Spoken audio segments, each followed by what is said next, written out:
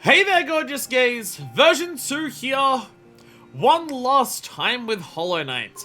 It's been a little bit since we last did this, as in nearly 2 years. When we were last here in Hollow Knight, we were working our way through the post game, I think, at that point, with how many post games we had. I think we were working our way through the post game. We were doing Godhome. And a couple of other miscellaneous, Godhome-esque kind of challenges in the game. If you were there watching those episodes, you know I kind of got fed up with it. I kind of got sick of it. Hollow Knight up to 100%ing the base game, not including Godhome. That was up to episode 14. And this episode you're watching now is episode... I'm looking on my YouTube channel to see my Hollow Knight playlist. This is episode 21 of Hollow Knight. So, yeah, the last 6 episodes have been nothing but Godhome. So, with today's episode, a third of the playthrough will be Godhome. Not entirely, because there's been some things like, Grey Prince, the White Defender, and everything like that. So my takeaway that I had last time from Godhome, other than the fact that it's very hard, I'm not that great at the game, there were some challenges that we were doing in Godhome that I just could not do. It's just, for what it is, it's way too fucking long. Don't get me wrong, I like the boss fights in Hollow Knight, I like the combat in Hollow Knight. I'm here for the Metroidvania. I'm here for the exploration. I'm here for the discovery. I'm here for going through new areas. I am here for story. I am here for lore. And I'm here to occasionally have boss fights as fun challenges to overcome while I'm doing that. What I'm not here for is for several hours straight, non-stop, of nothing but boss fights and literally nothing else. I get why people like it. I get that, like, here's like a final DLC update. We can refight all the bosses and they're harder. Is like I get why they do that. What you have to do to get through it and everything like that. The process of like how many fights we had to redo on like the higher difficulties. The pantheons themselves just being like endless with like how many fights in a row you've got to do. I just got to the point where I said I don't want to do this anymore. Because it's not just that it's about the bragging rights. Godhome is not just about the bragging rights of, wow, you did the cool thing, holy shit.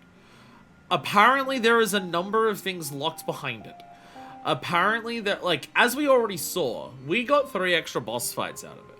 Apparently that is not unique. Apparently the further you go through Godhome, the more unlocks it actually has. There is actually quite a decent amount, it seems, locked behind something that in the game is just very unlike what the rest of the game is, and something that I don't personally enjoy. So we've modded the game to just skip to all of the new shit. The reason that we're doing this now is because Silksong's out in like a day or two. It's finally happening. It's finally real. So I figured we should finish off Hollow Knight before Silksong comes out. Now, that does not mean I'm going to play Silksong when it comes out. In any situation, there was no way I was going to play Silksong on launch. That was never going to happen. Because I want people to actually watch my playthrough. It's fucking Silksong. If I start that playthrough the day it comes out, no one will watch it. Because they'll instead be off playing Silksong. No one's like... Very few people are going to want to watch my playthrough first. That will spoil them on stuff in the game rather than learning that shit themselves. That's some part of the beauty of Hollow Knight, is how good it is for that first experience of discovering the game for yourself. So there was no way in hell I was ever going to do it on launch. But how long will it be until I play it? I don't know. They've already kind of alluded that they kind of want to do expansions or DLC or whatever for Silksong. And the DLC for Hollow Knight is baked into the core experience of the game so well that when I was playing through Hollow Knight, I didn't even realize half of the shit that was DLC that I was doing was even DLC as I was doing it. So part of me is just like, do I wait for that? Do I give it just like 6 months and then play it after, like, everyone who would watch my playthrough has played it themselves, so they will actually watch mine and be able to be like, know what's going to happen and see me react to it as I do that without spoiling themselves on it. I don't know. That is the type of thing that we will decide in the future. But at a bare minimum, I want to make sure Hollow Knight was done before that. So if we go to click on the game so I can actually control it with my controller, thank God I can do that. We're starting a new game. This is still here just in case. Just in case we still want to do the end of the game legit or anything like that. There is that. We have a new game. This is Godseeker mode. This is apparently a mode that just immediately unlocks Godhome. But apparently we also need to mod this. I don't know what Godseeker mode normally does. But we have mods installed to basically make this a perfect save file already when you unlock when we do this. Like, it's meant to have like all the boss fights are already unlocked. You've got a charm, every ability. Basically, so we enter it with like what we were on our normal playthrough or our normal save file, just, you know, with some extra things unlocked because I don't want to do the third Pantheon anymore. I've done it enough. I've tried it enough times, and even if I didn't fail it that many times, I had to do everything else in Godhome so much that I don't want to do it anymore. It's the Godseeker! I remember you. Most holy, most divine, O God of gods! Thou hast returned to test thyself upon the lowly, sniveling weaklings serving beneath thee. Well, unlock all difficulties as well as all bosses are unlocked by default in Godseeker. It graciously starts you with all abilities in vanilla. Thank God. Thank God. Permit us then to bow and scrape as bugs impotent before thy glory. We once give our all to witness again, but a moment of thine terrible might. Also curious, like, how, like, I feel like out of all the DLC, I feel like out of all the moments in this game, except for, like, you know, anything to do with Hornet, because she's the playable character in that, I feel like Godhome could possibly end up being quite important to Silksong. Just because, like, the whole thing with Hallownest. The whole thing with Hallownest is how much they kept talking about how it was, like, the only civilization and the only place that existed. Which is obviously, from the amount of things that we went through the game and saw, is bullshit. But I feel like, because for the Godseeker, going around just seeking various gods, I have to wonder how much of Silksong is going to be, like, involving other gods that exist. Because obviously there's the gods of, like, Radiance and stuff like that. Do we have a god of Hallownest? Is there does Hallownest have a specific god? Or did they just kind of like make the or was it more so just the king installed himself as a god? Because you've got like Radiance is the god of light, which infects people. Because then you've also got Soul, and you've also got, yeah, the Pale God arguably became unto a god himself. Yeah, he kind of like put himself as one, but it's like, so Radiance is the god of light, right? But we don't strictly have an in-universe god that we've seen of either Soul or Void. Well, I guess part of the idea is that Void by its nature doesn't have a god and can't have a god. I think part of the point, like, the Void by its nature is a collective. Void by its nature is the union between all of the beings of the Void. The Power King kind of is the god of soul, the worm as he was once called. It's been a hot minute, yeah. Well, because it's stuff that makes me wonder, like, if the Pale King made himself a god, did something similar happen with Radiance? Like, is Radiance a natural being that just happens to be the god of light? Or is Radiance another being like the Pale King that kind of how do I make Discord not do that? How do I make Discord not do pop-ups while I'm doing this? I didn't realize people in Discord could photobomb my fucking streams if I'm playing on Steam. I don't know how to fix that. You mute every server forever. Well, it's just like, because that happens when I like load up, even when I load up stuff through Elgato, those pop-ups still appear when I first boot it up. It's just, you know, I don't capture the monitor for that. So there's probably a setting in Discord somewhere. Yeah, it's like, how do I stop the Steam overlay? Oh, fuck it. You can photobomb it. Chat can now show up there. But yeah, so like, did Radiance become like? Is Radiance a natural god of light? Is Radiance like what light becomes when there's enough of it collectively, or is Radiance a separate being that saw lights and made themselves a god of lights? And with Godhome existing, is part of Silksong going to be Hornet coming across, actively seeking out, possibly, given Hornet's nature, or stumbling across by leaving Hallanders and going somewhere else because fuck this place, other gods? There's a lot of questions to be had. Just remember my controls. I was trying to scream, and then I realized, oh wait, I don't have any soul. Because it's also been a long time since I've played this. It's also a matter of, I've got to remember how to actually do everything. Okay, well I do seem to remember at least a decent amount. Good question. Radiance Edition being a god of light also seems to be connected to the force of dreams. Yes. Yeah, because I mean, like, that's what, like, we're in a dream right now. We literally dreamed now to enter here, which very much seems like light. Radiance is able to infest dreams. Oh, I don't have the blessing.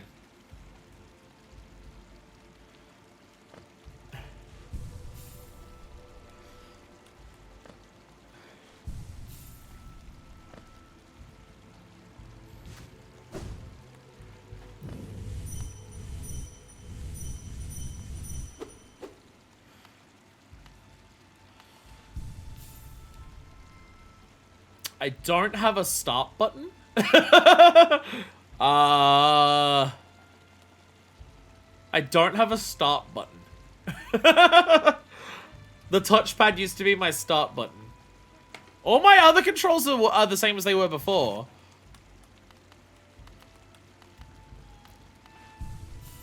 But I don't have a start button. Options. Controls. Remap controls. Okay, quick map.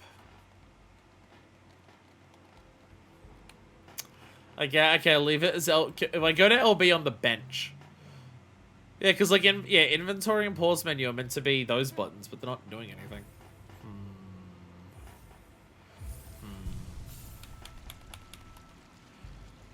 Yeah, quick map's not doing anything there either.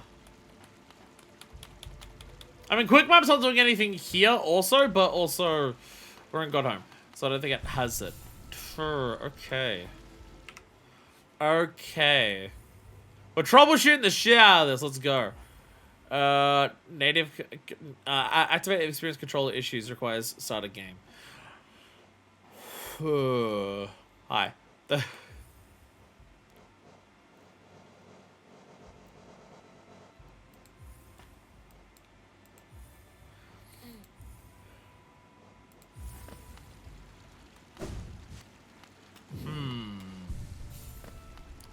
Slight issues. I'll pause the YouTube video. We'll be back when we work that out, because I don't know how to fix that. Best wolf! Why has this changed? I was using a PS5 controller for this last time. Pretty sure I was still using a PS5. I don't think I was on PS4 controller last time I did this. I'm pretty sure I was on a PS5 controller.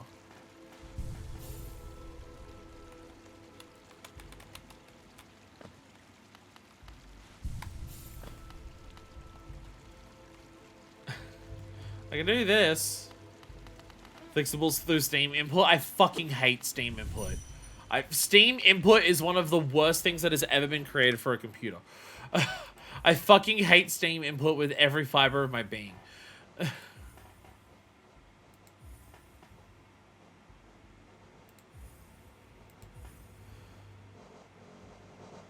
Inventory I. Let's make it a spacebar. If I make it the space bar, I can press it quickly while doing this. Right?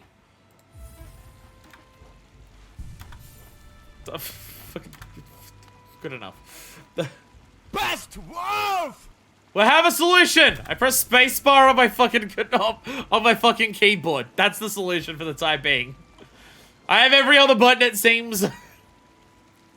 We just press spacebar and we go from there. There we go. There we go. Look! Look, an upgraded nail! Can you believe this shit? It's so weird. That's so weird. Imagine having an upgraded nail. Even if I need it in the middle of combat, it's like right there. Okay, so what was my build? I remember the most important part of the build, Weaver Song. We were doing spell shit. Which spell ones? Soul Catcher, Shaman Stone, Power of Spells, there we go. Increases things with this. Grub Song. Grub Song, we definitely had that on there. I want to say that we had Sprint Master because it makes the spiders move faster. I really leaned into the spiders. I leaned into them a lot. Reduce the cost of spells. Yes, we also had that. We also had increase the cost. Reduce the cost of casting spells. Thorns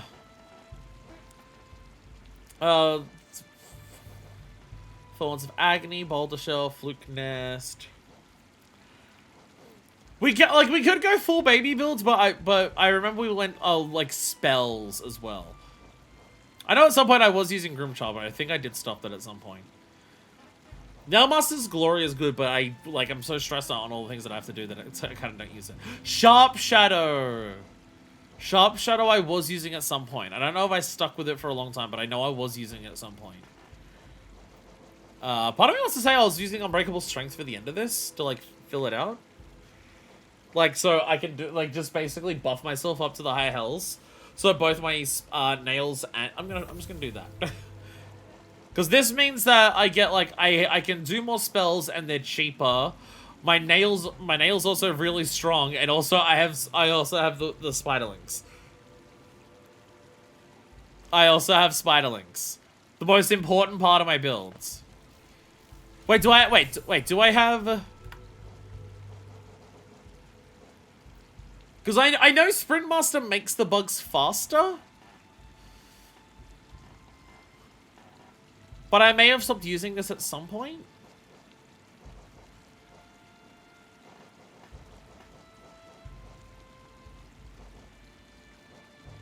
Because part of me wants to say I was using this at some point when I had, like, less notches. And with more notches, or just getting the unbreakable version of this, I stopped using it.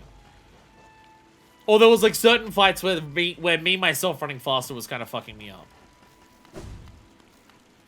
I think there is also that. We'll see how this goes. I can always make the bugs faster if need be. So, where are we going? What is our plan? Because, so this was where we got stuck. Pantheon of the Sage is where we got stuck. Yeah, checking out fights. That is all. I always used Weaver Song. Basically, Weaver Song was always there. Because we went through here, but Pantheon of the Master, like, yeah, because the Master is the two, yeah. This is the Master, this is the two brothers at the end. This is the Artist, this is, Sheo at the end, I believe. And then this is Sage, and this was Sly. This I never beat. But there is also, as we saw, another one in here that I never got to. Which I assume is beating all of those. Which this still isn't unlocked, but also we're not doing Pantheons.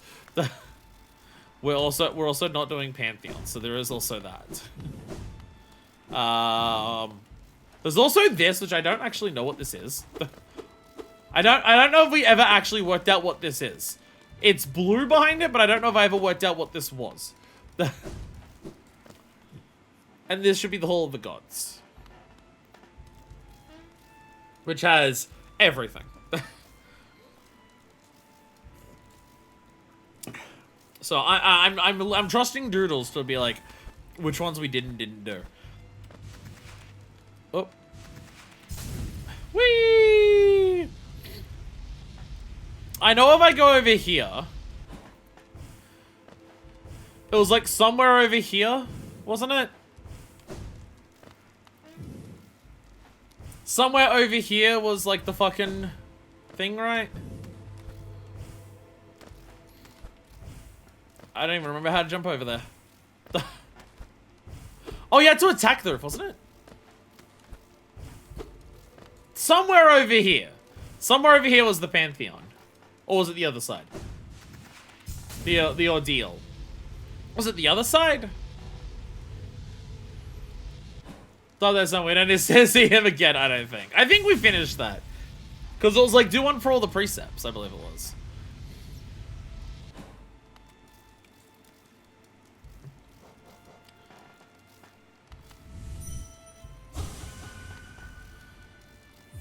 I'm warming up.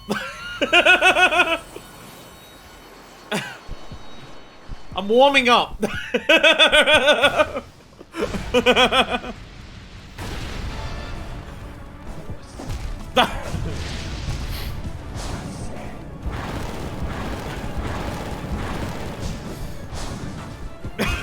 Okay. Okay. Okay. He's very fast. He is very fast. He is very fast. He is very fast. I gotta get used to how fast this game actually goes. I gotta get used to how fast this game actually goes.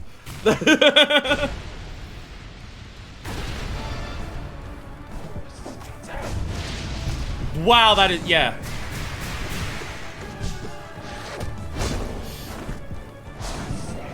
One, two, three, and four. Okay.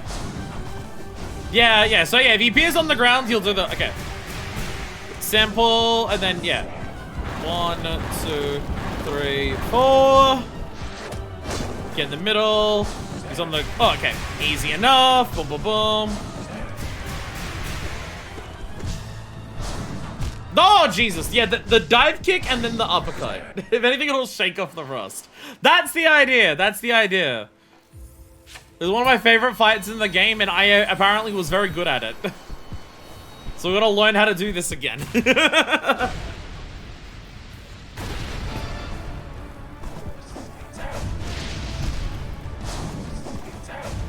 I gotta remember where to stand after that. There was a specific spot to stand when he did that. Like, where does the orbs fly? It was like some distance from him you wanted to be. It was like right past where he jumps up from here.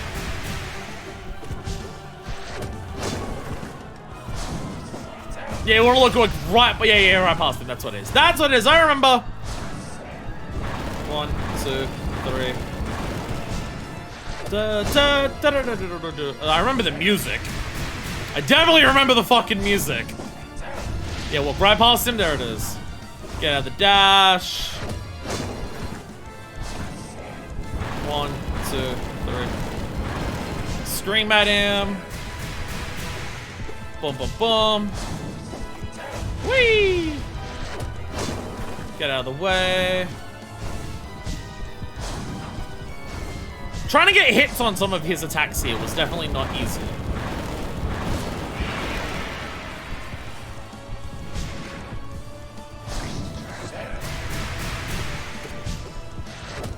That's definitely part of this. Is that, like, getting hits on... Like, I can dodge a number of his attacks, but it's, like, getting past him. Like, or getting to the point where I can hit him on them. He's got a lot of attacks where it's very easy to get hits on him at the very least.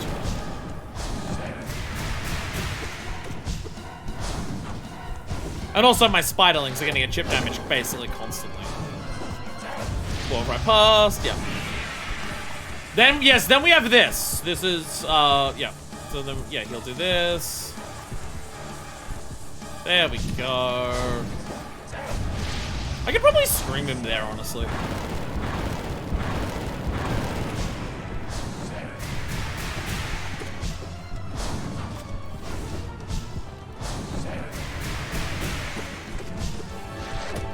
Stands. Oh, no! No! Okay, well, I mean, the rust is definitely disappearing. The rust is definitely disappearing. It's definitely slightly going away. It's slowly going away. I'm getting to the point where I'm advancing his phases within a couple of attempts.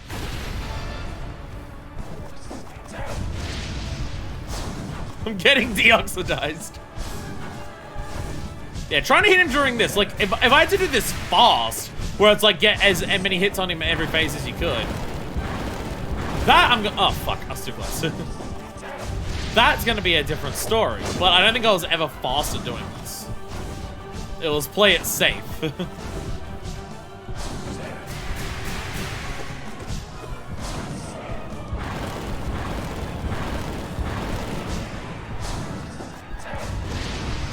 Did that hit him? Did that hit him? That's the question.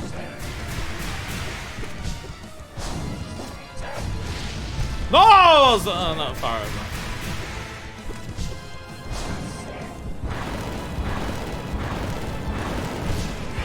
There we go. Just hurt him more. Hurt him more, fuck it. Healing's not really useful, right? Nah, he disappears too quickly. He disappears too quickly for that. I can hit him as he's like, if I can space it, I can only hit him as like right as he jumps up, but possibly, maybe.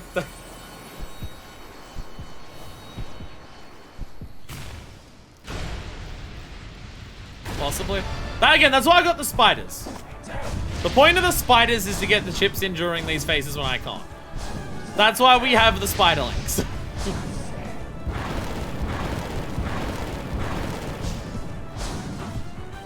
Oh! Bitch came back at me. I only need 1 HP if you win.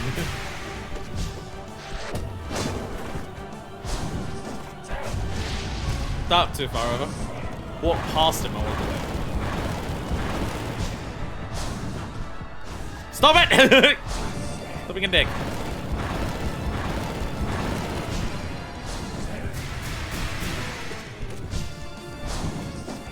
Fuck. I'll get there. I will get there. I will get there. I will get there. Look, I wasn't in my 30s last time I did this. I now am. It's a little different. It's a little different.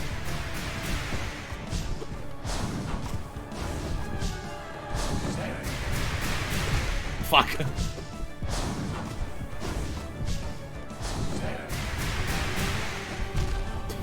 I'm getting too close.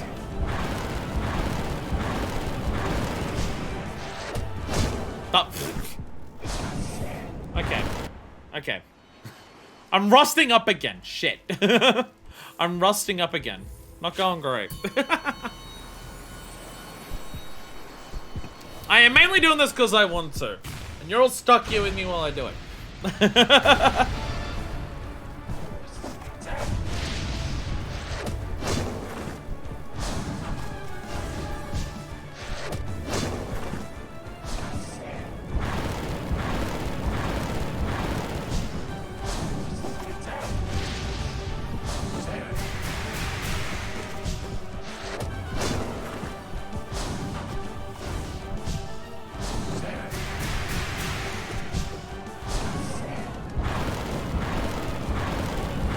Boom, boom, boom.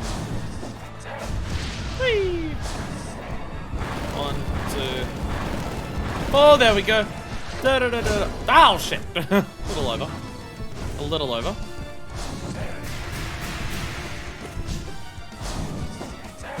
No! No, come on! Well, we're doing a whole lot of this, trying to go for the best fight.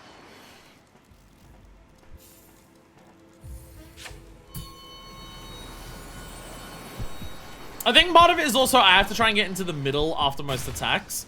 I'm staying too close to the edge. He's absolutely harder to get away from some of his attacks if you're closer to the edge, just because you have way less space to dodge. From memory, this version of the fight also just straight up gives you less space because there's gaps on the edge as opposed to walls. So you straight up have less space to actually operate with because it's the huge version.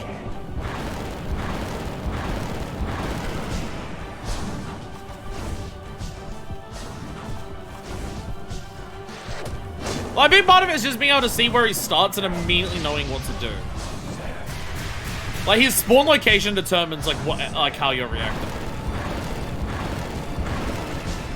Which is why he's such a learnable fight.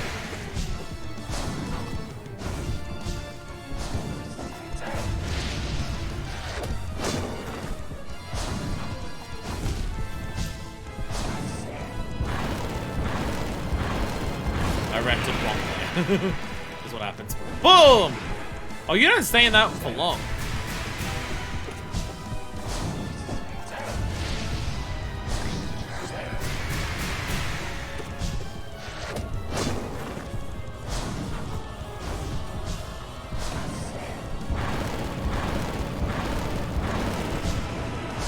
Nope. Wasted a spell there, but I don't think it's that big of a deal. Ah, shit. There we go. From memory, unless the tune's different, these are like roughly 25% HP thresholds because he does it like 3 times during the fight, and then obviously doesn't do the last time he dies. From memory, but it is attuned, it could be different. Very, very easily could be different.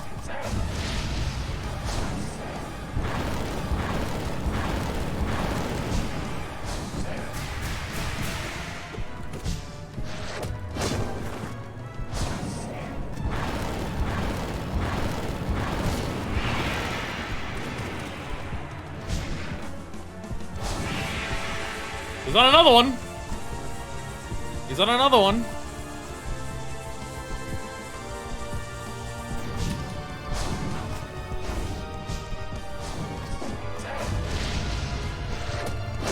No! Damn it.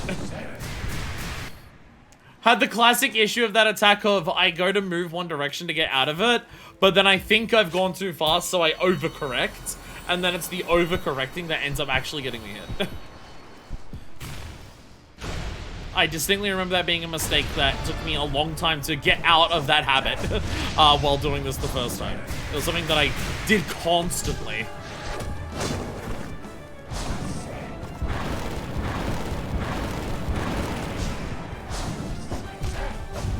Say, oh, fuck. Stay close to the edge and he just fucking corner locks me.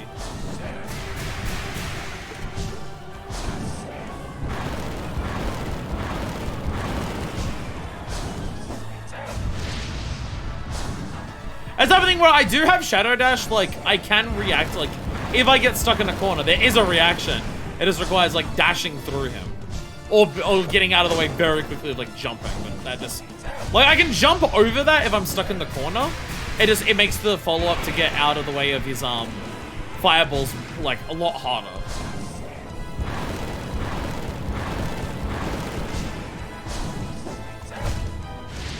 I dashed right.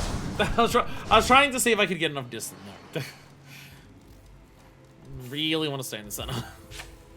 I keep getting trapped in the edges. It's like all 3 hits I took that time were me getting trapped to the edges.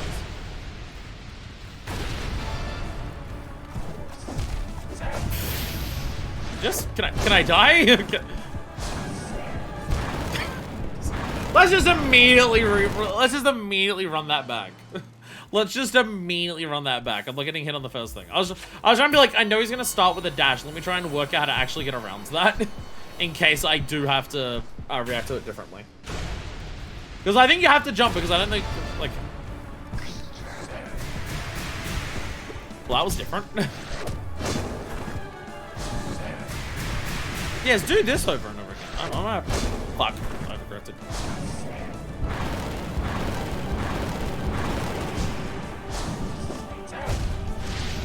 Fuck you.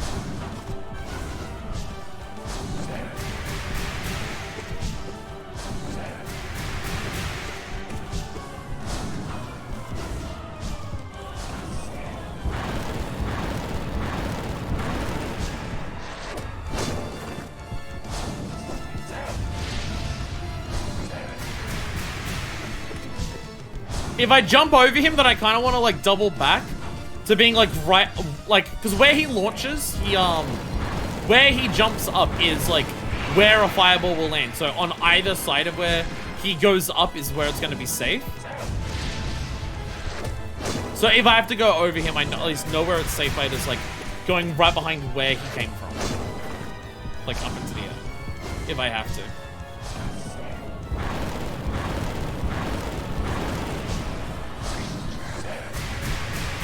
Not what I was expecting that to be.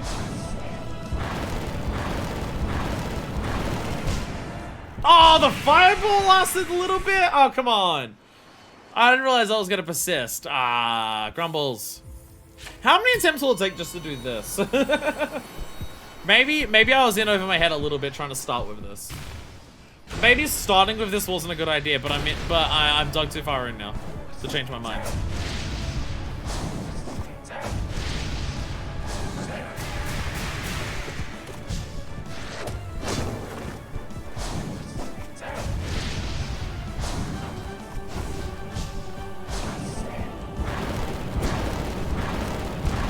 I was trying to like get a charge up for like when I do the nail thing. But the focus of having to hold that and also having to exit that to do any other spells is not worth it. Oh, he doesn't leave a fire trail on that dash. Oh, I think you can just dash through him then anytime. He doesn't have a fire trail after him when he does the uppercut one. Oh. It's only on the one that goes from the sky. You can actually oh, okay, never mind. That's okay. Yeah, that one, like, dashing through is a bit harder. Oh, his uppercut one doesn't have anything. You can actually just dash through it for free. Oh, okay. Okay, that changes things a lot there. I thought he still had the fire trail after that. No, that's actually super free. Obviously, the further I go away, the less I'm familiar with, like, where the fireballs are going to land, but...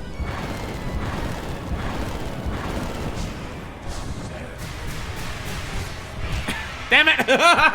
I was trying to see if I could hit him with that from a distance instead of like worrying about getting with the nail. I can do that, but it staggers me enough in the air that dodging the bat's a little harder. I was like, but I can't decide. It seems to be effective to your So you aren't back at peak performance yet, but you're not playing in 2 years. You're holding your own very well.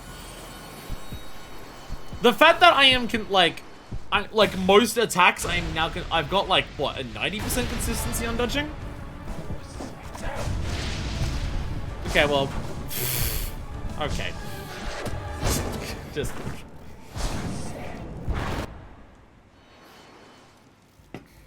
If I'm not next to where he launches to the uppercut, I don't know where the fireballs are going.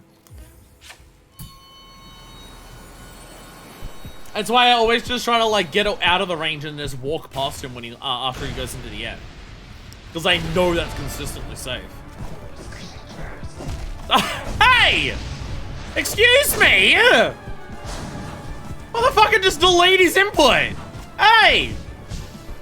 Oi! Oi! Motherfucker baited me out! I can't count.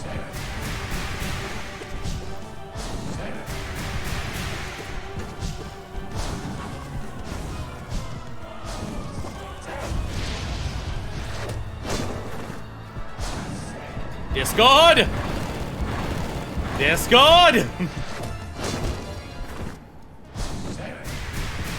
Look, 90% still means I'm getting hit by that attack 1 in 10 times. Considering it takes 3 hits to die, that means if he does 30 attacks in 1 match, then that is a 90% dodge rate. If he attacks 30 times and I lose, that is 30%. That is a 90% dodge rate.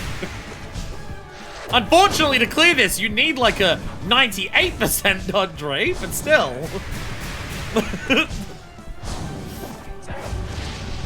Fuck, so again, if I go past him, I know the consistent strat. Can you actually just stand under all those? Can you actually just stand under all the bats? That... I love seeing the spiders launch up and hit him even when he's way the fuck up there. That... I should have gotten hit there, really. If you get super far away, then you don't have to worry at all for that one.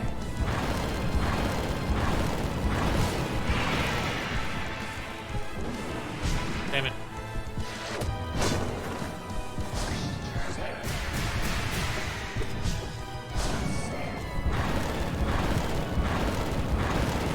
It's amazing how wide...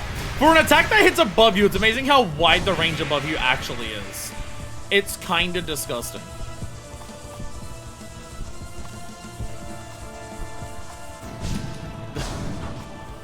We're gonna see if I can hit him during that phase. I'll definitely speed it up quite a lot.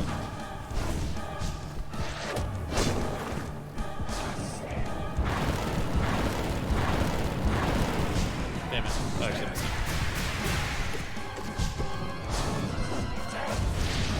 No! I moved too far. I moved too far. Damn it! Damn it! How many boss fights are we planning on outside of this today? And will how many of them are going to be harder than Ascended Nightmare King Grim? 31 attacks are actually pretty spot on with your dodge rate. Hell yeah, see? I know what I'm talking about. Ah, goddammit.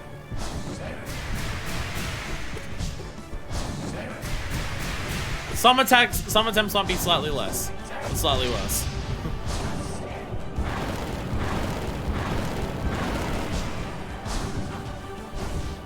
My boss fights obviously uncertain, none of them are easy. Well, it's just like, because I know people describe this as being one of the hardest fights in the game, and I just fundamentally disagree. Like this, like, from my understanding, people rate this as like top 3 in the game, which I do not agree with.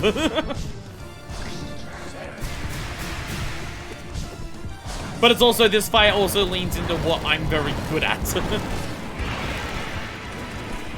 Which is having very exact reactions to very exact spells. Having to improvise plans is what I'm bad at, which is why Great Prince Zote was so fucking hard. Because Great Prince Zote requires improvising based on what happens. There's not many set plans you can have that will always work. You have to deal with whatever fuck comes at you and act around it. Which I'm way worse at. Whereas this requires having pretty strict reactions on what you see and with what's happening, but you gotta be really fast on them too, which is like I'm better at. If I see a till and I know exactly what I have to do and I just have to do it quickly, then I can get quicker. Fuck. Oh, come on! Come on, hitbox! Come on, hitbox!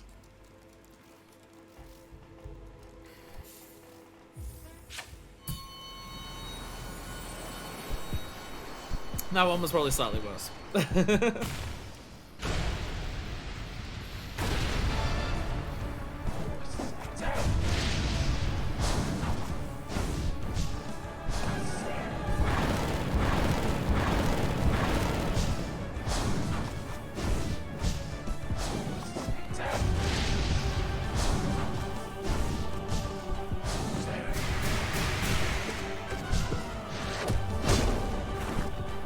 Shit.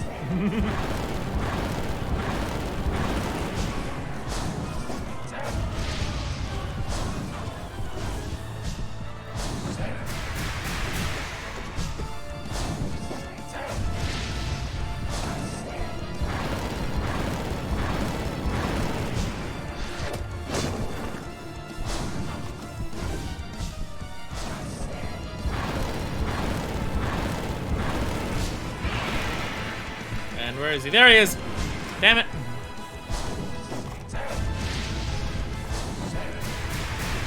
I don't have to worry about wasting magic. I'm getting plenty of it. Thank you, Spiderlings. See, here's the real question about Silksong. Am I even going to enjoy Silksong? Fuck. Because what if Weaverlings aren't in Silksong? Will I even enjoy the game? What if there's no Weaverlings?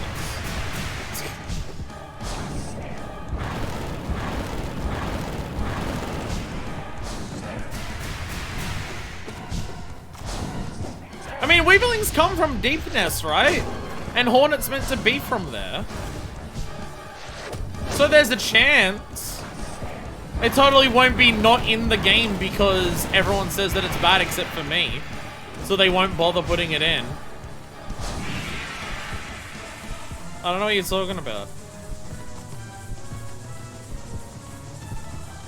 An attack like this is funny, because I don't look at my character in any capacity. Oh, come on! Damn it. Again, if I'm not next to him for that, I don't know where, like, it's hard for me to space out mentally. I must assume Hornet can get us all babies. It seems only logical.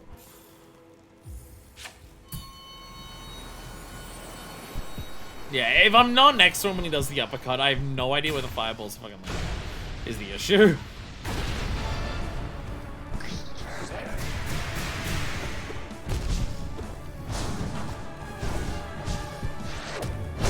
Okay, just kill me at this point.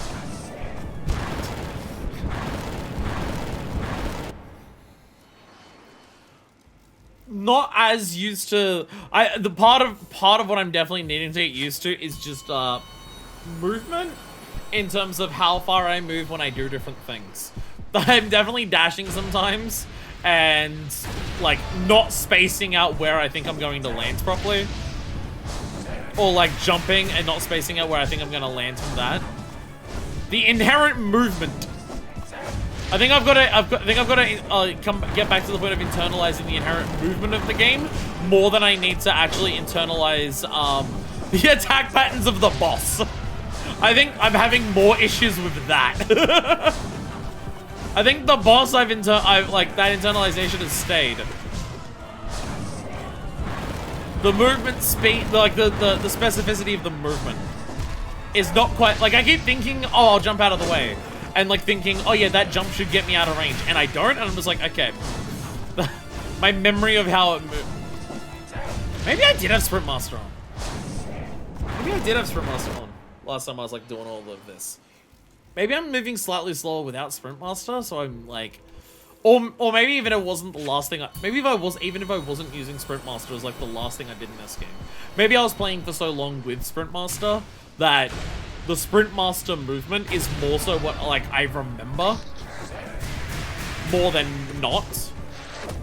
So when I'm moving around, my brain is like expecting me to move at Sprint Master speed and spacing, and then I'm not. I thought I dashed there, but okay. Oh, the dash has a recharge. Right, the invincible dash has a recharge. I forgot that that's on me. I forgot that there's a cooldown on the actual shadow dash. I forgot there was a cooldown on the shadow dash itself. So I went to dodge through something with the iframes, and I didn't have the iframe dash back, I think.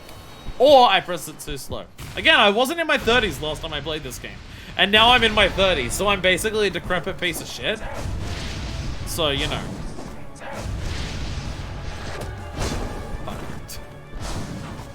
I keep overcorrecting that. Okay, it's been like 4 attempts since we've had a good attempt.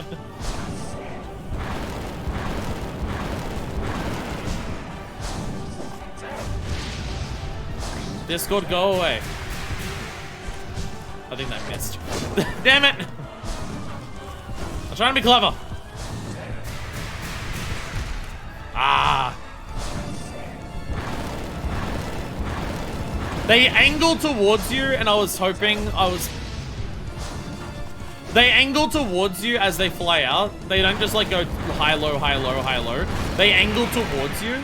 And I was hoping I was high enough that it wouldn't be able to angle towards me in time. No, it still could. It definitely still could.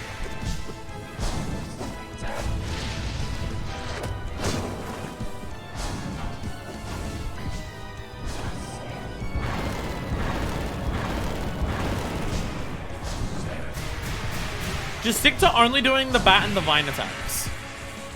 Just don't do the uppercut or the dive kick, and I'll win. That's all you need to do.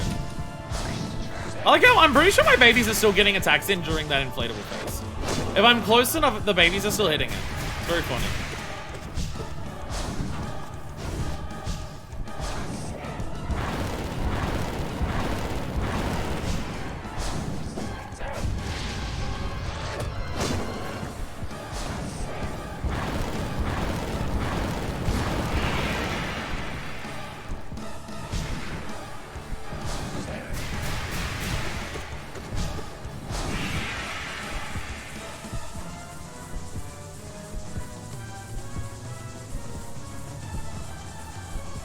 I don't think the baby's gonna need attacks that time, sadly.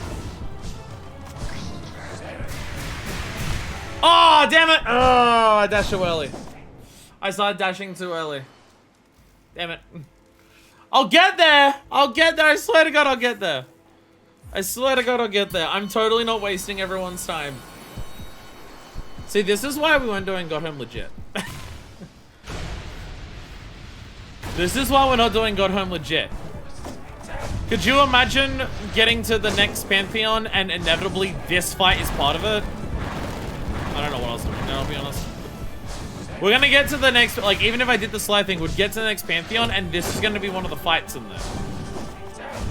No, thank you. No, thank you.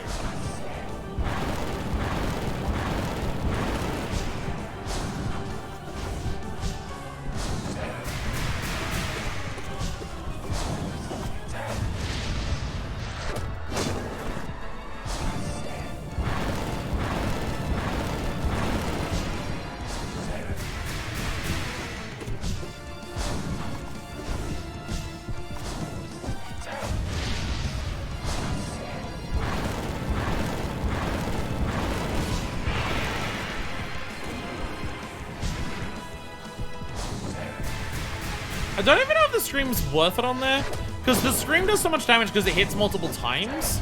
But when it goes into like the split apart thing, you can only hit it once. Like, it becomes invincible after the fact. I worked it out that time. There we go. No! That was my bad. I thought I saw only one. I thought I saw one, so I was only getting ready to jump over that, and then I saw two. By the time I got away enough to try and do that, it caught up to me. Balls. Balls. I'm not wasting everyone's time. I can do this. I can do this! I can do this! I'm also choosing Ascended as the first time, which is probably a mistake, but oh well. I did this hoping I could flex. It is not quite a flex.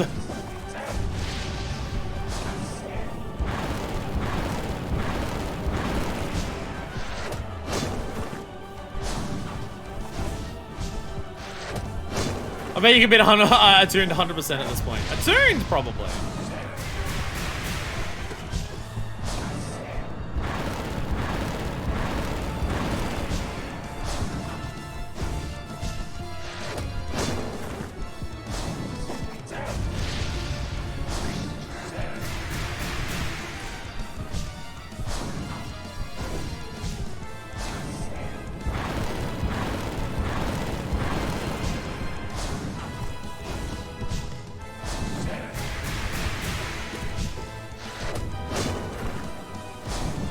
That was a very risky one there, in terms of the movement.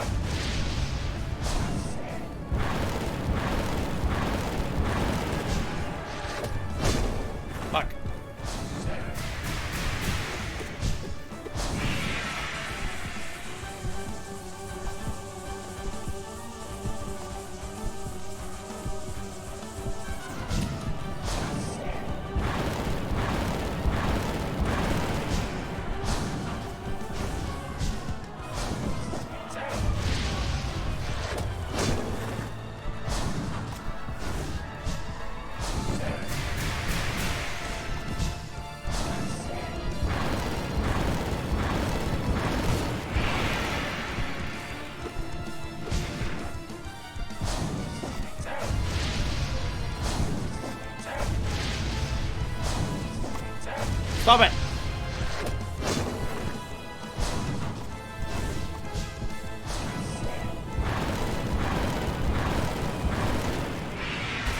There we go. There we go. There we go. I'll be honest, about halfway through that attempt, I knew it was gonna work. There was a point in that attempt where I'm just like, oh, okay, I've got it downloaded. This is going to win. There was a point, like, I got hit by, like, one spike because I overcorrected, but I got to a point where I'm just like, no, I'm reacting to everything here perfectly. There's no way this isn't it. I still somewhat got it. At the very least for that one, but that is, again... Nightmare Kingdom is kind of like riding a bike. Like, it is very much a... That is a... You learn that and it just stays in your brain forever. So I don't know, I can feel the moment you locked in. You need to see one of my facial animations lining up with the attacks. Like, if the spikes are coming up and my eyebrows raise, that means that, like, my body is attuned to the attacks. I see the spikes go and I go, huh. So, okay, so what's our goal? What is our goal? Other than just being like, okay, I can defeat Nightmare King Groom attuned. So, I'm doing okay. Now that we know that I am I managed to call these out blow that would kill him too, which I was proud of.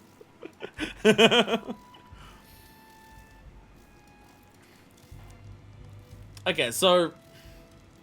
I may not be good enough at the game to do Pantheons, but I feel like most bosses that this game could throw at me, I could probably do. Eventually. I'm not doing all the variations of Great Prince though. We went up like as far as it took for Beretta to leave, which is now just her name. It's no longer Bretta, it's no longer Brenda, it's Beretta. That's just now her name. Because autocorrect said that in Discord one day. My spiders are so good. Can't believe people don't like Weaver Song. Can't believe people don't like this. Actually, this might be very important to Silksong.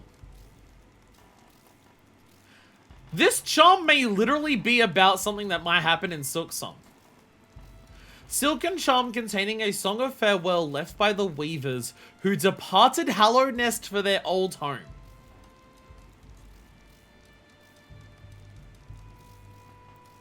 What are the odds that like part of what Hornet's doing is literally going to the old home of the Weavers? This may actually be an important part of lore for Silksong. She may actually, like, whether that's her first, what is Hornet going to do after the ending of, Hollow Knight is a big question. But with, like, because Hornet wants to stop anyone who could possibly make, like, the problems of Hallow Nest worse by, like, fighting off the Dreamers and stuff like that. But when we prove ourselves to be like, no, we're going after the Void shit. To, like, properly put an end to Radiance, that's when she trusts us. Like, that's literally the moment, like, when we're able to prove ourselves as, no, we've got the Void Heart, we're going to, like, properly do this. That's when she runs up in the middle of the fucking Hollow Knight boss fight, screams, get good, and things like that. So what's she gonna do after that? I'd assume she might want to kill more gods, but also she might just want to go fucking home. Fuck this place. First like Zone Client's finally... Sly! Sly! There he is. Nail set attuned, because I don't think we've done normal. Cunning... See, the main thing I remember about him is that he's a slippery little fuck. The main thing I remember about Sly is that he's a slippery little fuck, and he's really fast at dashing around and then doing big spins at the end of it.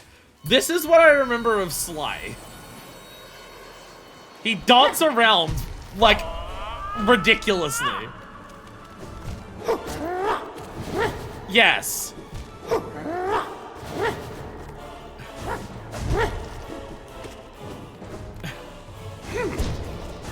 Yeah, and he does all the nail arts, because of course he does.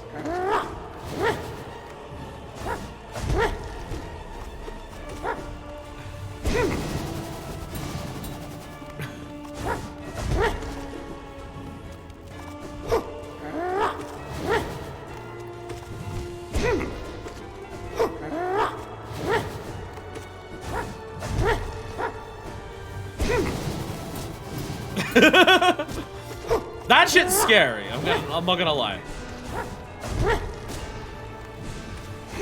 Oh god! He's so tiny, I can't see him. He is so tiny. From memory, he has a second phase, and that's when he starts just actually flying, basically.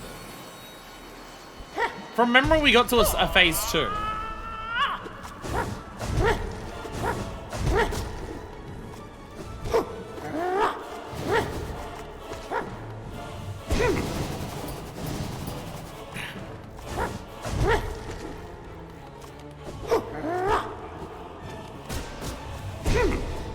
Jesus.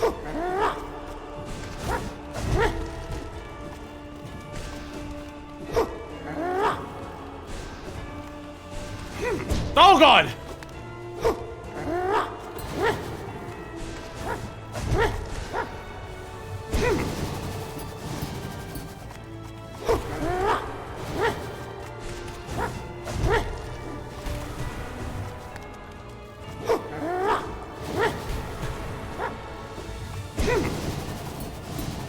Oh, come on, really? Holy shit, okay. And see, this is why I don't like the Pantheons. Slide is epic and surprisingly loud. Not getting volume levels like perfect. Slide make you do with a little bit of adjustment. Oh. For some reason, he's louder. Okay. Okay, we're gonna try, okay, we'll try 80. We'll see how that goes. How is little man so loud?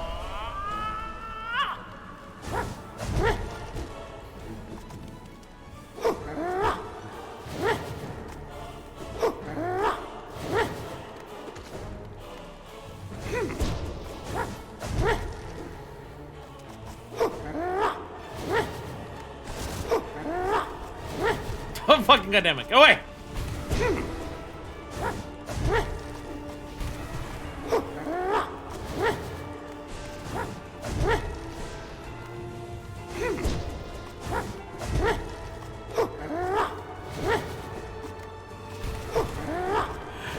He's a slippery little fuck!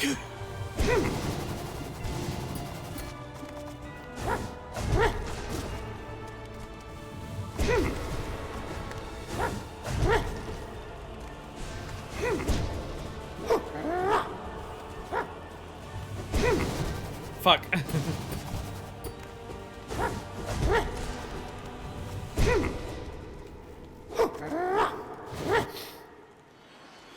Jesus Christ.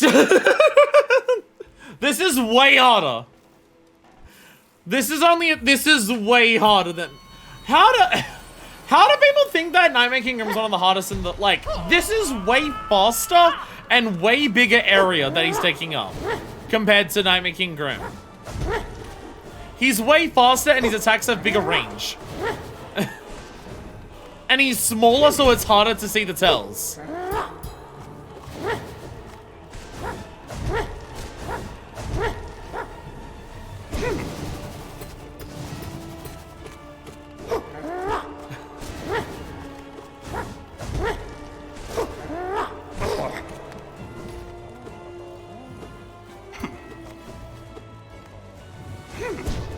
Takes a long time. I was gonna charge up a big slash to get him, but he takes a long time to charge up to do shit. This is phase 2. This I remember.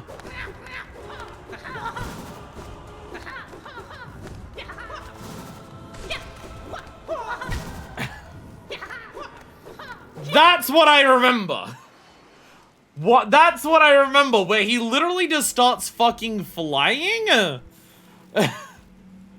And the game says, fuck you. See, this is what scares me about Silksong.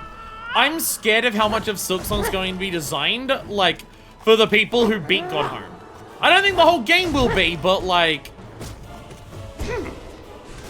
I don't like Godhome, and like a lot of the bosses in it, I'm not big fans of either.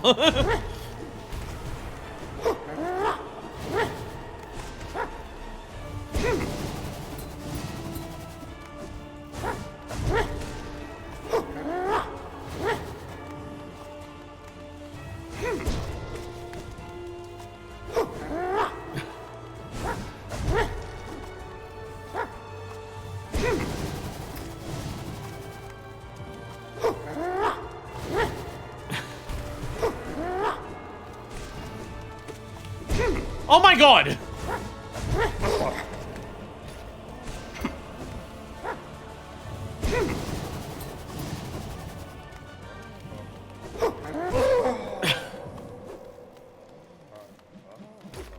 I do like how he catches him midair though. That is badass.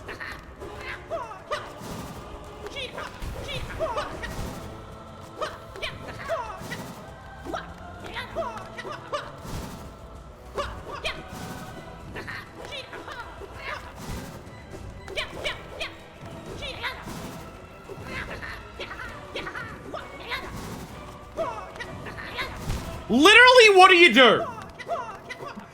Literally, what the fuck do you do? Godhome was around childhood because last drop's hell, and I for the hardcore fans where Silksong still a new game, much room to play in. I hope so. It's just, I think that Godhome fucking sucks. Like, I really hate Godhome. I really hate Godhome. I think, like, it's not even a case of, oh, it's, like, I think it's straight up bad.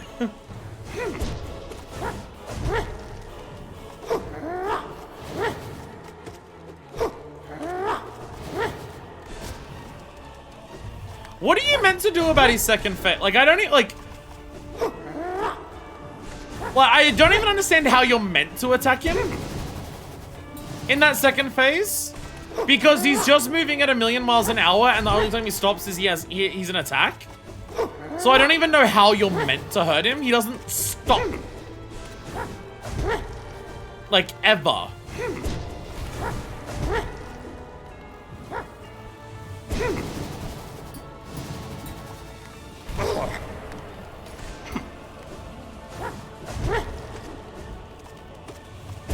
Stop it! Fuck you!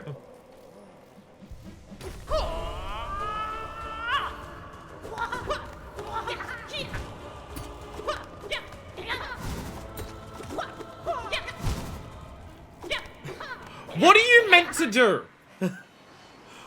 What is the actual game design going on there? What is the game design of what you're meant to do there?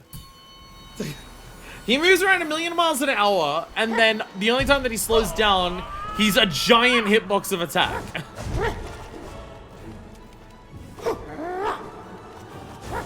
Like, everything else here I can understand. Like, there's moments between the things where he stops. Like, all of this, I'm not good at it, but I can at least understand, like, where you're meant to try and attack him during it all. I at least understand that, yes, you are designed to be able to attack him during this, even if I'm not good at it. That second phase, though, like, no. Get out of here.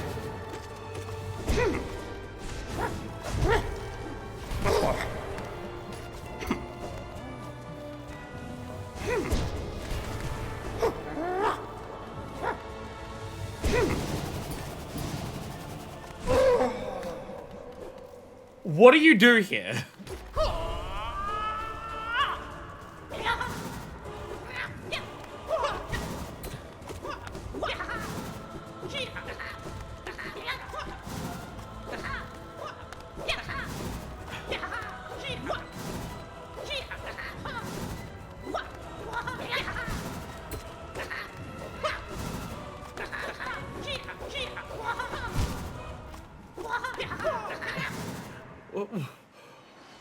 What do you do?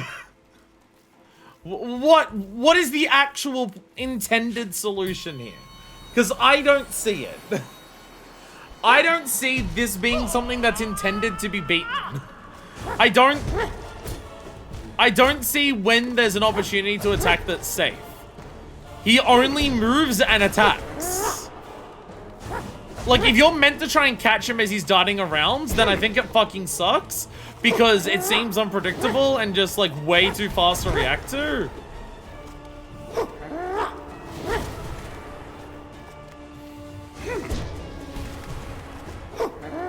I don't get it. Probably clip him mid-flight since he hits pretty big areas. Okay, but for spells, I meant to hit him with the nail. If I meant to hit him with spells, then I meant to hit him with the nail. To actually get it. How do I hit him with the nail? How is that possible? How is it, what's the design philosophy behind how to hit him with the nail? Because I don't see that.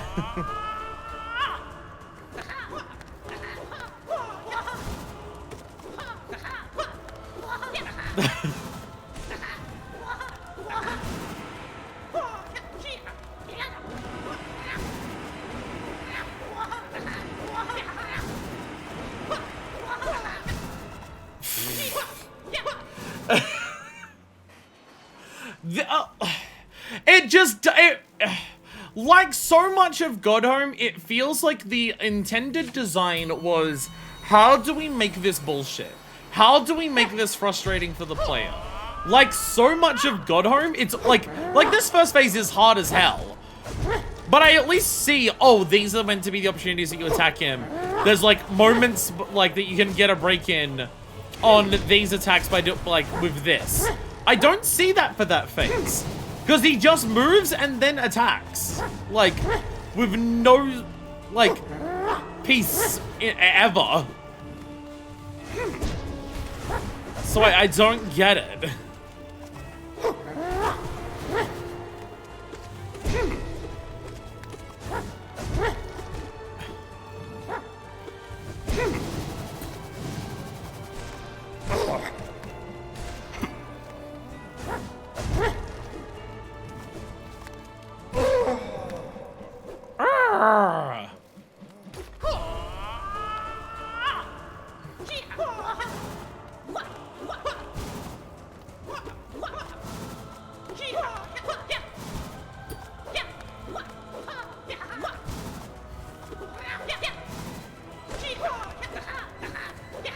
I mean, even to dodge it, even dodging it, I don't understand how you're meant to consistently dodge it.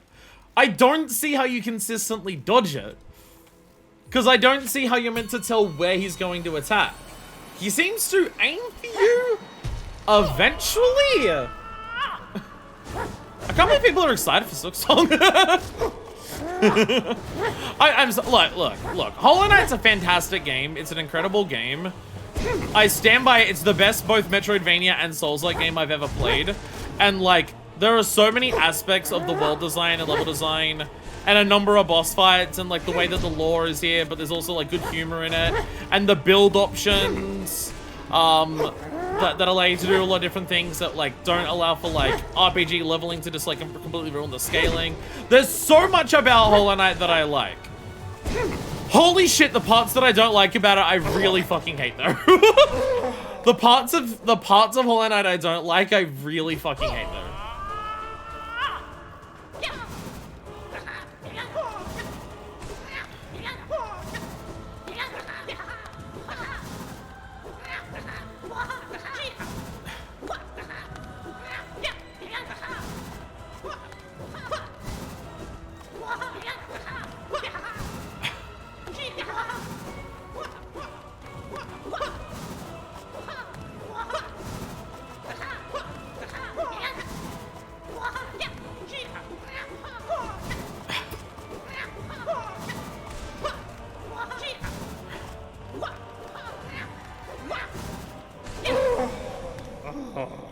Okay.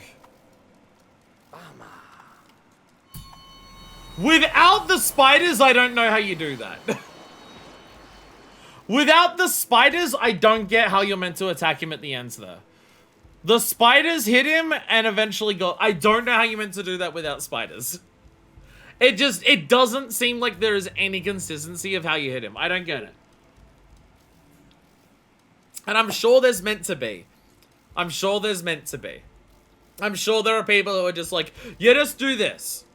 You gotta look for these animations, you do this. You look for these angles, and you do this. I'm sure there's something.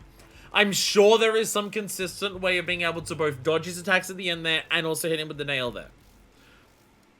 Trying to work out what the fuck that is a level of difficulty that's well above everything else in the game. Which is one of my biggest issues with Godhome. Godhome is like 7 or 8 times as hard as anything else in the game, and it's stupid. Like much of Godhome, these fights where I think balanced players had already beaten Soul still my permadeath maybe a few times in mind. I do not defend it. I think that's a terrible audience to make, like, I think it's a terrible audience to make something for. So the thing is, like, I compare this to Farewell for Celeste. And one, Farewell and Celeste still has the mentality of the rest of Celeste, where your goal is to beat one room at a time. There is no massive slogs of, like, several, like, 15 to 20 minute things in a row. There's one final challenge that's the longest challenge in all of Celeste. And it's, like, just under 2 minutes long. And it's also, because it's so long, not actually as hard as a lot of other things in Farewell. But also, Farewell is deliberately designed to teach people who haven't, like, learned some of the high-level tech in that how to do it. There's literal tutorials and, like, things that ease you into that. Whereas Godhome is fuck the average person who's played this game. Fuck the average person who has just gone through the game normally and just played the game as it is. We're making something only for the most psycho freaks who play this game. And we're also going to lock a number of boss fights behind that. And I don't think it works. It's also the fact that, like, base Celeste is way harder than this game. Again, the difference in difficulty between anything in the game and Godhome is gigantic. Whereas, if you go through, like, the extra challenge levels in Celeste, like, Farewell is a bit harder than the C-sides, which are a bit harder but shorter than the B-sides. And the B-sides are kind of like a decent step up from the A-sides. But there's also a scale of, like, A-side, like, B-side difficulty going up as you go through multiple of them.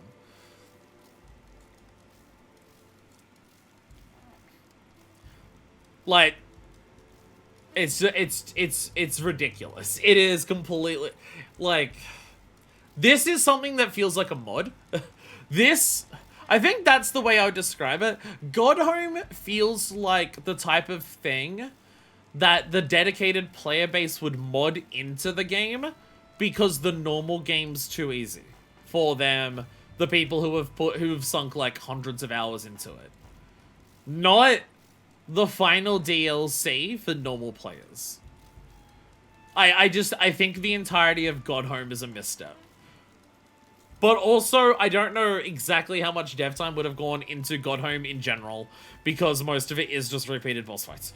So comparing to Celeste is unfair, because that game is one of the most masterful difficulty curves in all of gaming. Well, I can't...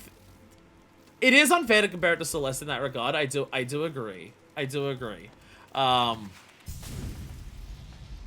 main issue is, like, I can't think of any other DLC, like, final DLC packs that are similar enough to Farewell or Godhome, where it's, like, actually, no, there is another one. There is another game I can think of that has a difficulty scope that's similar to this, in terms of, we're gonna put in something for people to... Our final DLC is designed to push people to a very high level of difficulty if they want to do it. And that's Final Mix, or Remix, or whatever it's called. Remind, for Kingdom Hearts 3. But Remind in Kingdom Hearts 3 also has, like, a large level of scaling to it. And also, like, the lowest difficulty stuff in Remind is the stuff that has the unique content left behind it. Because Remind has a room at the end of it, which is very similar to Kingdom Hearts 2, where there is a bunch of rooms to refight harder versions of all of the organization bosses throughout the game. And if you do all of that, there is one final organization member to fight, which I still haven't done personally. But if you do that on, like, the lowest difficulty of the game and just, like, go through all those fights, they're harder than any other fights in the normal game, but then, like, they're, like, on the level of, like, the super bosses in the base game. But if you do that on the lowest difficulty, then, like, you'll unlock the new content. And then that also adds pro mode challenges for the actual sickos of like activate pro mode for the game. Go through the entire game with like limited MP or limited HP. Like it has a bunch of modifiers to add to like the core game itself for the actual sickos. But like there's no unique content locked behind that. There's like unique trophies. Which honestly, with how like time consuming pro mode is probably still too much. But there's no like unique boss fights locked behind pro mode in Kingdom Hearts 3 for its DLC. Anything new that you can unlock in that is behind the new story campaign and then the super bosses. But again, you can do the super bosses on the lowest difficulty and still get the new stuff. And there's like 12 super bosses to unlock the 13th one. Instead of like, and you don't have to beat all the super bosses in a row. You fight one and you beat it and you're done. So the thing is, if the Pantheons were an optional challenge, if the Pantheon, the main issue is that it's the Pantheons. The Pantheons having unique stuff locked behind it is too much. If what the new content was locked behind for Godhome was beating all of the bosses on Ascended, because Ascended is changed. Not every Ascended boss fight is completely different. Some Ascended boss fights are only damage increases, which I do think is a missed opportunity. I do think every single Ascended fight... but again, this is an indie team. I'm not going to say, this is an indie team who was, working on, their 4th DLC pack they released for free. I'm not saying, how dare they not put in the extra effort to make all of the Ascended fights have a new attack or a new arena or anything like that. It's a shame that some of them are only damage increases, but I don't think that was, a mistake that they made. Indie team, dev times, I get it. It's a missed opportunity, but they also may have been aware of that, or maybe some of them, they couldn't come up with ideas that they could justify were good enough for Ascended. But then they also made Ascended Markov, so whether an idea was good enough or not, I don't think was their justification of whether they made a boss fight Ascended or not, have different mechanics, because they still made Ascended Markov and put that into the game. If what the new boss fights were in Godhome was beating, certain, say the bosses for the Pantheons. Say you beat, or go over to, this list. Not as, this exact list. But say you go to a list like this, right? And it's oh, you beat all of the things on that left column on Ascended difficulty. You now unlock a new boss fight for doing all of those. Not this exact list because of the order of this list, is just, order in the game. But as an example, instead of being Pantheons that are, one fight after another, if it was beat the Ascended, so they are new, so it is, even if it's a repeat of a boss fight, it's at least a harder version of it, so you want to experience all of them on the higher difficulty because they're, it's new-ish. That's enough for an end-of-game boss gauntlet kind of thing. That's also what they do in Reminds. Many of the boss fights you fight in Reminds are in the base game, but the Remind versions are harder versions of them. So even if it is a lot of boss fights that you're redoing, they feel harder, so they feel new, it feels worthwhile doing, it feels like a worthwhile end-of-game challenge. If it was beat a set of Ascended boss fights in the Hall of the Gods, this set will unlock, Oro. This set unlocks Shio. This set unlocks, Sly. And it was, laid out the way that the Pantheons are. If that's how you got the new boss fights, I'd be okay with it. Because the biggest thing that makes Godhome so tedious is the Pantheons. And you can still have the Pantheons, just have the Pantheons be pure bragging rights. Have the Pantheons be pure bragging rights. Have, medals pop up and be if you want to go for the full completion, beat the Pantheons and do all of that, that's fine. If, because a gauntlet challenge is a very fundamentally different challenge to just beating a boss fight, because being able to just, bullshit your way through a fight is not enough. Pantheons do require a level of cautiousness and patience or mastery of all the fights to be able to do them all back to back. It is a unique challenge in that regard that does test a different skill set. It's just because of the sheer nature of it, in terms of how long it is, that shouldn't be what the new content slot's behind. That's, like... I still might think Godhome would be too long. if like, the unlock method was reversed. But at least people could see the new stuff without doing the thing that's incredibly tedious. So as I was paying format of fun, I agree it would be a better experience, yeah. Like, again, you can have the Pantheons for bragging rights. But new stuff, like...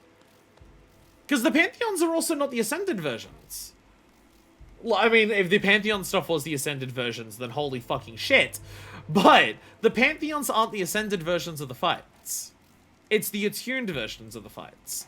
So not only is it the more tedious format because it's so many back-to-back, and if you fail at the end, congratulations, you've wasted like 10, 20, 30 minutes of your time to try again. It's also nothing extra or new outside of the unique challenge of it being a gauntlet, which, like, makes it similar to things like the Colosseum, where the challenge of the Colosseum is no individual fight or individual room. It's about being able to do them back-to-back with, like, managing, like, without, like, losing all of your health across the entire thing. But again, is it better to have brand new boss fights locked behind repeating the same ones that you already did with no changes, with the highest possible likelihood that people end up wasting time on there if they fail, or with locking the new content behind remixed versions of the fights that they get to just go one and done between each of them, and they feel more fresh because they are changed? Which one of those is like a more exciting experience for people to unlock new boss fights? I think it's the second one. And if that change alone was made to Godhome, I would still think it's too much. I still would not be perfecting this. But at least I wouldn't be, like, frustrated by the... I wouldn't have to get to the point where I mod the game to see the last things in this. Because I could at least eventually get through all these Ascended fights. Which I did! Which is what I did!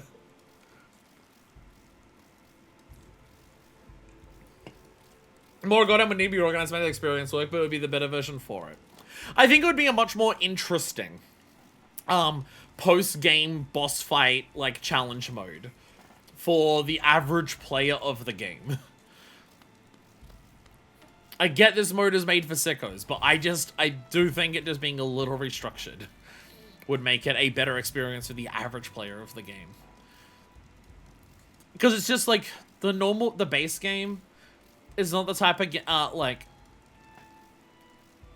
the Radiance boss fight is the most locked behind, a lot of stuff you have to do, content that the base game has. Like, there's very little in the base game that is locked behind a ridiculous amount of... Well, to be fair, none of it's locked behind grinding. Like, the closest you could say to that is the fact that there's a unique boss at the end of the Colosseum of... at, like, the Colosseum of Fools. That, like, that's the closest thing. In terms of that. But, like, unlocking Radiance as a boss fight, yeah, it requires a lot of stuff to get the true ending. But also, the game guides you towards that, but also doing the true ending is also a bunch of new content in the process. So, like, the process of unlocking Radiance is doing a lot of new things as well as you go through it. There's a lot of new fights or new areas to explore as you do that. Where, like, that's the most locked behind a lot of work they put into the game, and all the stuff that you're doing for it is new. That's not what Godhome is. Godhome is locking, a little bit... it's a unique boss fight, so it's a similar equivalent to Radiance. But it's looking at behind repeats of the same thing that you've already done, possibly over and over again if you're not good enough at it. And the difficulty spike means that the game isn't training the average player to do that. That's also why I think, like, the golden strawberries are too much in Celeste. The game does not train the player to go through levels without deaths. In fact, Celeste literally teaches the player the opposite. Of, it's okay to die. It's okay to die repeatedly. Just get through. That's the themes of it. And then Celeste says, oh, by the way, perfecting the game actually requires you to go through levels that are like an hour long without dying once. And I'm just like, okay. No, but I stand by the thing that I said about Celeste for that, is that you can have that be a challenge in the game. Don't tell people that it exists until they do it for the first time themselves. Again, it's also part of my issue. It's also part of the issue of Godhome, is that, like, going through this, you can see which boss fights you don't have. Not what I meant. I meant to exit. Going through Godhome, it shows you which boss fights you do and don't have. So the average player sees that and goes, oh, I should be doing this, but then it's a lot there, where it's just too much. And that's the thing for Celeste with its golden strawberries. Telling the player about it kind of makes it seem like, oh, the player should be trying to do this, which no, they fucking don't. No, they fucking don't. So it's the type of thing of tell the player about it if they do it on their own themselves, because they've shown that they're a genetic freak and they're not normal. It's one of those things of just like the expectations you set up for the player can really, you can make fucked up. You can ask the player to do. Remember how long that took me the first time because I didn't to do Grozmother because I didn't have an upgraded nail. It comes up in a number of games. You're allowed to ask the player to do some fucked up shit in your game. You are allowed to put your players through fucking hell if the conversation between the game and the player is established well.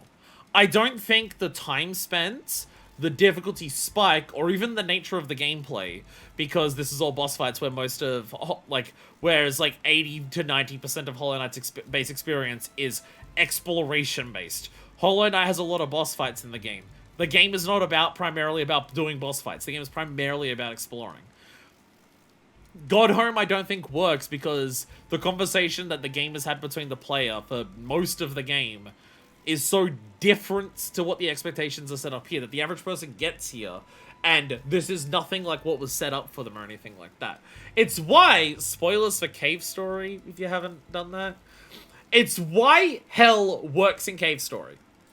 It's why hell works in Cave Story. Going through hell in Cave Story is legitimately one of the harder things I've done in a video game. It's lower than Farewell by quite a bit, but that's saying something.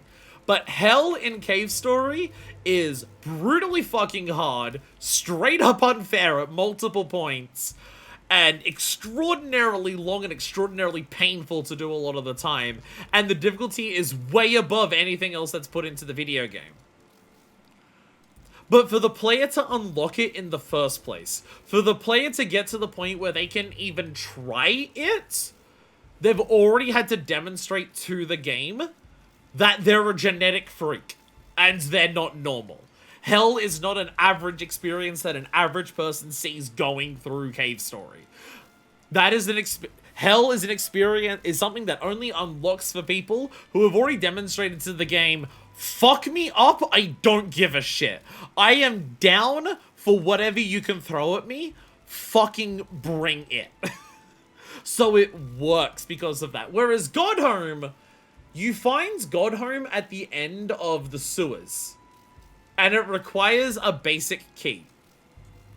It is very easy for the average player to stumble into Godhome before they've even beaten the main game.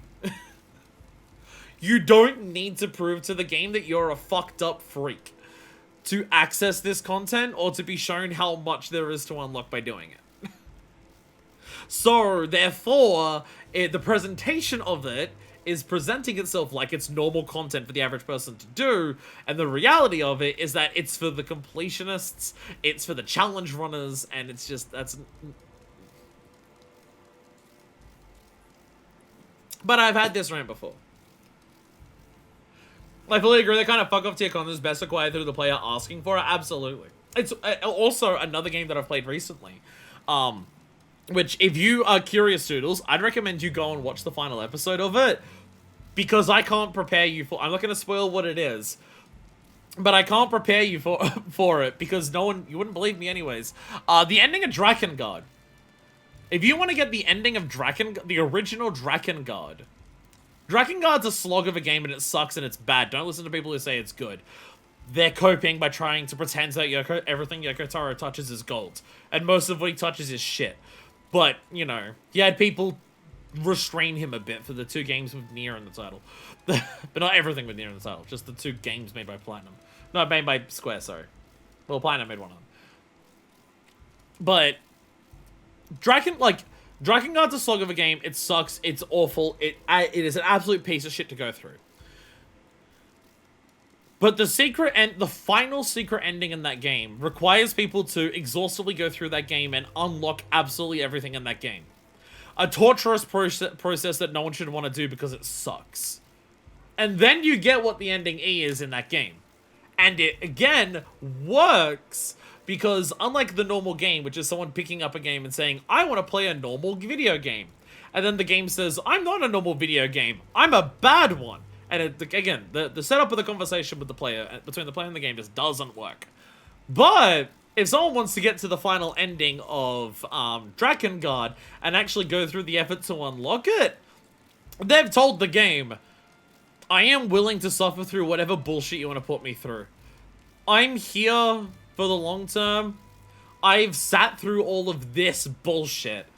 I've shown that I'm ready for whatever the fuck you want to do to me. Like, I am a corpse at this point, and I am actively inviting you to piss on my grave. That is the extent of shit you have to do to get the final ending in Drakengard. And that final ending absolutely pisses on your grave in the best way possible. Confusing sentence, but there is that. But it works. But it works. The player has said, piss on my grave, you've already killed me. And so Drakengard turns around and actively takes a massive shit on your grave. And you are there in the grave, cheering on, saying, thank you, Drakengard, for the fertilizer, for the soil above me. And again, it works. I almost feel like the only reason Godhome is even accessible in the base game, it isn't called into Godseeker mode only, is so you can only do everything on one save file, but it's kind of better as a dedicated save file. Honestly, people who chose to, same as Soulsteel mode. There is also that, yes.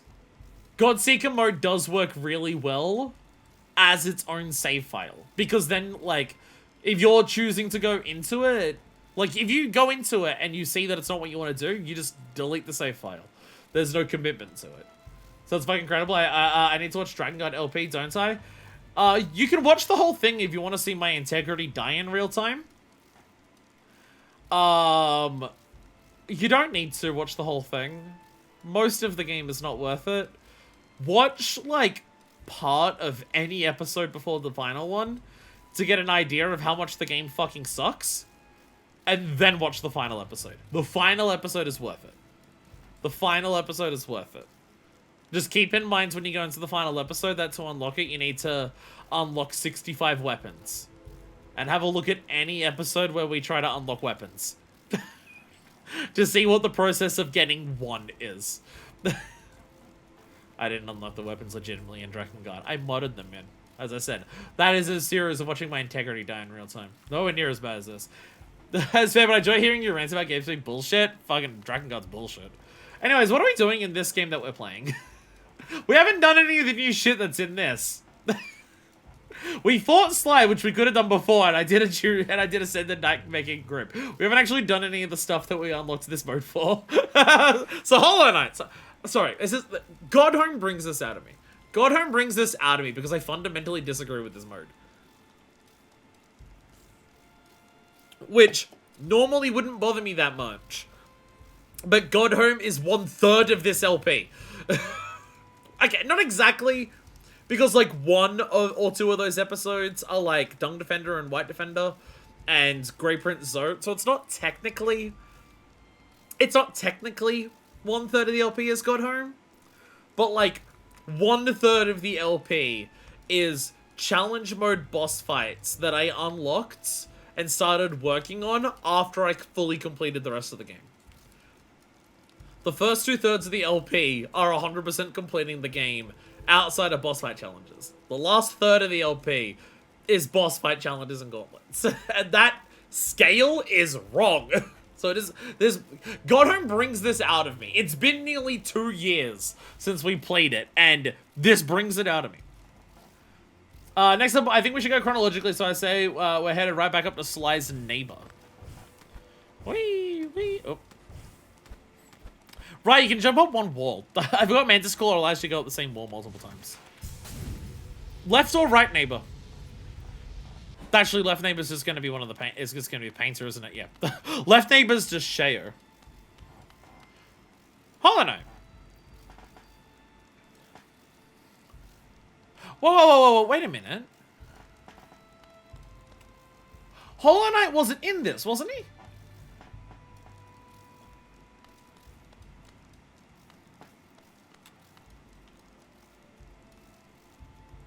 I don't remember Hollow Knight being part of this.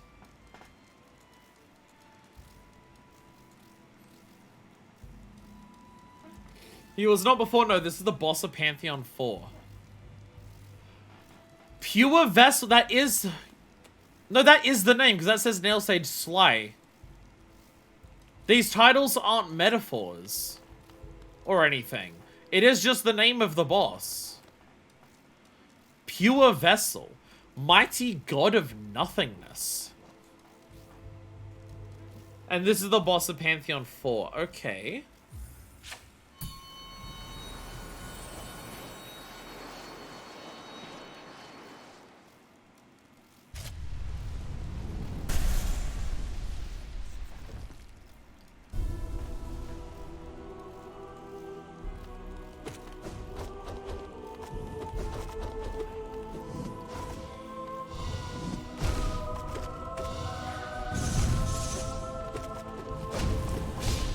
Uninfected. Hollow Knight that hasn't been infected. Oh. The infected form's not worthy of being a god. Wait, it says pure vessel.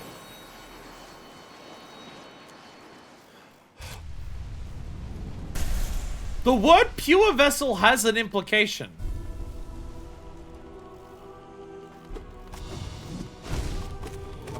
I've forgotten how this fight actually goes.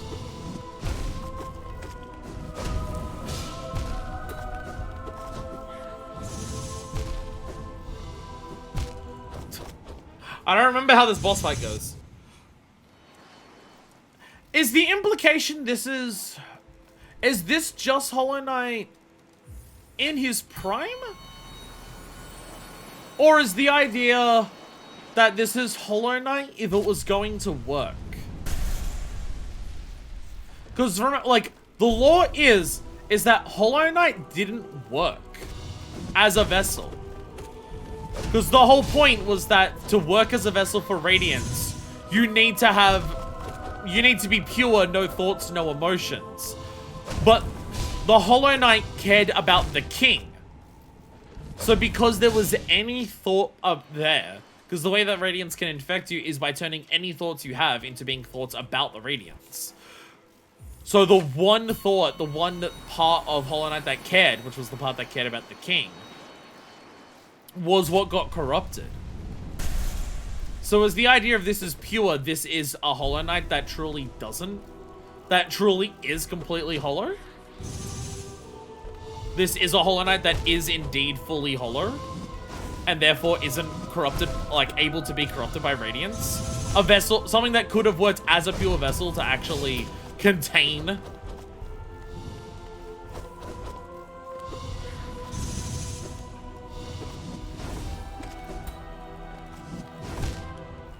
Is that the idea? Just based on the word, that's the vibe I get. It's not even a, this is the prime of Hollow Knight. This is the alternate reality where this was the perfect version. I kind of wish it kept that armor during the boss fight, I'm not going to lie. I understand why it doesn't, because that would require redoing all the animations. It would require redoing all the animations, and that would be a lot of work. I get that. But, like, how cool would it be, though? Hard to say, it could go either way, yeah.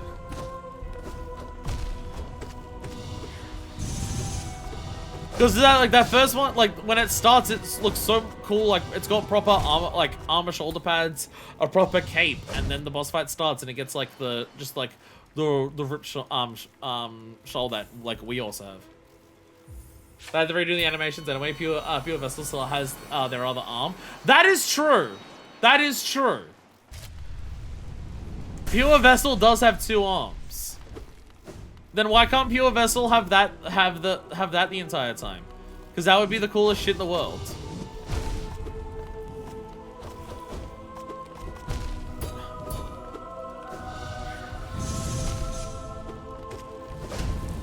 I don't remember this fight. I don't remember this fight being this hard. I don't remember Hollow Knight being this hard. Are any of these attacks actually new? Or am I just this rusty on? To be fair, it's also one I haven't done that much. I did it very early into the playthrough, and then I kind of sped through it to when we had to do Radiance. Any of the attacks, I assume there's going to be some new attacks because you name a new design, but I don't know if any of them are happening yet.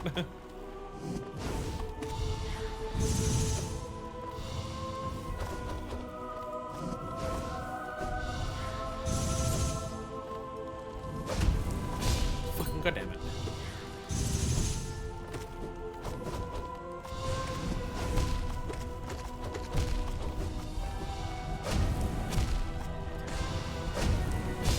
God damn it! God damn it! It's the same spear attack that Nightmare King Grim has. It's the same one.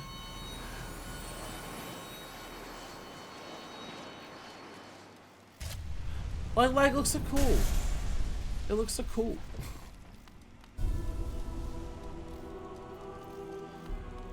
Even if you're a fresh on Hollow, it'll still be a lot to learn. Already? Has it already started doing new attacks or not?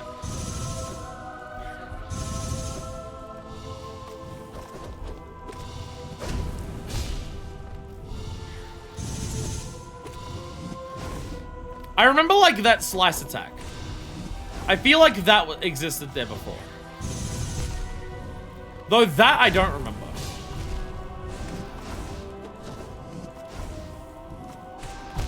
Okay, fucking, I'm not getting anywhere. I'm not getting anywhere. And they want people to do this for the first time at the end of a Pantheon? Godhome fucking sucks. Holy shit. And the first time they want players to do this is at the end of a Pantheon? Why does Godhome suck so bad? Why is Godhome so shit? It's like, seriously, it's so bad.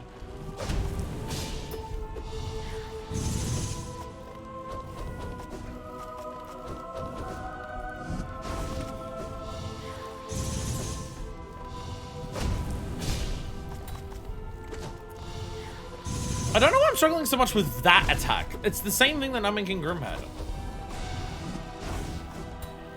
Thornagas do similar to that Hollow Knight does, launch effective blows much quicker and very different trajectories.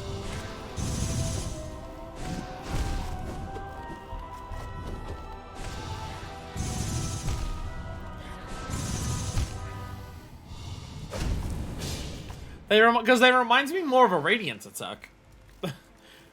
They remind me of the attack that Radiance does that sends out the spears, like, all in a circle around it. To be fair, I think the first time I did this, I went full baby strat. I think I had this and, like, the bugs that fly and kill themselves. I think I was full baby the first time I did this.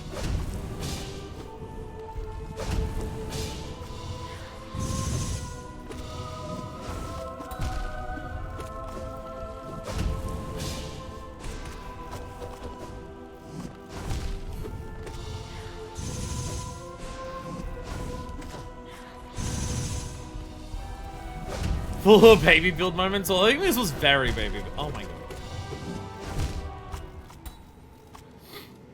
This feels a lot harder than Nightmare King Grim. Obviously, I have experience with Nightmare King Grim, but like, I feel like there are some attacks here that I've dodged maybe twice so far. And again, end of a Pantheon is like the first time you do this. Why did they make Godhome wrong on purpose? That's the real question.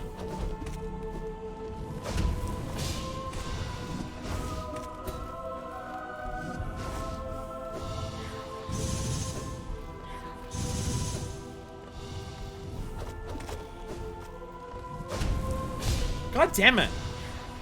I don't know why I keep, like, that attack, I get why, oh my god. Like the charge, yeah, I get why I'm getting hit by that. It's fast. The spears out of the ground are just normal shit. The spears that coming out of the ground is like, I was literally doing that attack with Nightmaking Grim. I don't know why this version is there. The vessel is an interesting question. I personally like to see them as being pre-infection version. Back when the vessel was still pure as it were, back when they thought, they still thought it would work. Yeah. I mean, it is cool that, like, lore-wise, that the Godseeker was able to find, like, get this version and attune to this version of, the Hollow Knight instead of, you know, the one that we fight.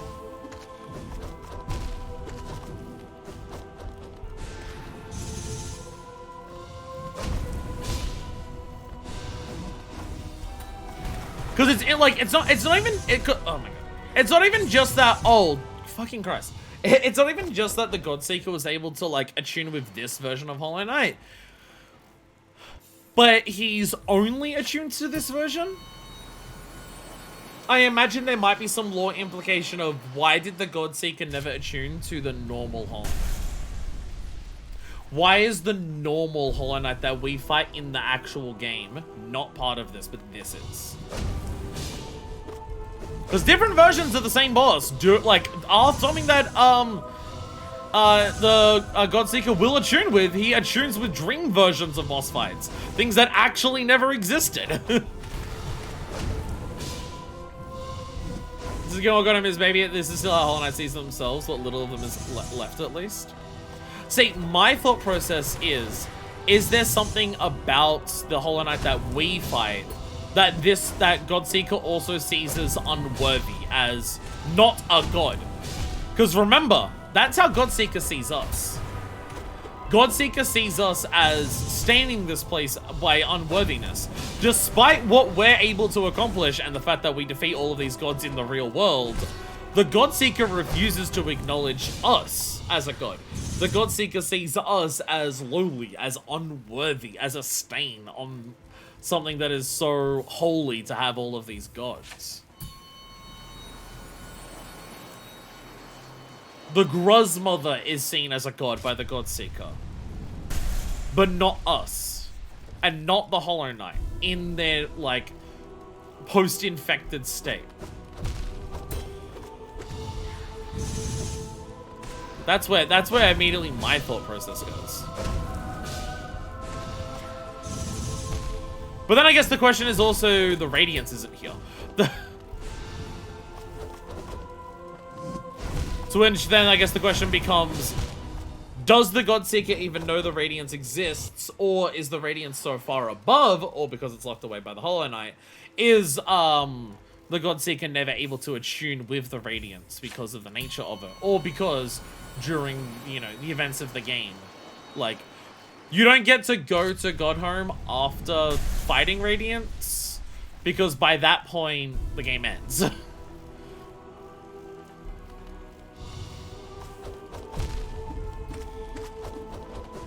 Unless that's also the lore explanation.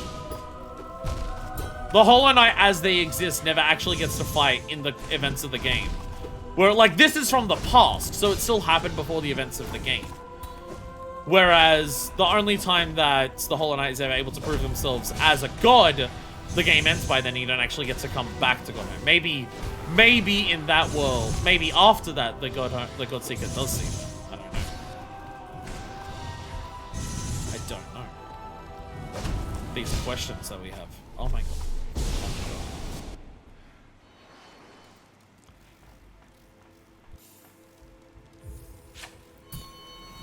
I haven't gotten to phase 2 yet, and this is scary. This feels a lot harder than what I was expecting from a reworked Hollow Knight, and I'm yet to get to phase 2. Thing is, I don't even get why I'm having a hard time with it. Like, the attacks that I'm fucking up.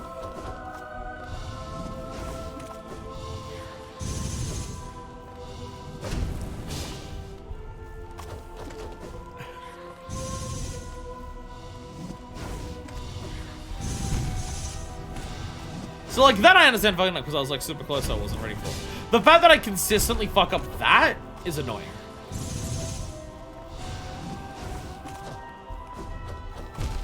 And, like, the multi-slash combo I shouldn't be fucking up. That's... The fast dash is, like, very quick. Hard to say that. The multi-slash combo, like, getting hit by the lunging pierce. Yeah, it's really fast. The multi-attack combo, I have enough time to say that. Why am I getting hit by that? The spears that come out, only if I'm close, because then it's pretty quick. If I'm far away, I shouldn't be getting hit by it. I can invuln throw it. And the spears coming out of the ground, it was literally an attack in the last boss fight I was doing. Consistently and repeatedly, and it was fine. Why am I getting hit by that? Like, there's certain attacks here where I'm just like, yeah, I can understand why I'm getting hit by that. And then other ones where I'm just like, why the fuck am I still getting hit by that attack? I should not be getting hit by that attack, or at least nowhere near as consistently as I am.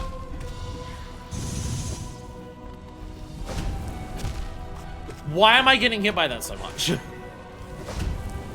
Again, fucking, it's literally an attack that Nightmare King Grim had, and I swear this motherfucker is like reading past battles and being able to tell that that attack I'm terrible at, and is spamming it now. Like, for some reason, this idiot is really bad at the attack where I have the most telegraphed like spears coming out of the ground. Okay, motherfucker just parried me. Okay, I got parried, so that's fair. I went to attack him, yet he had riposted it by that point and was able to parry me, and yeah, so fair.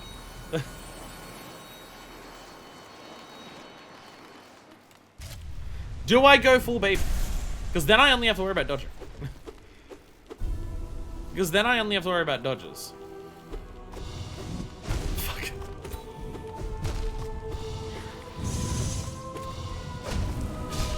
Why am I still getting hit by that? Fucking Christ. I remember going through this game and people telling me I was good at the game. And I don't know why you all lied to me for so long. I remember going through this and people being shocked at how good I was. I tricked you all by being good at the one fight that is like something I'm good at, which is Nightmare King Grim. Oh my god! Am I ever gonna not get hit by that attack? Fucking hell.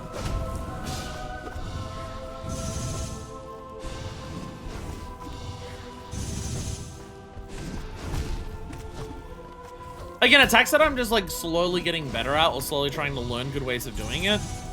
Getting hit by them doesn't bother me as much because it's just like, yeah, I'm learning. I'm like trying to get better. That's so easy to, okay, well.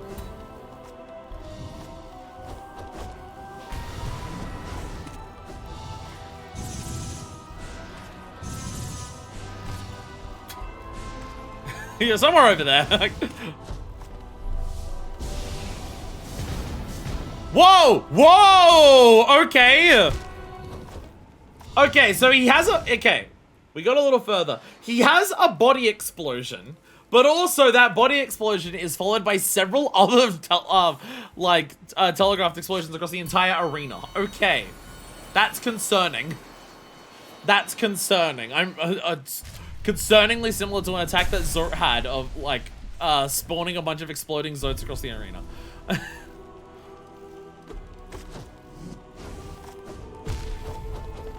I didn't downswing the bow fast enough for that.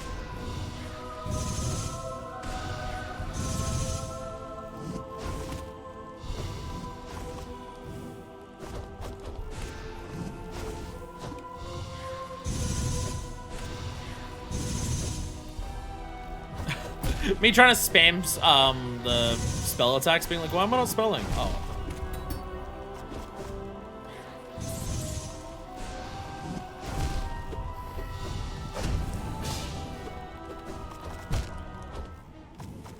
Got hit by a lot of sword attacks there. Nail, I guess. I got hit by a lot of nail attacks there. I was doing a good job at dodging those for a while. A lot of them hit me that time. Again, after a Pantheon? Really? Really? Why would you do that? Why would you do that? Why after a Pantheon?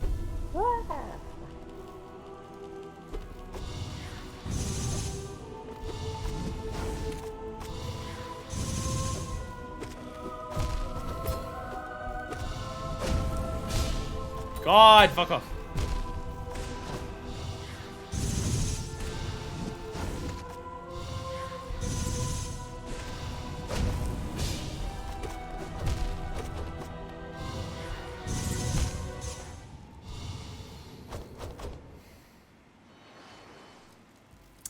It's just, I don't feel like I'm improving. I feel like I've plateaued, and I feel like I've plateaued very early. Still have that scream of silent here, no voice to cry suffering. They still scream at you, but there's, yeah, it's not. They're pure, there is nothing to scream about. They have no mouth, and they don't want to scream. But they must anyways.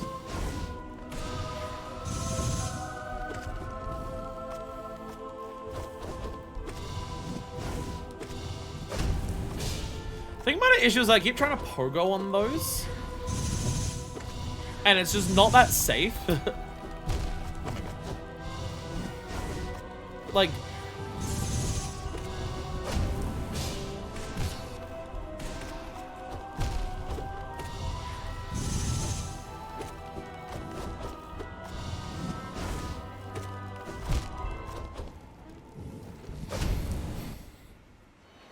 I'm now getting hit by the combo attacks constantly. Again, I don't feel like I'm improving. I feel like I have plateaued very early. Normally when I start plateauing and stop improving in a fight, it takes a lot longer to get there. I distinctly remember that for boss fights that took a while to do. I'd consistently improve for a bit, and then eventually I'd plateau. And eventually I'd slowly start getting better after being at the plateau for a while. But I feel like I've hit the plateau after one attempt. Which is really concerning.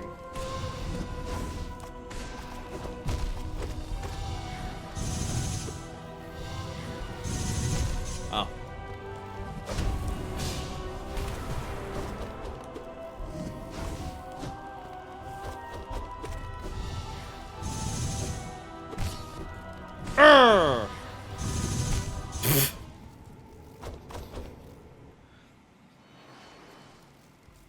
I'm at a point where I'm trying to learn how to get attacks in on every phase, because relying on baby damage and attacking on like one particular type of attack is going too slowly.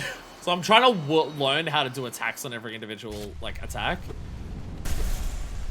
and I'm not consistent at any of it.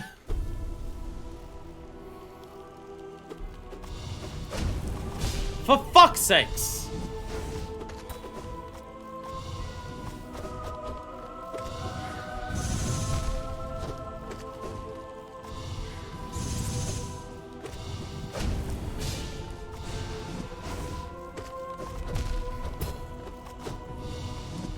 I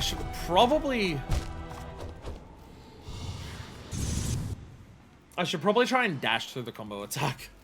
Everything else I'm trying to get past the combo the combo attack is not working. I should probably try and dash through it.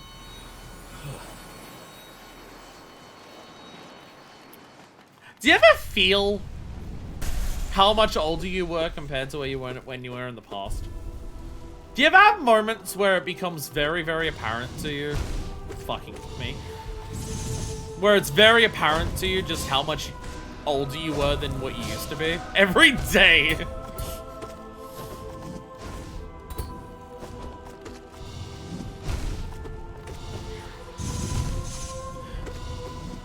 My dashes just stopped working.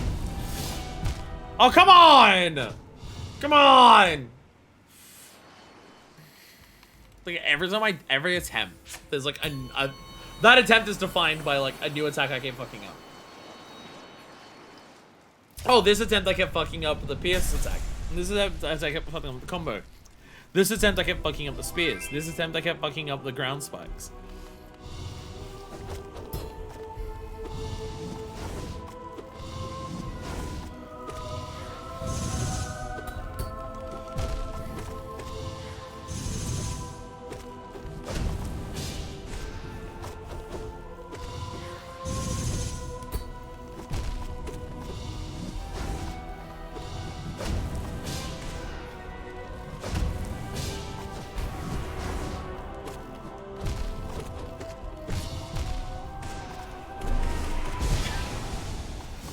Body explosions! No! I got a text, I was saying if it was important. It's from the telephone company. Probably not. Probably not. How many are there to do after this? And are they harder than this? Given you said chronological, I'm going to assume yes. Which is terrifying.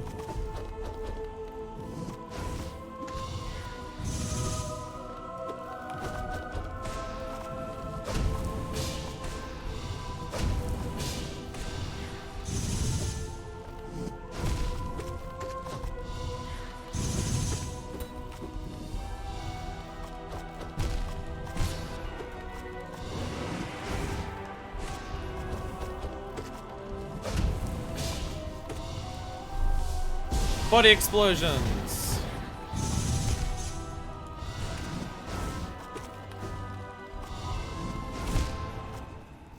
Don't know why you're gonna throw the spears there. Don't know why that's the animation until I thought it was.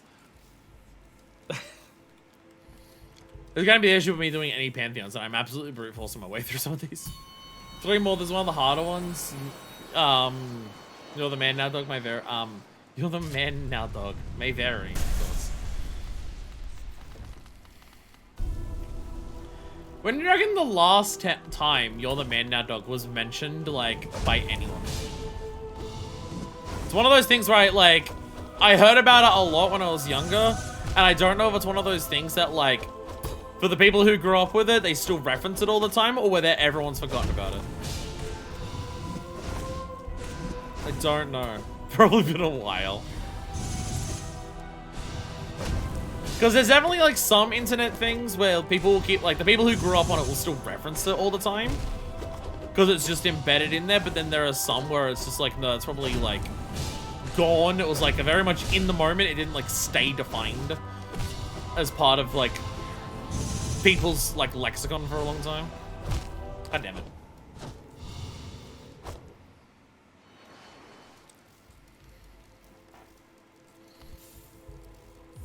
It is weird to think about, like, how long ago YouTube started. And just thinking of, like, the people who were big at this, like, the start of YouTube's time. And the fact that, like, I've been a consistent watcher of stuff on YouTube for, like, that entire time period.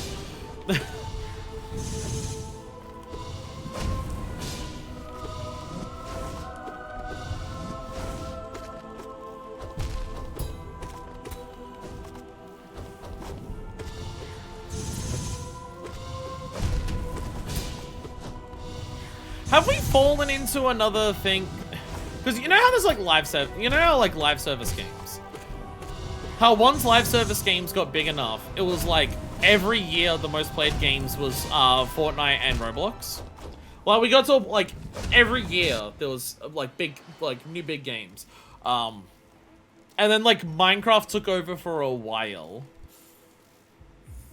because of the content creator space. But then it just became Fortnite and Roblox, and ever since then, it's just been nothing but Roblox and Fortnite.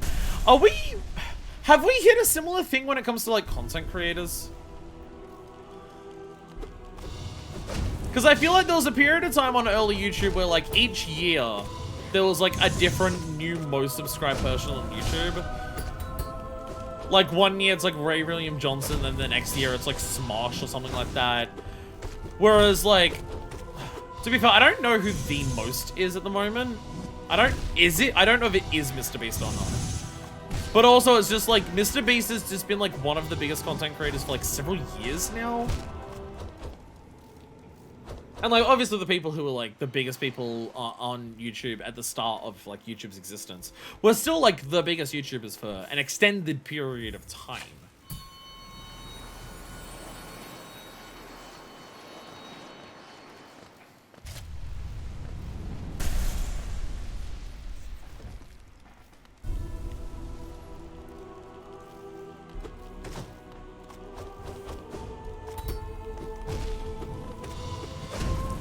It's one of those things where, like, I've seen people, like, be worried about, Fortnite and Roblox in terms of, like, a generation of gamers growing up. Just being, like, this generation, like, there are certain, like, there's gonna be a lot of people in a generation of gamers where growing up, the only thing that they've played is Fortnite and or Roblox. And it's just, as they get older, they're not gonna want to do anything different or experiment with others because that's all they've known, and people getting worried about that. And to some extent, it's just like, I do understand that aspect of it in terms of like just being self-perpetuating. There might be a lot of people like that. It's like how we have a similar thing for movies of like, it's starting to go away now, but there was a very big period of time where it's just like every single one of the biggest movies was a Marvel movie, and every movie that wasn't a Marvel movie was trying to be a Marvel movie. And we're still like kind of in that, but we're slowly exiting it. But also, I think back to like when I was in high school, and I'm just like, I think about how many people I knew who played games where literally the only game they ever played was either that year's Call of Duty or that year's FIFA. It has felt different to people who play Fortnite and Roblox because those games had a new release every year, as opposed to being the same game updated each year. I mean, the joke for a lot of those games was that it was the same game updated every year. But having a new name and a new title made people think that it's just like, well, no, they're still playing a new game every year. It's just, you know, the next Call of Duty or the next FIFA. So in terms of, like, isn't that just, like, to what extent is that just now, like, the people who only play Fortnite or the people who only play Roblox? I mean, obviously, Fortnite and Roblox are like very, very huge, so their numbers may overall be bigger, but there's also like more gamers than ever before. Like one of the things where I was like, yeah, it's a problem, but when like I see some people be kind of boomerish about it, just being like, oh, millennials are the last generation of true gamers because any Zoomer's gonna grow up and not care about video games outside of Fortnite, and then we're gonna get to a point where the only video games that'll exist are Fortnite and Roblox because no young people want to buy any other video games. And I'm just like, people have been doing about that for movies, and yeah, the biggest budget things get more consolidated, more safe, more samey as time goes on. But it doesn't mean that other movies stop existing. And I would imagine it would be similar for video games. And again, when you compare it to millennials who grew up playing nothing but COD or FIFA, just another one of those things of just like millennials trying to say they're the last bastion of truly understanding culture because Zoomers are TikTok brain adults. And I'm just like, motherfucker, you're millennials, you're boomerizing too quickly. You're meant to get boomerish in like your 60s and 70s, not your fucking 40s. Shut up. Shut up, shut up, shut up, shut up, shut up, shut up, shut up. Like, there are worries, but it's similar worries to before, and it's also, like, you know. At the end of the day, I only play one specific game / type of games that have been around since the dawn of gaming. I mean, again, it's like people saying, oh, like, no, the worries about Zoomers or the alpha generation growing up only playing the one game all the time, and it's just like, do you know how many Gen X mums are out there who only play Candy Crush? Are you, like... Are you decrying Gen X moms who've been playing Candy Crush for the past 12 years as, like, being the death knell of video games as an art form? Or are you just complaining about young kids again? Or are you just trying to say that, no, millennials were the last generation that truly understood?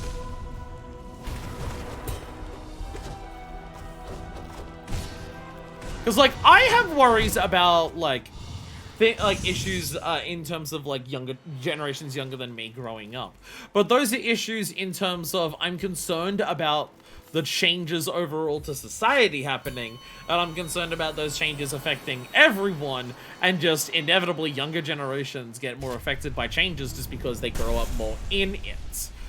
Which, like, absolutely has also been a thing for millennials with certain changes that they've experienced growing up. Like, I worry about younger generations who go through school having most of their learning be done through AI. And that's not me just being like, oh my god, these fucking young generations are so stupid. All they know is how to use AI. Like, look at these idiots. Oh my god. Like, the generation growing up, they're so bad, they only use AI. And it's just like, they're not the ones who are choosing it. And also being worried about, like, AI and, like, having so many people do that. It's just like, yeah, obviously if a kid's growing up in a school environment where everything taught to them is through AI, it's going to affect that generation particularly harshly. But it's also not exclusive to them. AI psychosis is an all ages fucking thing. And even seeing some people just being like, well, millennials are going to be the only ones who are immune to AI psychosis because we grew up understanding computers. The older generations don't get computers, so they're going to have AI psychosis. And all the younger generations were never taught to use computers the way that we were. They're all iPad kids. And I'm just like, so you're just trying to say that millennials are the best generation and are perfect and not gonna have any issues, and all the older generations and all the younger generations are gonna have the same issues that but they won't affect millennials? And I'm just like, you sound like a boomer. You sound like a boomer. Shut up. Because I can fucking tell you, millennials are in the fucking 35 to 45 age bracket to 50 and shit.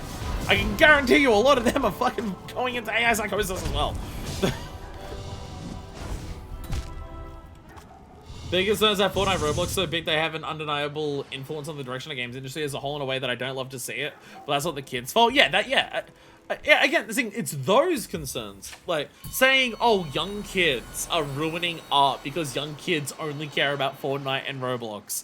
And it's because of the young kids only caring about that it's going to ruin art games as a medium. And it's just like, you're yelling at children for wanting to play the game that their friends at school play, when you should be yelling at the capitalism that's causing it all.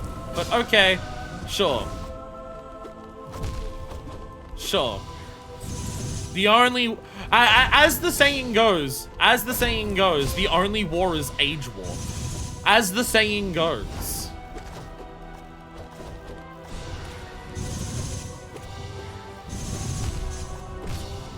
It's one of those frustrating things of just like, the boomerism of millennials was always inevitable because it's literally every generation. Saying that millennials aren't going to like fall victim to boomerism and fall into the same traits as prior generations is in of itself an example of boomerism. Thinking that it won't happen to millennials because millennials are a particularly enlightened generation that won't do it. It's an example of boomerism, of just assuming that your generation is better than all of the other ones that exist. So in of itself, that is a boomerism.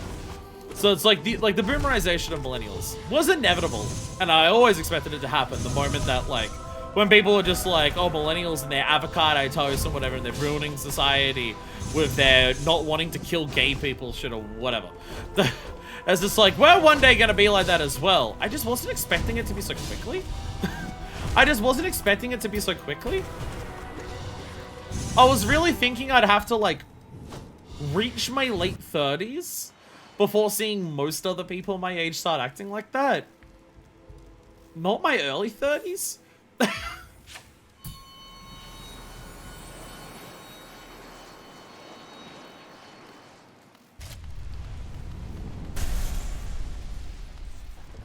This is annoying. Like this. Well, this is annoying because I can't do it.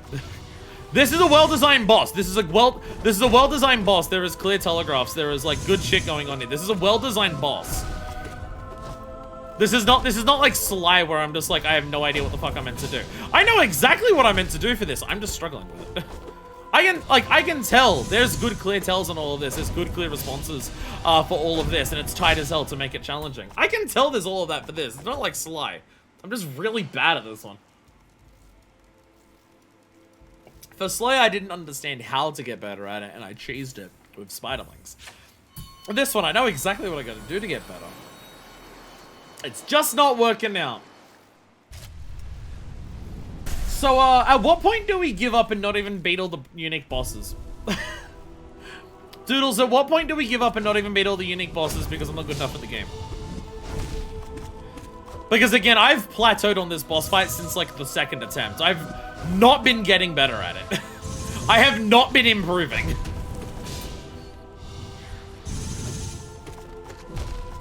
I was able to relearn Nightmare King Grim because I'd done it, but I think not playing this game for this many years and trying to learn a new thing, I don't think this is happening. Or at least not in any reasonable amount of time. At what point do we give up and just see the cool thing? At what point do we mod in infinite health? At what point do we? At what point does this LP Drakengard and I just say fuck it, infinite health so I can see everything? I don't think seeing all the bosses and giving them a go is the goal for today more so than actually beating them all. I want to beat this because it's a cool fight. I think it's well designed and it's fun. It's just, you know, I haven't played the game for nearly 2 years. It's a high skill build. I was able to do Nightmare King Grim because that shit was burned into my fucking soul. This is not quite that.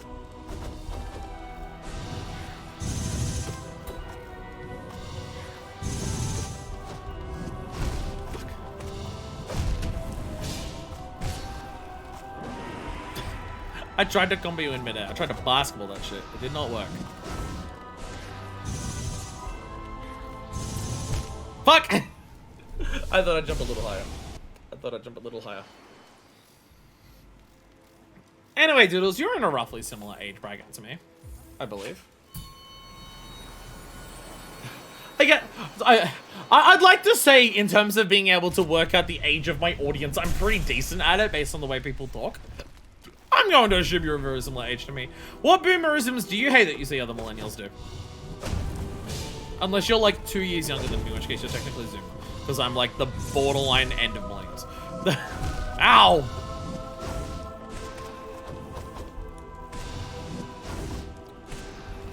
Trying to make it so you do all the commentary so I don't, so I can lock in. My chat is now the content. Haha, joke's on you. That's always been the case.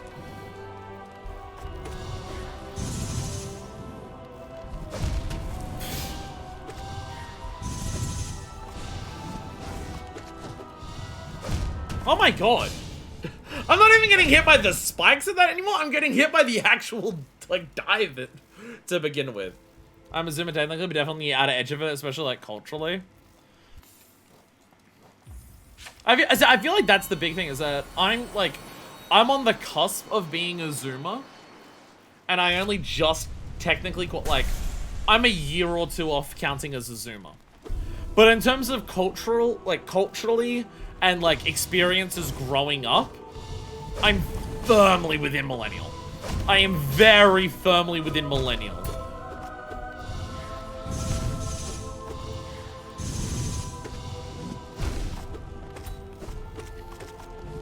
I know it's a thing we've discussed before. It's like, it's the difference of, like, growing up, was the computer for you a thing that you went on, like, during, like, primary / high school?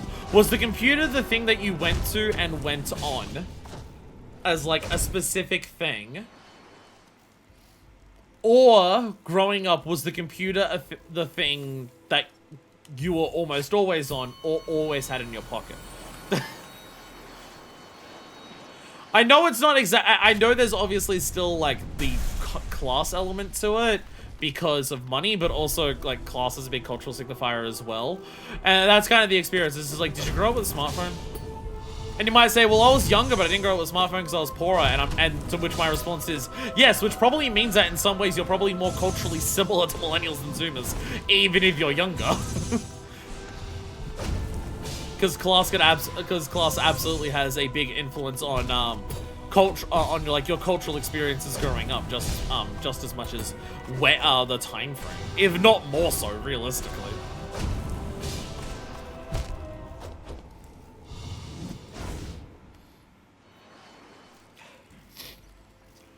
Because I'd say, like, for at least, like, millennials, like, that I know growing up, obviously, if you, like, even people who grew up even poorer than me, even, like, at roughly similar time frames, it'd be different. But it'd be a thing of just, like, for the generation above me, the computer being in the home was not a thing that would have, like, it's the type of thing where it's, like, the generation above me, for Gen X, not everyone had a computer in their home. And then for my generation, it's like, everyone has a computer in their home, but it's like, it's a thing that you specifically go to and do while growing up. And then for Zoomers, it's everyone has a computer and most people have a smartphone. And it's like, you do most things on there. Because, like, obviously it's different now. I'm always on the fucking computer. I always have that in my pocket. But I've grown up past that age. I've grown up past that. I'm talking about, like, the experience of what it's like growing up as a child / teenager. Because as a teenager, like, I was on the computer a lot, like, towards my late teens, but it was still, like, a thing I would go to. It would still be like, oh, I'm going to go onto the computer for the next, like, however long, and then I'm going to watch TV, and then I'm going to go and play my game consoles. And they were, like, all separate activities. Whereas now it's just like, okay, well, all of that is combined.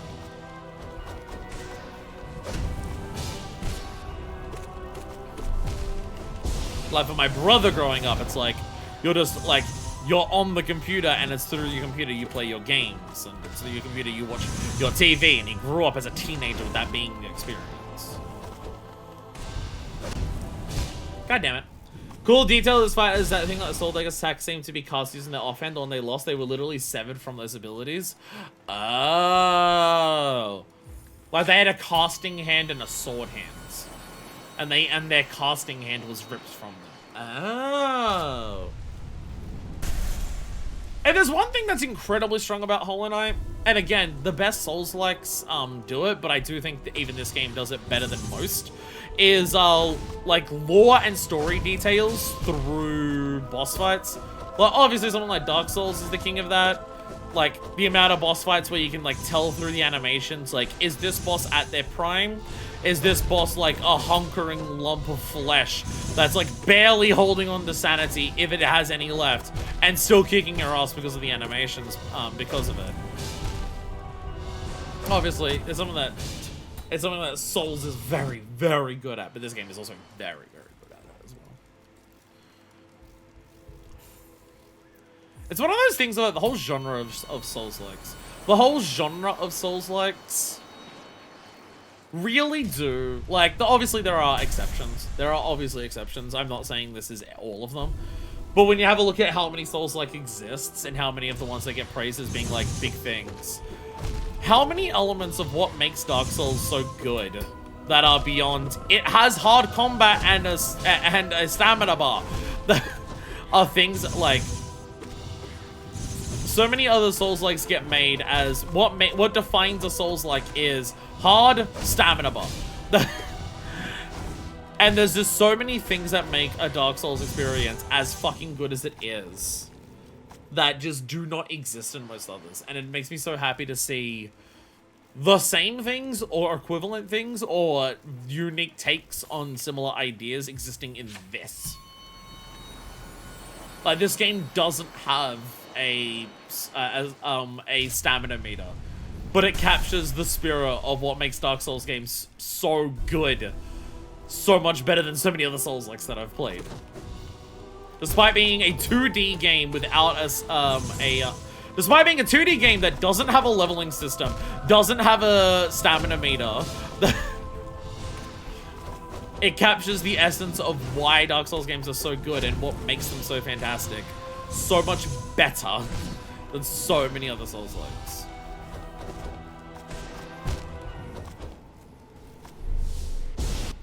It's one of the things that has existed multiple times in this, that Souls games do get, and then a lot of other ones don't, is atmosphere. AKA, this game has some moments of charm and whimsy, and so do Souls games. And so many Souls-likes are just like, well, part of what's important is that the environment is depressing and sad and fucked up. And only those things, and never anything else. And it's just like, no, like, that's a part of it. But also, like, those things hit more when there's parts of it that have charm and fun to them. And also, those moments that have charm and fun to them also hit harder when contrasted with everything else, which this game also fucking nails. There's genuinely so many parts of this game that are funny or entertaining or cute or charming. And those things hit harder because of the dire nature of everything else. And the dire nature hits harder because it reminds you of what was lost because of those other moments that you get. And that is also, again, what Souls games, like Dark Souls does. Like, the one that gets the furthest away from that is Bloodborne. But Bloodborne's aesthetic is also so strong in a different way that it can get away with it. Saying, well, there's been torn through was only compelling when you care about that world in the first place? Yeah.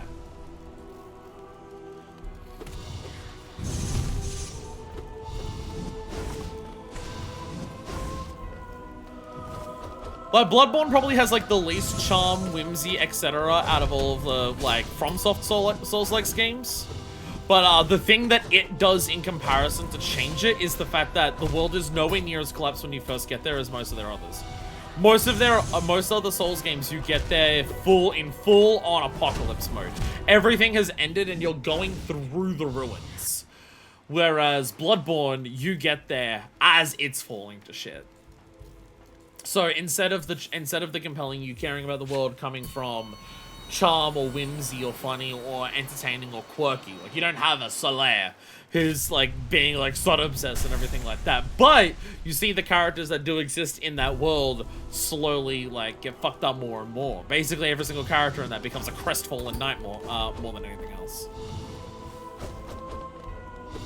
Or just like each progressive era you get to is getting more and more fucked up as time is going on compared to the previous ones.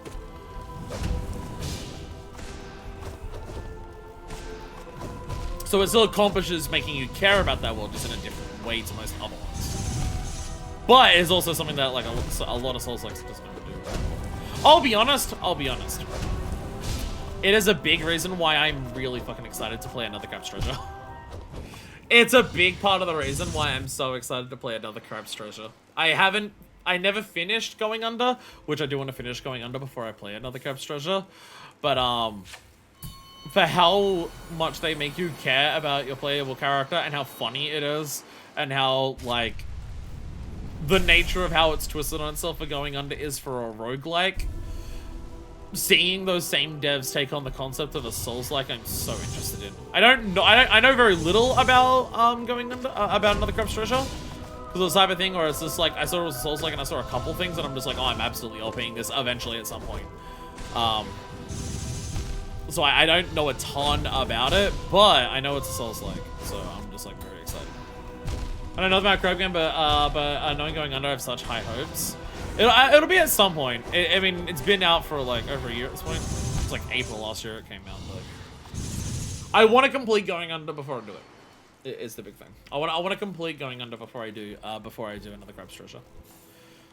Which at this point we can also do Peak after that. At this point we can also do Peak after that. Aggro Crab aren't the only developers on Peak, but they seem to be. It seems to be kind of equal, like how much the two devs talk about Peak. It seems to be kind of equal between them. Like I don't think it's a game where one of the teams was developing it and called on the other ones to assist a little bit. It seems like the two teams just basically entirely came together to make it. And Peak has done even better than Another Crab's Treasure did, which Another Crab's Treasure did pretty well, especially compared to Going Under. I remember seeing some like interviews or something roughly when it came out, and it was just like Another Crab's Treasure did very well for like compared to Going Under. Like it was a success in terms of like how well the sales did compared to that. It was like, yeah, we can call it a success, but also we had like funding for both Going Under and Another Crab's Treasure. Whereas at this point, funding has dried up for indie games. So I remember seeing an interview. It was just like, yeah, Another Crab's Treasure sold better. It's definitely, we would consider it a success. Whereas Going Under, not quite. But funding has dried up for indie games.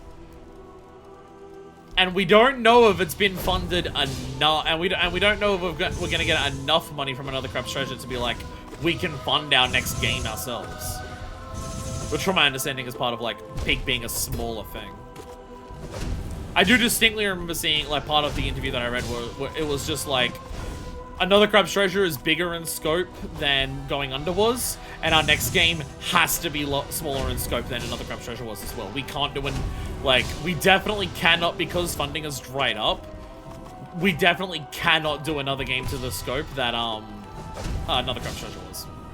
Which also makes me excited in terms of like how big Another Crab's Treasure is.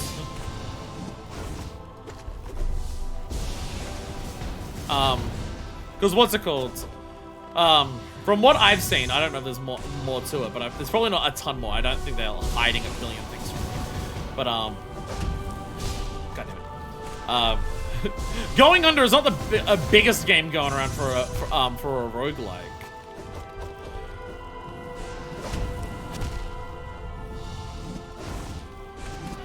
Damn it. We all die on the mountain together. I don't know much about Peak other than it's a community game with voice chat and you're climbing a mountain. It's also another thing where it's like, I know I'm going to play it, so I haven't seen much beyond that.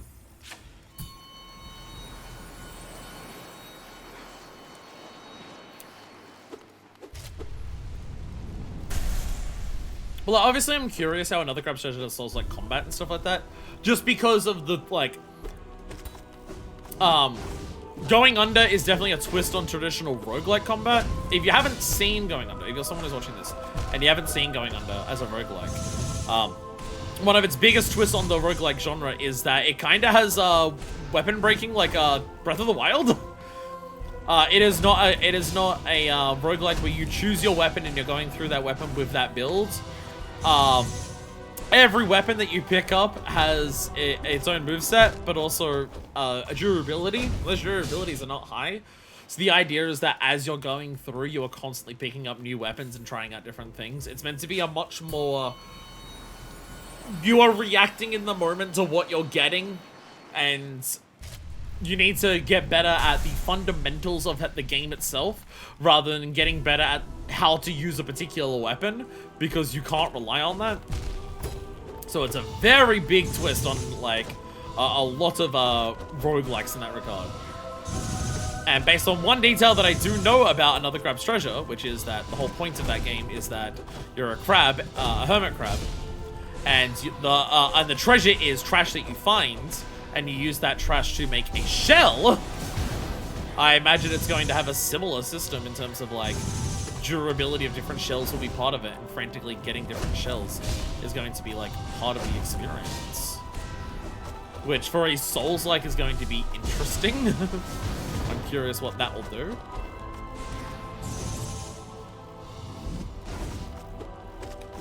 Damn it! I'm really bad at knowing whether I have my Shadow Dash or not. I'm really bad at being able to tell whether I have my Shadow Dash or not. And I just keep dodging through attacks, assuming that I have it, and then sometimes I don't. And then I just get hit. Although sometimes I'm also just, I have it, and I'm just completely misjudging it because its iframes are not that big. Part of me wonders if Sharp Shadow would be an idea so I get more... I don't know if I can't remember if Sharp Shadow gives you more iframes for it, or if it's just, it feels like it because you have more distance. So therefore, you're covering more space with your limited iframes to get past things. I can't remember which one Sharp Shadow does. I know it gives you more distance, but I can't remember if it's more distance and also more iframes, or if it's only the one.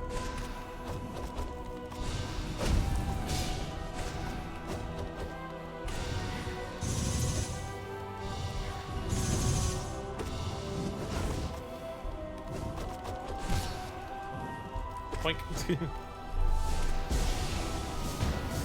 I'm learning part of my issue as I was jumping too much. Part of my issue with last time was definitely I was jumping too much. Oh god.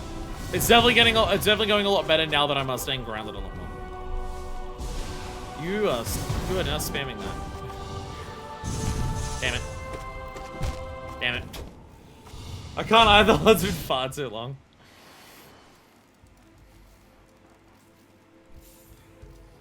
I'm so curious. I probably won't do it on camera because I just got so many other things. I kind of want to replay this game before I play Silksong, but like try to play it normally.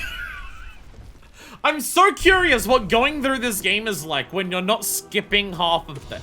I'm so curious what playing this game is like when you learn the Hollow Knight's name, not at the final boss. I'm so curious what the game is like when you go through the City of Tears after defeating the guy in fucking Forgotten Crossroads. I'm curious what the game is like when the City of Tears is not the final destination that you go to. I'm curious what it's like to go through Fog Canyon with Isma's Tear before you actually do Monomon. There's so many things I'm curious about. I'm not beating this fight. I think I've slightly passed the plateau. I'm definitely getting to the body explosion phase more consistently. But not by much. But not by much. But not by much.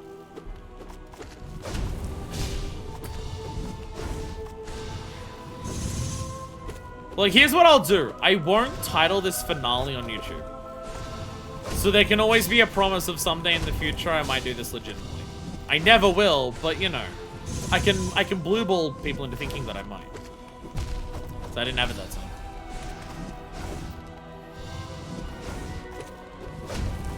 Damn it.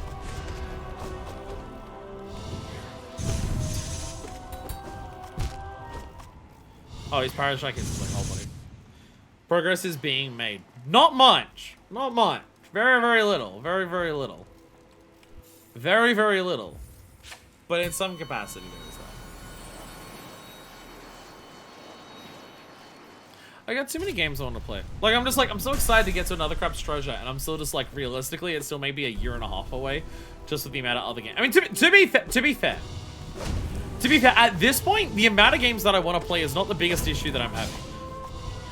The biggest issue that I'm having is how often I can actually fucking stream. I've been back to streaming for like 10 months now, and how little streams I've actually gotten to do in that time is incredibly frustrating. I managed to get back to streaming right at a point where I just like, basically, no one fucking works with me. And just most weeks I'm having to like stay back several times, like, stay back several times. I can just never fucking stream. It's incredibly frustrating. I've been back for nearly a year at this point, and it's just like, you know how, like, there are games that I started with when I came back. Like, I'm still not done with Yakuza 5. We got to nearly the end of one character before the break. We came back, it's been another 10 months, and I'm like, still a decent chunk away from finishing that. Because we're on our 5th character, and then there's going to be whatever finale combines the characters. We are still quite a ways from no other Yakuza, like, even outside of the gap in time, just like in terms of like when I can stream. No other game has taken anywhere near as long as Yakuza 5 for Yakuza. And it's just like even Yakuza 0 took me like 10 months. That's when I wasn't streaming. So I was like, I wasn't doing 4-hour episodes. I was doing half-an-hour episodes. Very, very, very irritating. That I'm just so consistently screwed over at work to be like, oh, you need to work longer, you need to stay back longer every single day, and I'm just never fucking warned about it until the day happens. God damn it. I keep trying to dash away from the combo, but it never works. I want to try stop dashing through the combo because I keep not having shadows for it.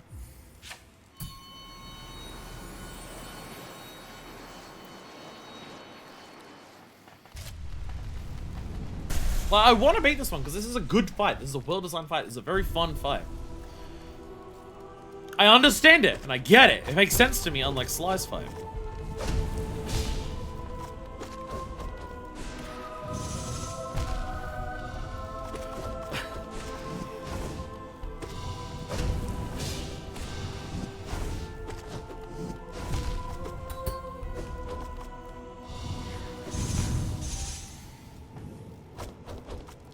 I fell off the plateau. I have fallen off the plateau.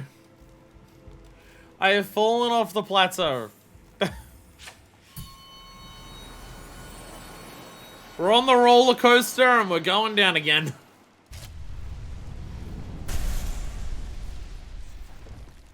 Side of my foot is itchy.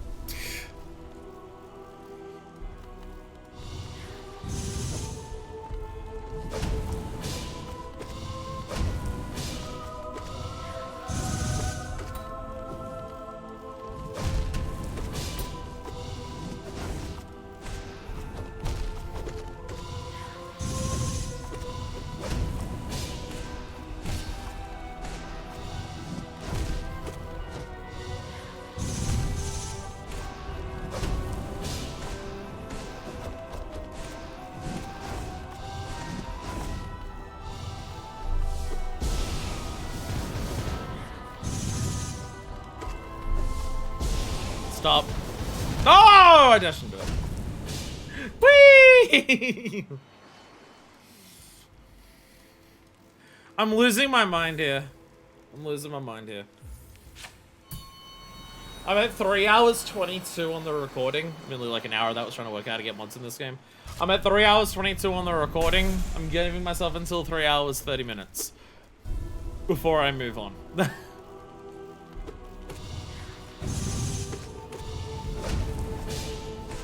I think we've been attempting this for like nearly an hour. God damn it! I don't know why I'm so much worse at this spike attack compared to fucking the other one. Like again, it's the same attack that Nightmare Kingdom does.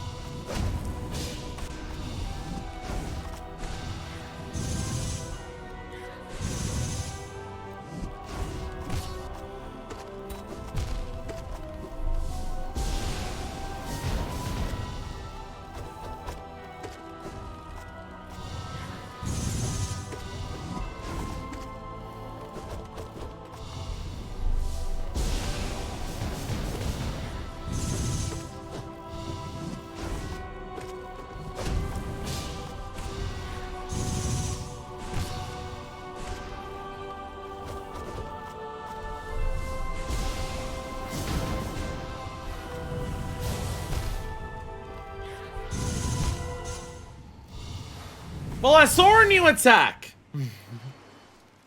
I saw a new attack. One that is very concerning.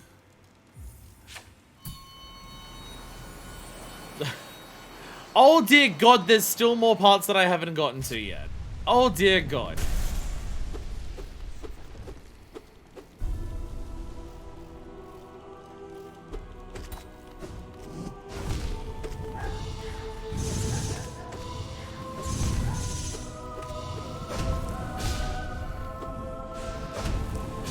Just kill me.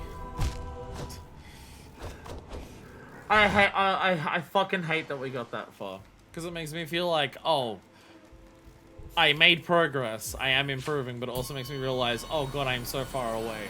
And I don't want to sunk cost fallacy and try to do it because of that. So part of the issue is, I don't know if it's because I've just been playing so many more different games. Or if just we've decided to do so many different things because I want to like satisfy an audience with so many different tastes. I don't know. I feel like I'm at a point when it comes to like streaming. And I don't know, maybe I'll get to a point where I'm like more rounded out in terms of like I don't have a million things on a backlog. I don't have a million things I'm trying to like finish. When I start something, I don't start something else until I finish it. I'd like to get caught up to be at that point. But I don't know. It's like I would like to like have an audience who would care about me like doing several streams about trying to beat high level challenges. I'd like to be a streamer who could like dedicate many streams towards beating like really high level shit. But just with the current place that I'm at in terms of like series that we have and series that I want, it could be like, okay, do I spend like 5 or 6 streams trying to beat everything that's left here? Or do I use those other, do I use the remaining streams that I could use on this and instead play a brand new game that people actually care about? Again, if I get to a point where I don't like have as many unfinished things to go, or like have a list where it's like I've got so many things that I want to actively do very soon.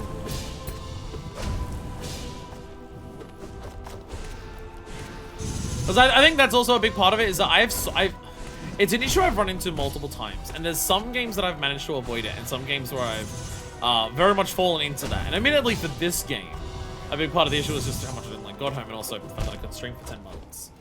But it's like, I have a really bad issue of, I get to the point where I'm like, completed a game outside of like high challenges and stuff, and I'm like, okay, well, we're at a point where I'm not doing new stuff in the game, so let me start a new game, and we'll get to the higher level difficulty stuff every now and then, to the point where it ends up becoming so far between them that I end up just like either taking forever to do it or just dropping it entirely. I've run into that issue so many times of just being like, if I'm going to do high level challenge stuff for a game, it needs to be like right after I finish it, and I need to not stop like having it at least like once a week until I do it. Because like I had that with FF7 remake, where it's just like going through hard mode, I ended up doing like 1 chapter every fucking 3 months or so. Having this, even when we were doing Godhome, I was doing like 1 Godhome stream a month. And I'm just like, let me start a new series while we do that. And it's like, I gotta get into a better habit of starting a series and not like replacing it with something else until I finish everything I want to do in it, including any high level stuff. Admittedly, the main reason that it ended up not working for Hollow Knight is because of how much I didn't like Godhome. But still. Okay. I've got 2.5 minutes, and then I'm taking a bathroom break, and then we're gonna do something else.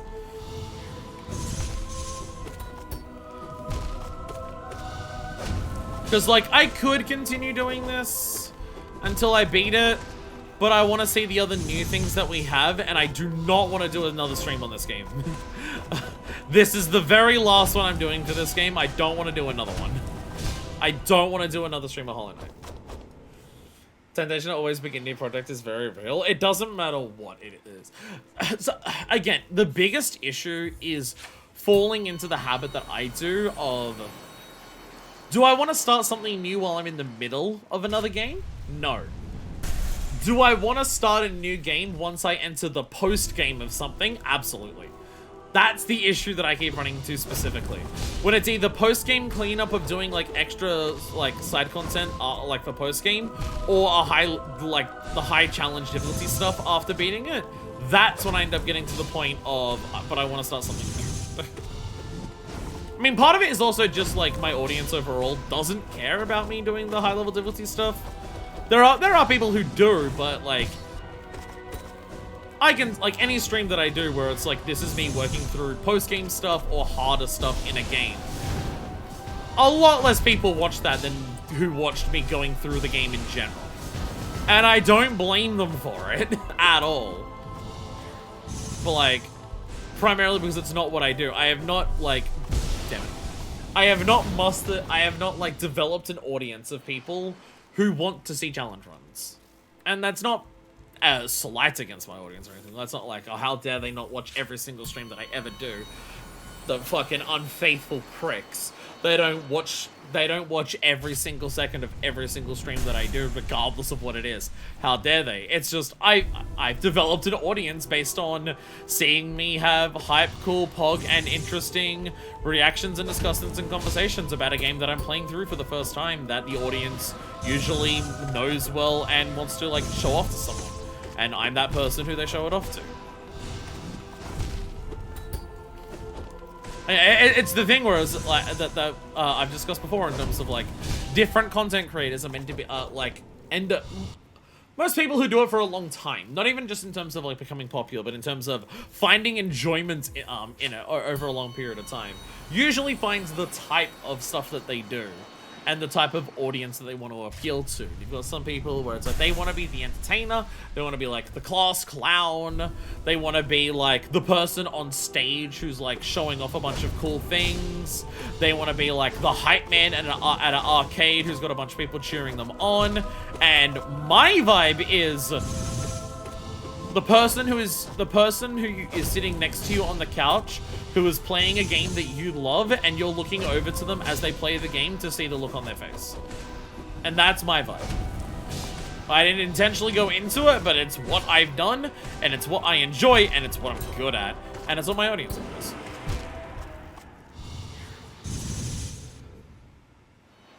You see me go, I'm about to start this game, and you go, oh my god, I love that game. And you sit down on the couch next to me, and I'm playing it, and you're looking over to me to see how I think of it when I'm playing it. It's a very good vibe. It definitely suits my personality. It definitely suits my personality. And it's specifically that because if it was just about the reactions, if it was just about the pop-offs or like the emotional moments or anything like that, then that is more similar to, like, you know, the arcade vibe or like the performer on stage vibe. But the sitting on the couch vibe, I think, is more appropriate, because if you're sitting on the couch next to someone who's playing the game, you're way more likely to just like stop and talk about the game, which is what I do a lot. And I try to get across a vibe of like, not even like, I don't even know if try is the right word. I naturally lean into it more than anything. Vibe of, it's not that like I'm on stage performing and you're watching all the things that I'm doing, but we're like sitting down together experiencing this, just I'm the one who's experiencing it by controlling it and experiencing it for the first time. It's why the shift to me streaming, I think, has massively improved what I do. Because the whole conversation stuff is stuff I do. I tried to do them on, like, when I was just making YouTube videos and there was no audience. I would still very frequently, like, have those conversations. The one-sided conversation, but it's very one-sided, because it's not even a chat. Of just talking about shit and talking about my experience with the game. Or talking about my thoughts, but it's very naturally leaned in, very effectively for streaming. I don't think I have this funny feeling that I'm not beating this guy. I have a funny feeling I'm not beating this guy. Just a hunch.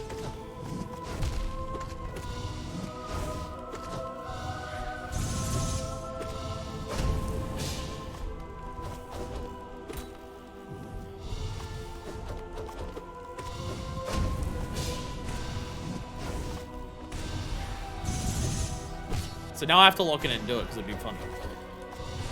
Now I have to be the entertainer and lock in and do it because it'd be very fun to clear it right now.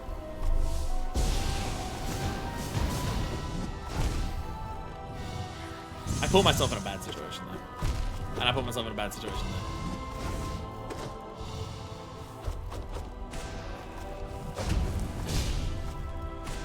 So something else very good for Night Making Grim is making sure, like outside of like the fights where I got stuck in a corner, of making sure that what like any of my responses I can do to one attack means that I'm not screwing myself up for the next one. Where there's a lot of responses where it's like, yeah, I dodged the attack, yeah, I even get some hits in, but I've put myself into a horrible situation for the next attack, either putting myself into a corner or putting myself into like a magic animation, or I've used my shadow dash and I want that for the next one. I'm starting to get the idea this fight might be difficult. I can't even like justify, I can't even like fairly say, is it harder than Night Making Grim? Because the first time that I did Night Making Grim took like an hour, and actually no, because I did that with no upgrades and it took like only an hour. Whereas we've been at this for over an hour, and but I was playing the game consistently, not a 2-year break. I don't know.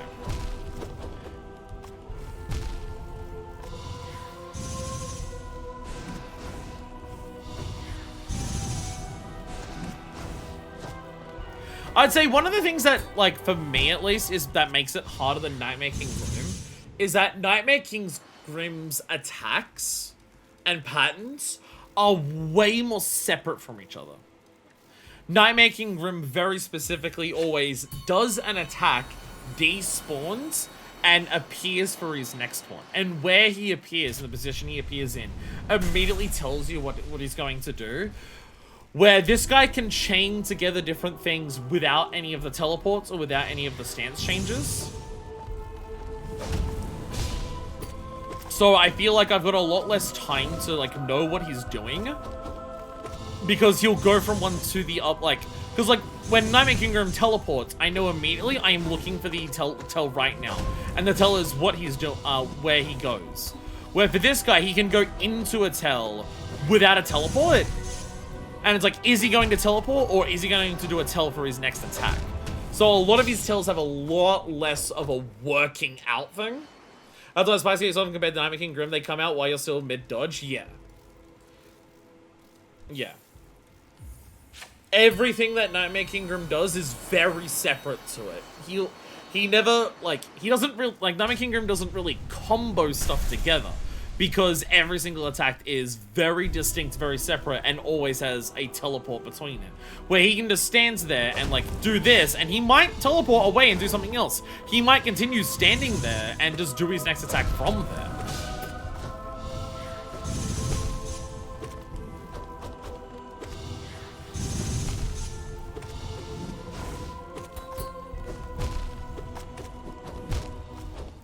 Because he can teleport and do a combo. You can just also just do a combo from something else. He can do spikes from like yeah. I think that's, overall, that's the main thing that's making it really hard for me to get that muscle memory of dodging his particular attacks. Is because I'm having to work out how to go from what I was currently doing for an attack to the next one, without being able to tell like exactly when the next one's going to come out or what it is, because they're not as unique, like distinctly defined as separate things. Like, he can teleport into the dash, but he can also just do the dash outright.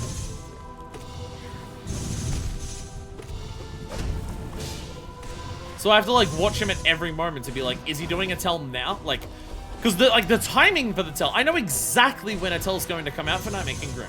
He teleports away, and it's usually a pretty set, like, how long Night Making Grim stays off the screen teleported before he teleports back is pretty set in stone.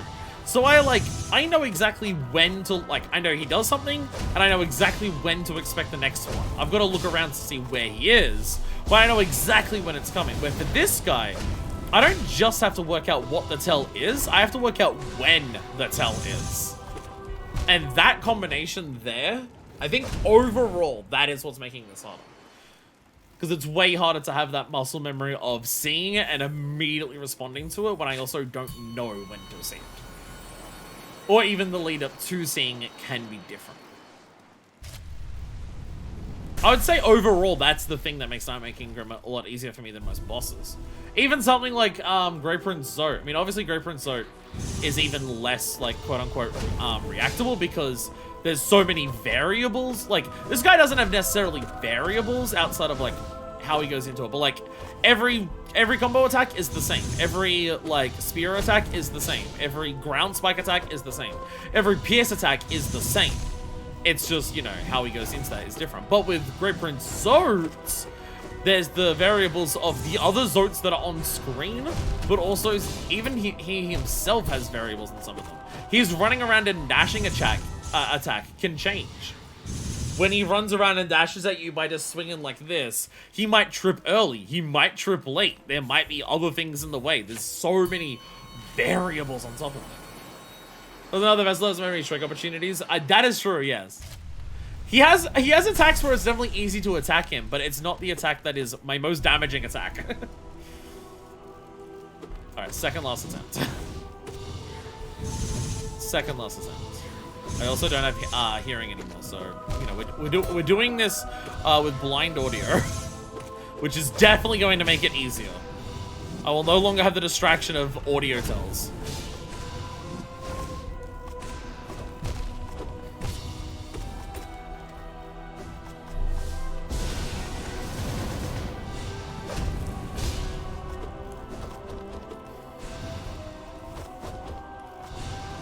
Clearly that's what's been slowing me down. Being able to hear the boss. Alright, one more, and I'm gonna go to the bathroom, and I'm going to everything else that we have left, we're just gonna give a couple of attempts to. Again, we just want to see the different stuff that's here. We want to see what we were missing out, because I didn't want to grind through Godhome, and I don't want to grind through Godhome on these things either. This is good, this is fun, this is not me saying that Pure Vessel sucks as a fight. It's just, like, there's no way I was ever going to do this in a Pantheon, and for someone who hasn't played the game for a long enough time, I do not have the experience required to do this. Like, also, I was never that good at the game. Also, I was never that good at the game.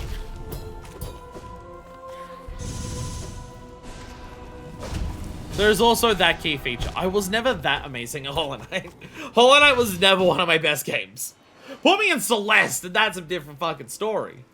I was able to actually clear farewell in that, but that's because I was showing that I was amazing at Celeste from very early on. I feel like the fact that I found skips in this game very much tricks people into thinking that I was good at the combat. And I'm like, no, I'm good at face fucking the walls until I find some bullshit. I'm not good at the combat. I didn't even use combat for most of the game. I used fucking babies. I wasn't even attacking shit for most of the game. I just had babies. Anyways, I'm gonna go to the bathroom and we'll come back and we'll give like a couple minutes for all the other things. Maybe one day we'll have one of those we need one-off strength. No, I don't want to do any more. I don't want to. I don't wanna. I'd rather do anything else. I would rather play literally anything else. Anyways, I'll be back. And we are back. Our babies are dabbing on our corpse. So the baby is dabbing on my corpse.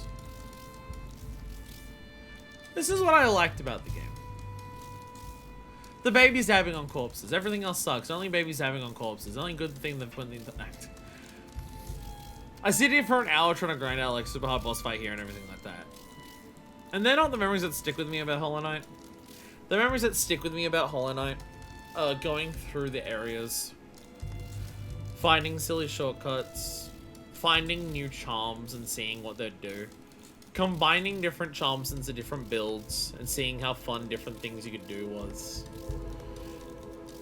getting like new spells and working out how cool they were, coming across a brand new boss and seeing what you could do to beat it, especially when you didn't upgrade your nail. It's all those things. It's all those things that I think about when I think about how much I love this game and why the game is so good. And it's just for the entire last third of the playthrough. Almost none of it exists. Anyways, we've got a difference in strategy. I have now finished blue. So it is time to move on to green. And we're going to see if green's any better. Now, it doesn't, this one, the other one does say blue. This one just says original. The flavor of the other one is indeed blue. But the flavor of this one is just original, but it's green. But it's original.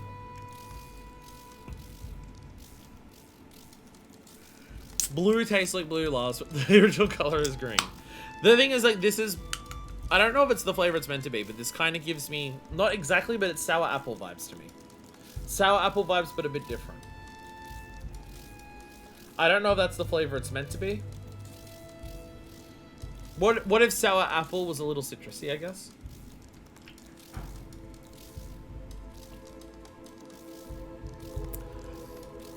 Yeah, what if sour apples had a citric acid taste to it, I guess is the way I describe it.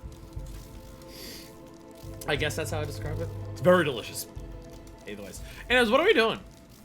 It doesn't sound bad. Very good. But I also love saison energy drinks, because I am gonna die very young. Where are we headed to next? What thing are we headed to that I'm not gonna beat? What is our next plan?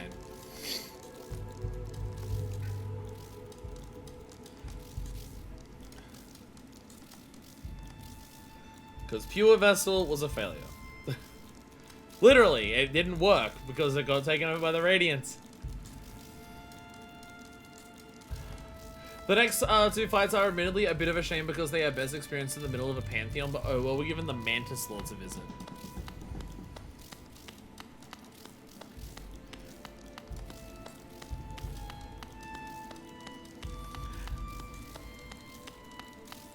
Did we not already fight the Mantis Lords in a Pantheon?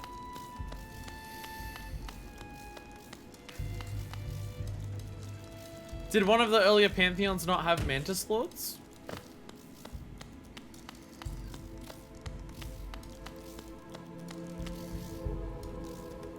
There's a fifth one! There's a... Oh, switch. There's a fifth one? Well, there's no way I'd ever get to it, so unfortunately we're doing it this way. I can't do the third one. And the fourth one has the boss that I can't beat with Pure Vessel. So there's no way I'd ever do Pantheon 5. There's no way I'd ever get to it. I'm not good enough at the game for that. I don't want you doing Pantheon 5. What the fuck is Pantheon 5? What? Why would this fight appear in Pantheon 5? It's already been in one of them. Sisters of Battle. Revered gods of a proud tribe. Well, the name's different. Oh god, that's way louder than I thought it would be. I don't have headphones in. I was not bothered.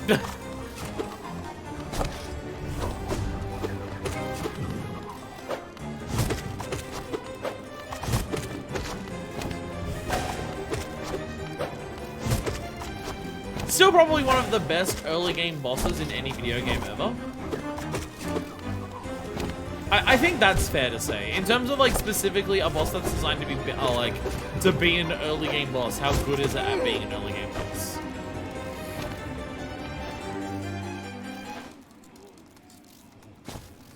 Oh, stop! Oh!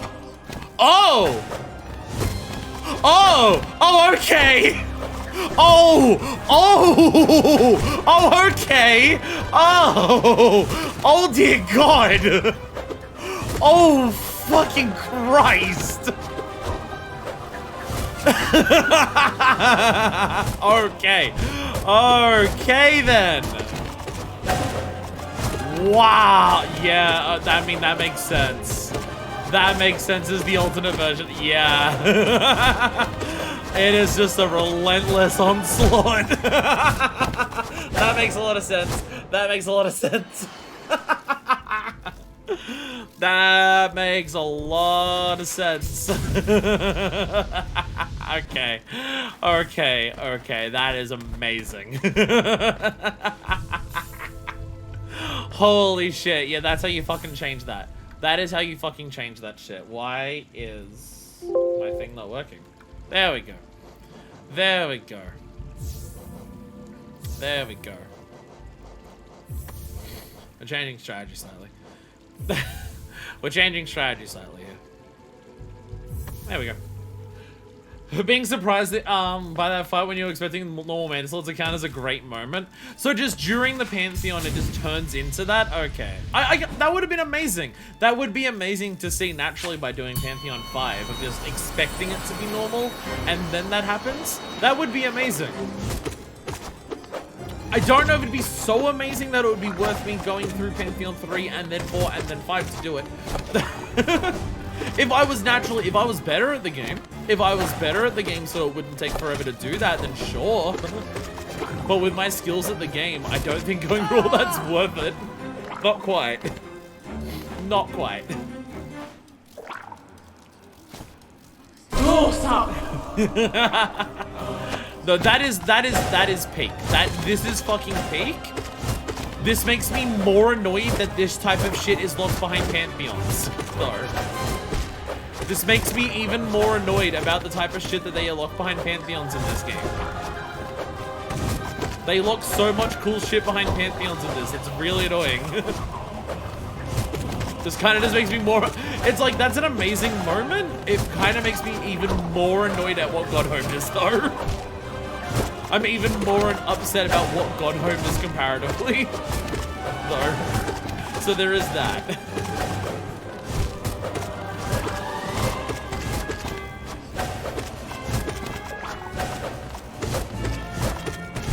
Fucking Christ. This is incredible. This is absolutely incredible. Why is this locked behind so much stuff?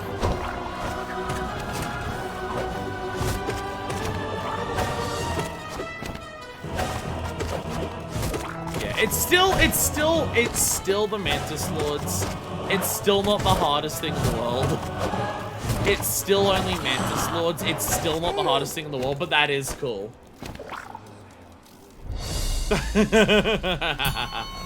I do agree, because God, there's such a cool fight, so unfortunately unlock doesn't make this less peak. No, that is absolutely godlike. That is absolutely godlike. So that's the thing. This is... Fuck you, I hate Godhome so much. I hate Godhome so much. Because how, like, obviously, like, it being in the moment of you not expecting in the middle of a Pantheon fight and then that happens is really cool. It's still the Mantis Lords, though.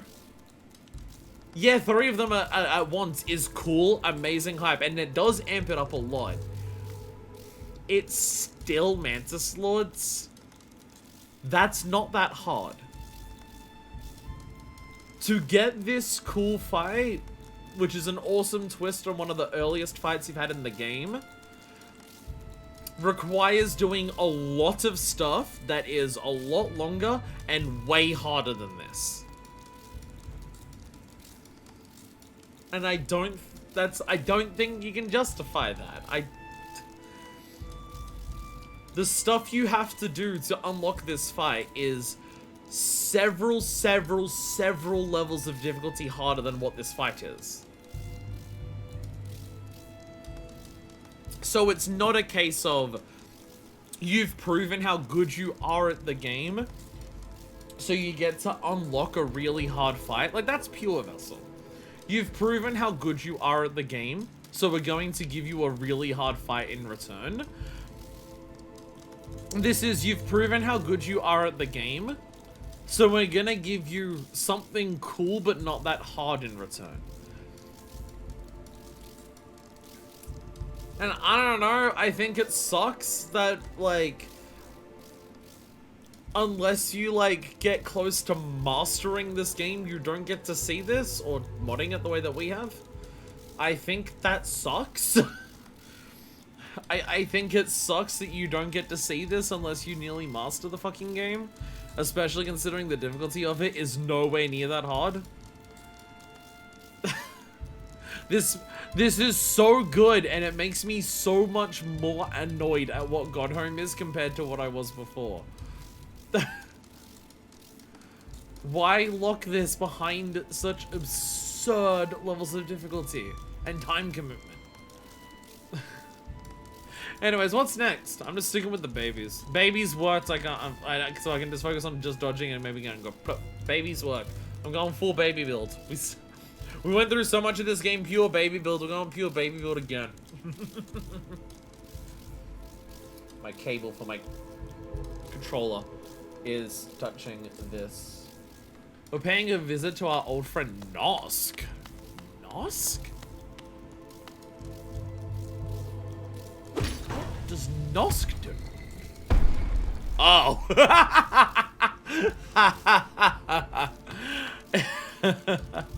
Winged Nosk, deceptive god assuming a protector's form.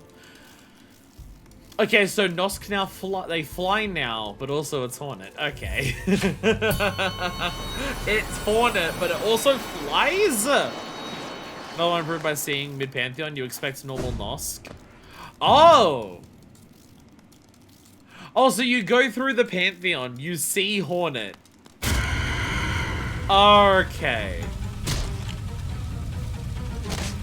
Okay. Nosk!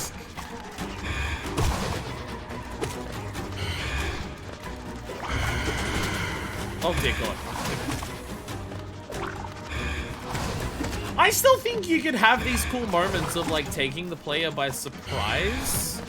Of, oh my god, this is what we're doing. Holy shit, that's a wow. Oh, I thought I was fighting Hornet, but now, oh my god, it's Nosk. I still think you could have moments like this without locking it behind so much other difficulty.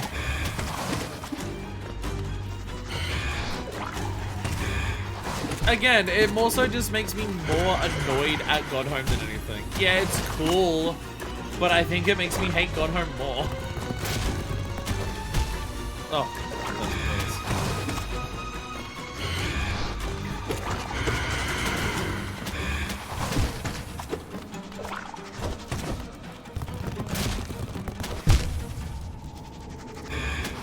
also, am I insane for thinking this may actually be easier than normal Nosk?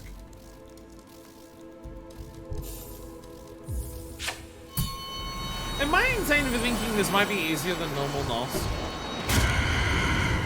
Because I'll be honest, one of the things that makes normal Nosk so hard for me is the level of the platform in the middle.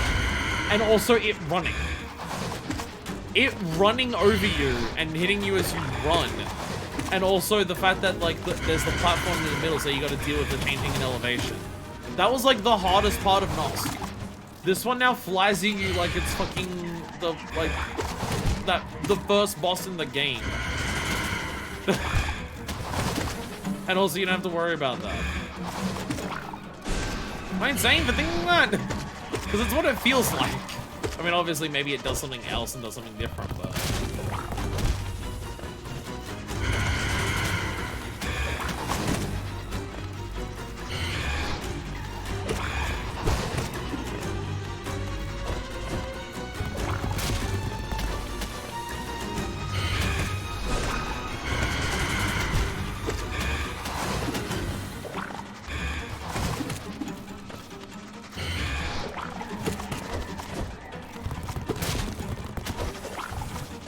You don't get a ton of warning on those assets from the ceiling, because you can't actually see it running across the ceiling.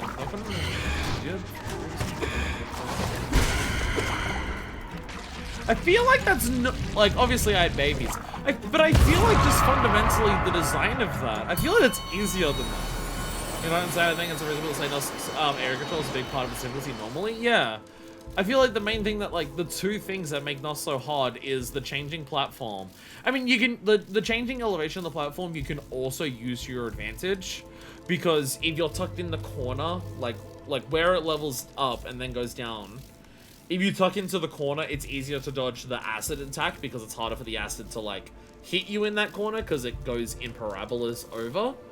But having to deal with constantly jumping up and down and then having to like watch it as it runs over you is like the hard part of Nosk. The fact that this thing flies means it running into you is not an issue.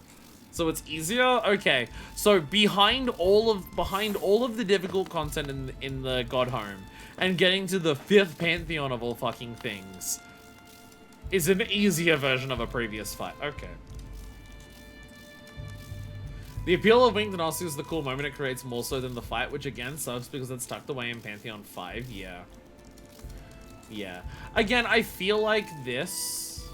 I feel like Wings, like the appeal of Winged Gnostics and this being the moment that they appear is something that could still be recreated in the alternate version that I described of Godhome, where doing the other fights is like doing the ascended fights is what like unlocks new difficulty. Like maybe you don't get access to every boss at once. Maybe like doing like maybe you go along here and it's like, oh, here's Hornet. Like, or maybe like you go past this and it's like, oh, here's a Hornet statue. Let me start the Hornet statue, and then suddenly it turns into Nosk. And then when you wake up after losing or failing, surprise, the statue has turned into Nosk. It wasn't Hornet statue at all. You could still recreate that moment, even without a Pantheon. Like, you could even do that for this. Because, the whole thing is, like, you expect to fight Hornet, and then it's Nosk. So have the statue be Hornet, and then after the first time you fight it, the statue turns into Winged Nosk. And where for this, you know you're fighting the Mantis Lords. So just have the Ascended version be the Sisters of Battle. Have the Ascended version just give you all three at once. Like, and that's the trick that Ascended does. Because, like, you're not being fooled here by going into this fight and expecting it to be something else. Because, like, even in the Pantheon, you see it's the Mantis Lords, and it's halfway through the fight the reveal is. So you don't need to change the statue here. Just the Ascended version could just be the Sisters of Battle, where all three of them appear. That's the Ascended difference. You do a couple others on Ascended, and the difficulty is, oh, Grozmother has, like, spikes on the arena. Oh, like the Morlek has, like, a different thing like that.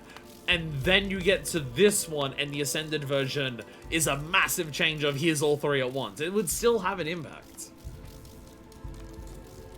Those are the kind of things that what I mean by Godhome needing to be reworked to make that structure fully work. Hall of Gods being sort of pick a fight menu slightly gets in the way of it. It does. I agree, it may not be as, like... I guess this is the trade-off. Do you want the reveal of, like, Winged Nosk or Sisters of Battle to be in the middle of Pantheon 5 to be a holy shit moment for people who managed to get that far? Or do you want to rework it so more people can see a, like, version that's 90% as good, but they'll actually get to see it because they don't have to sit through multiple other Pantheons to get there?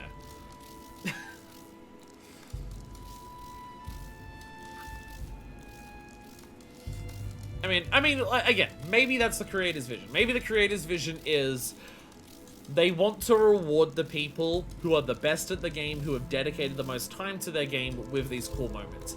Maybe that is their vision.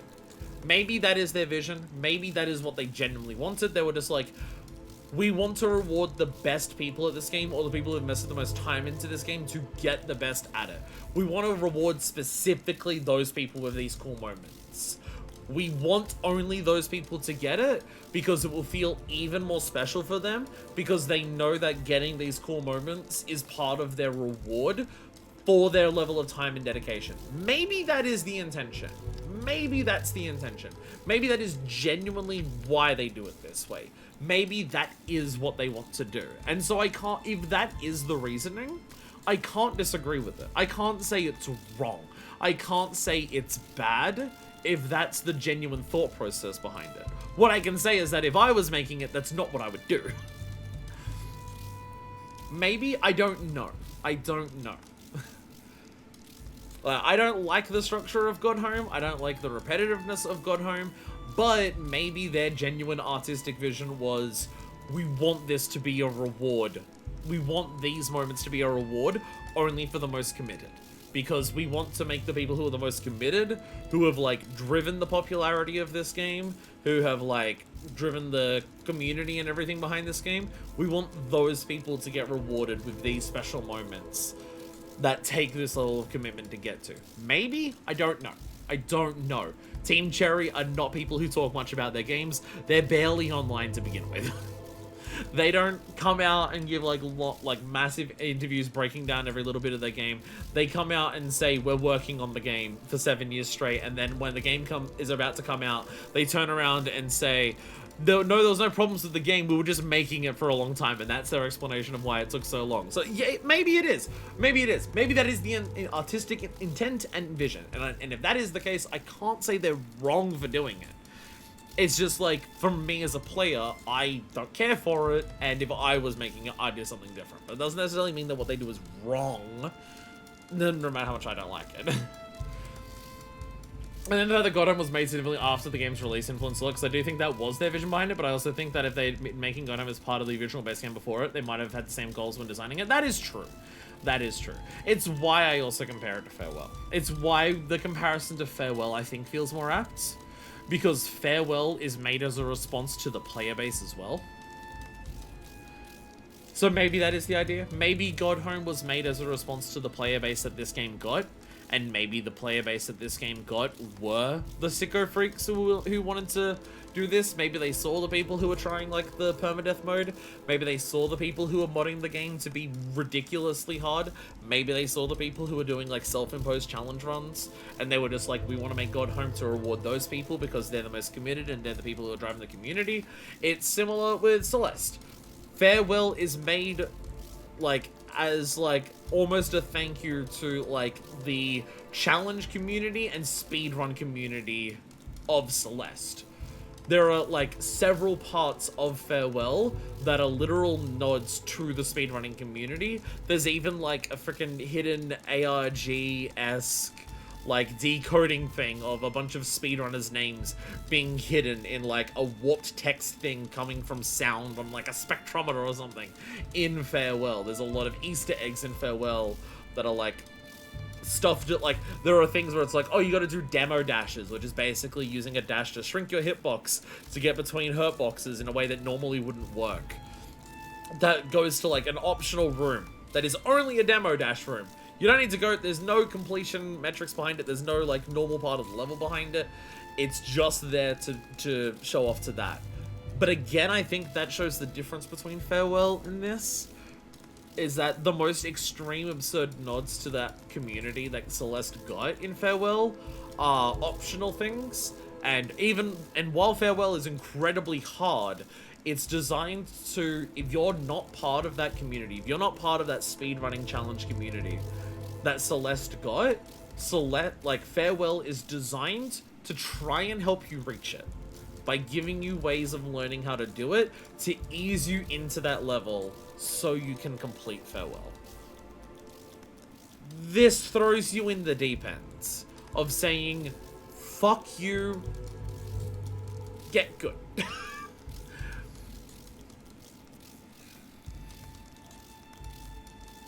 So it is that. And again, I can't say that, like, for all of my negativity that I have towards Godhome, if it was truly their artistic, like, if their intention was for the average player of Hollow Knight, like, if the artistic vision was, we want the average player of Hollow Knight to get to Godhome and try and finish it, then I think they fucked up. Then I think they did it badly, because I don't think this works for that at all.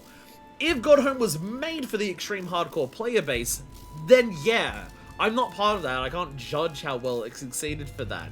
But if their goal was to try and do that, and that's why I'm bouncing off of it, I can't say they were wrong for doing it.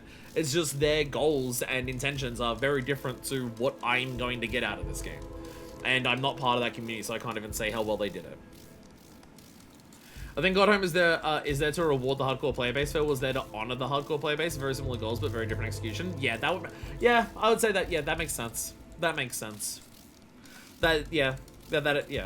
Again, there's so many similarities between Farewell and Godhome. That's why I compare them. There's a lot of overlap in terms of when they were made and how they were made, and like how much of a response to the player base they are.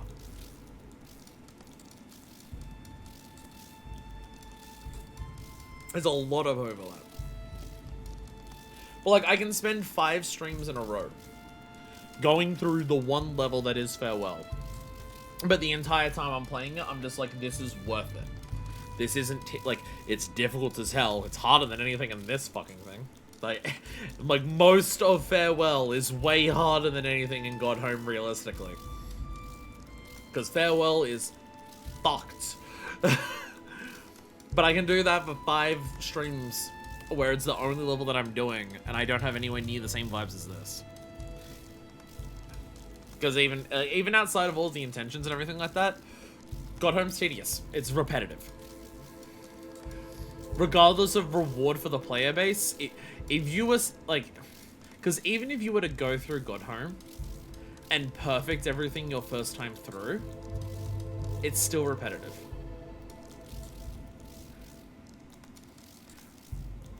Because it's every Pantheon, which is every boss, at least once.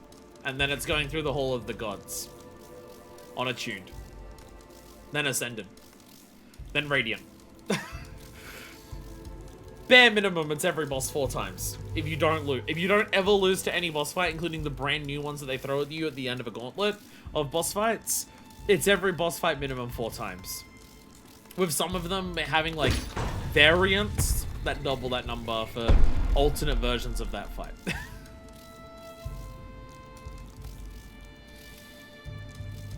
The repetitive nature of it isn't a reward either. That I can say, regardless of the intention of the reward, of like who it was made for, or the reward for different communities or anything like that. Regardless of that, I can judge it for that. That I can always judge it for. I can always judge it for failing them up on that regard. At the very least, because it is. So what do we have left? What's left? What's left in Godhome?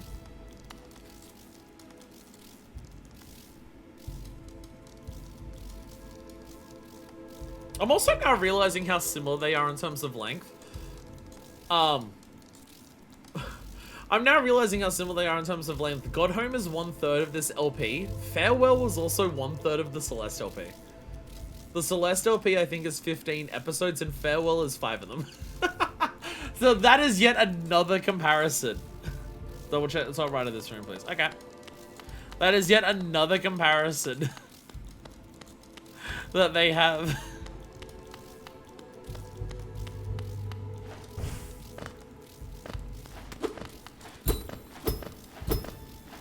Is this a thing?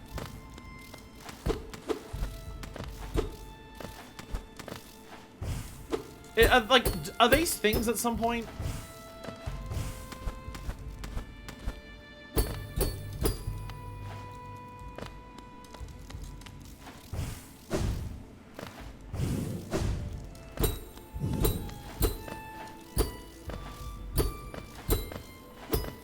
Is this the thing that's meant to be a thing that didn't unlock properly?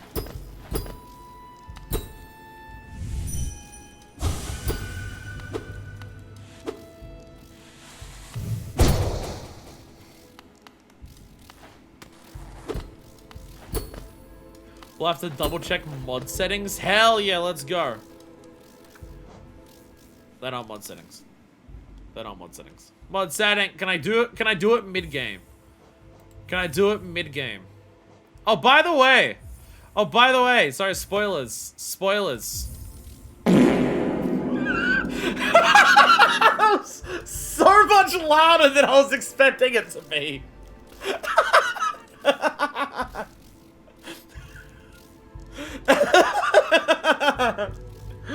One of the mods we installed. Oh yeah, one of the mods we installed, by the way.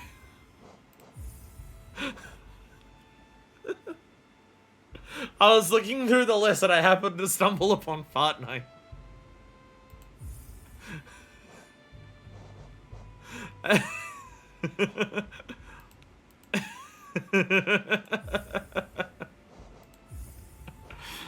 By the way.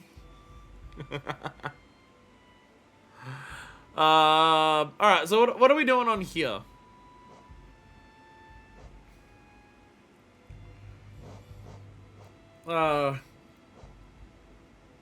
Okay, check Godseeker mode and turn on everything there. Is that whereabouts in this?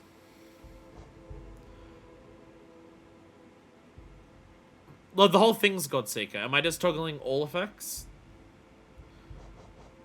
Oh, cosmetic. Above quality of life. Oh, there. Oh, I can't see that. Everything's on. Ow, my arm. Everything's on.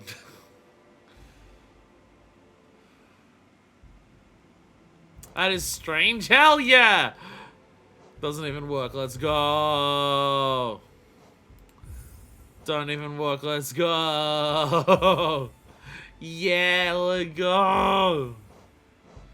Bug fix.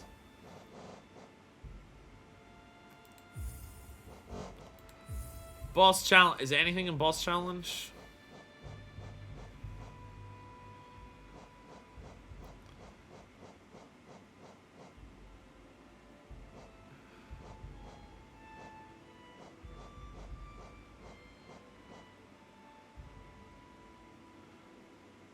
So they got all this stuff. Well, they got all of this stuff to make it even harder. This is who this mode was made for. That's who this mode was made for. What do I just toggle on?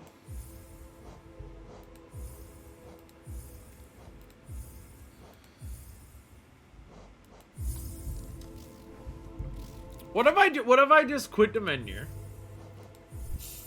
And we just try again. I click on and then we just go again. And we just go again to see what happens.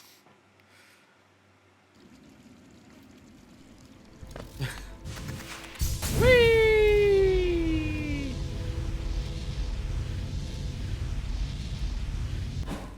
Hey! That's what it took. We just turned on everything. There we go, it just works. It's all you gotta do. You just gotta make it. Does that do a thing down here as well? Okay, no, this one hasn't changed. That one hasn't changed. That one hasn't changed, but this has. Of course. Of course. Radiance. Yeah, Radiance. Okay. Are we doing this? So is this? Are we doing this Ascended? Is that like the extra version of this?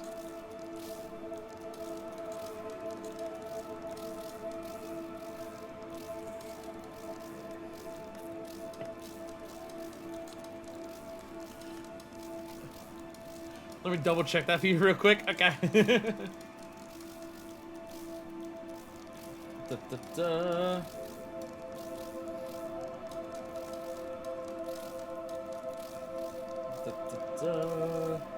I'm reading Discord in terms of people talking about playing a game and doing too much side content.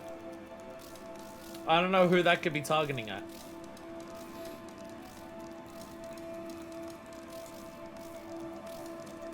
I don't know who this could be targeted at. If going through the effort to see all the side content's preventing you from actually enjoying or even finishing the game, then it's not worth it. Jeez, Doodles, I wonder who you're targeting when you say that. I mean, you're targeting Pat. Because it's literally a response to Pat. But I wonder if you're side-eyeing anyone when you say... To be fair, that's not me. To be fair, there's very few games where doing the side content burns me out on the game and makes me not want to do it. Post-game might do that, but side content during the game usually doesn't. Like, if I went through the Yakuza games, one of the examples you use here, doing all the side content as I go through a Yakuza game never burns me out, and it absolutely makes those games a more worthwhile experience. But I don't go through every Yakuza game and do all the climax battles and all the Colosseum tournaments after I beat the game. That's the difference. That's the difference.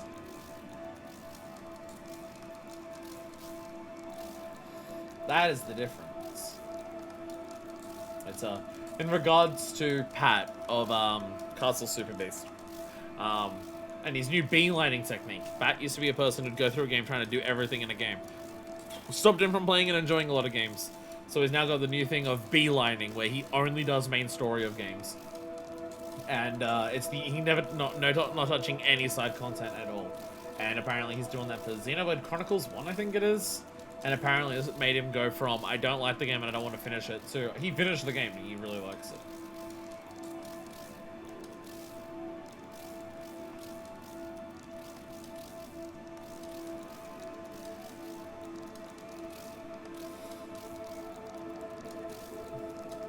I think Ascended might be the new version.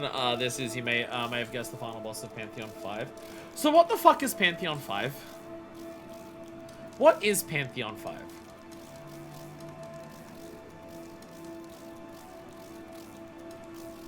Because, like, you already have Nosk and the others in like, the other Pantheons.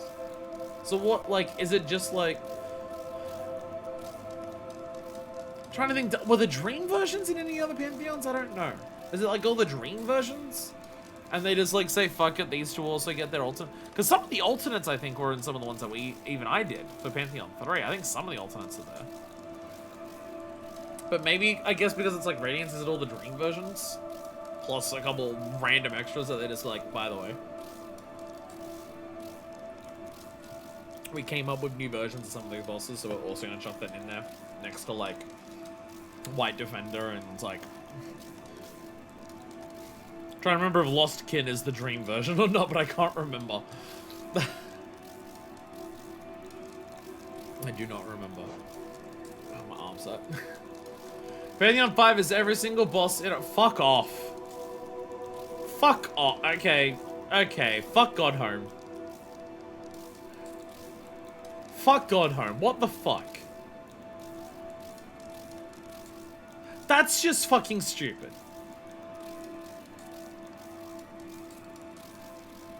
That feels like they hate... No, change my mind. That feels like they hate the people who put a lot of time into this. That would be time consuming even if you succeeded. Fuck off. Why? Why do that?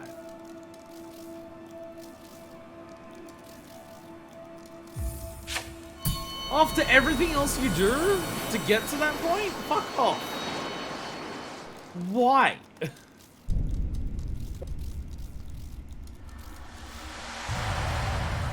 Radiant! Radiant! Very radiant. Absolute radiance. Okay. Absolute radiance. Okay. Oh, Jesus. Oh, God, I remember the orbs. Oh, God, not the orbs. Jesus. Okay.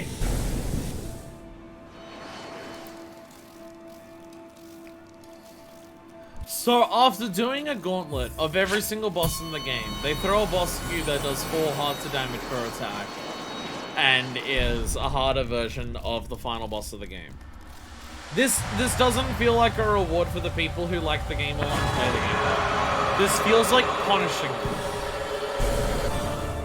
This just feels mean.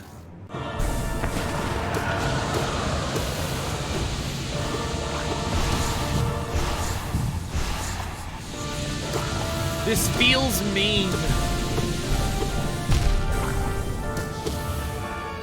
Like, this feels mean-spirited. I'm not gonna lie. Everything about that feels very, like, feels mean-spirited. It really does.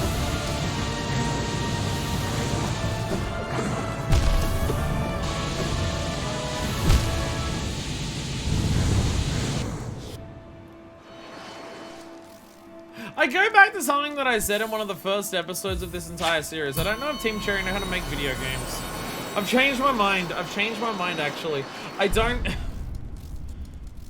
know. I don't think Team Cherry can make video games good. I changed my mind. I've changed my opinions. You can do the whole thing with 0 charms, health upgrades, and base damage, and there are 100% people who did all of that for fun and somehow enjoyed themselves. Don't design a video game for those people. Let them do that to themselves if they want. Don't design your game for them. Don't do that.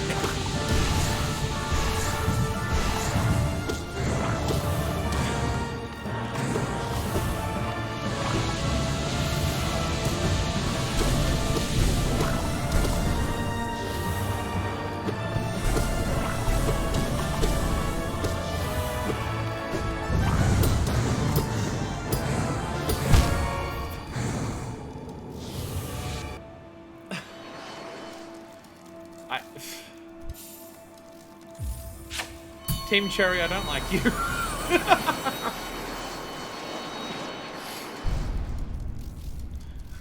You know how to make a very good Metroidvania.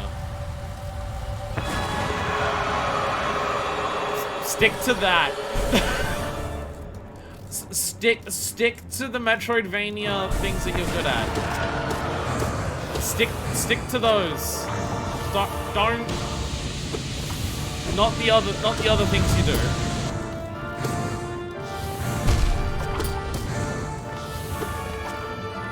I feel like I need to keep the dash because the light spawning can come in at any time. So I like can't use the dash to get out of any other attack. Because if I dash and then the light comes in, then I'm just fucked. For context, I did the base version of this fight without nail upgrades in under 10 tries. I'd like to point out that the base version of, like, in terms of, oh, you're just bad at the video game. I mean, I'm not good at it, I'm not great at it. But, like, the base version of this fight, I did do without nail upgrades, accidentally, in under 10 attempts. So it's not like I'm like, oh, I can't even do anything.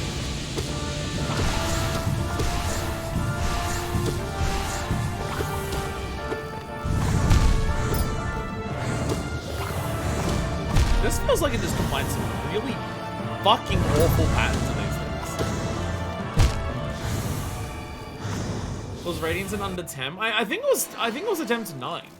I think it overall took more attempts there because I kept failing at Hollow Knight before it, but I think it was attempt 9 from memory. Because we were counting. From memory, it was attempt 9 also. Because remember, we skipped the entire second and third phase, basically. We basically skipped the entire second and third phase because of the screaming.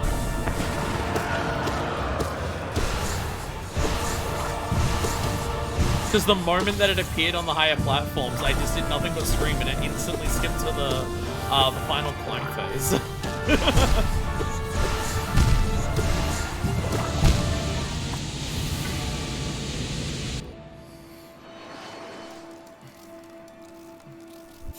Again, the sheer absurdity of what this is, save it for the mods.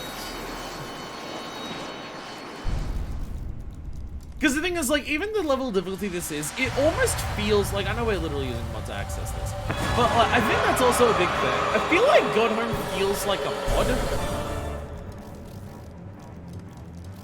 Because most of it is just adjustments to the core experience without like any major fundamental changes.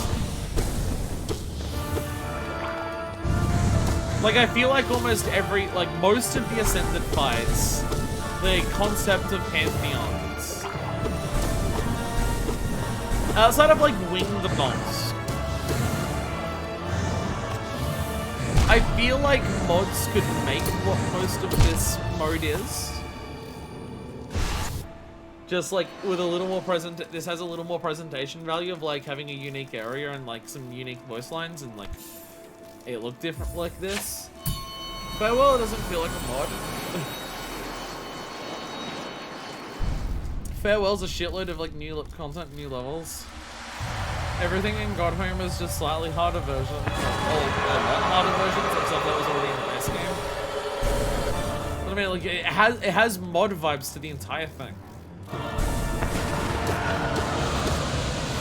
But it just feels like, how do people who play the shit out of this game make it harder? And like, they've modded the game to do all of this because it's stuff that doesn't require like creating a bunch of new stuff and just like twisting the values and things that are already in. Again, just outside of like presentation value, everything that's like the area and stuff, the actual like fights.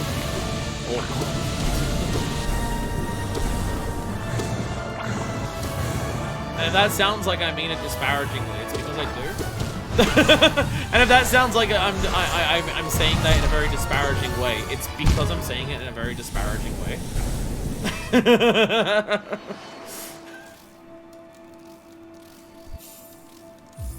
Wings and also now Master Sly. Oh, I guess yeah, the Masters, yeah. Sly, Pure Vessel, basically the only like fully original things in Godhome, and they are really difficult to actually access. Yeah. Like, there is new things here.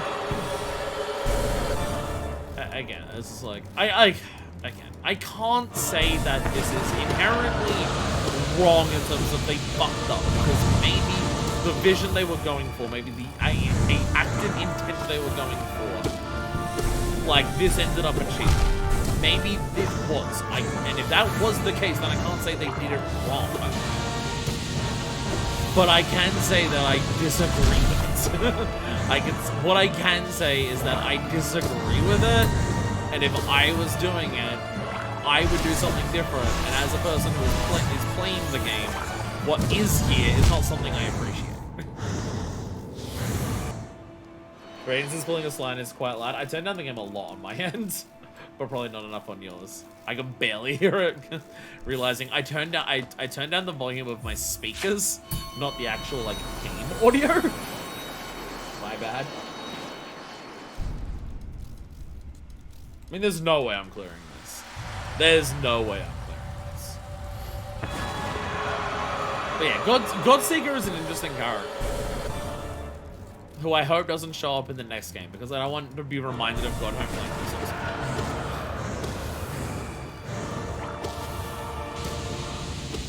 See, the thing is, I distinctly remember looking up online. I know I've looked up online about people's opinions on Godhome, and I know I'm far from the only person who thinks it. I know I'm far from the only person who just does not like what this mode puts out. I know I'm far from that. I remember looking it up, and I remember seeing a lot. I've definitely can see a number of people who are just like, the difficulty is way too high for this, especially considering how much they want us to do and how long it takes.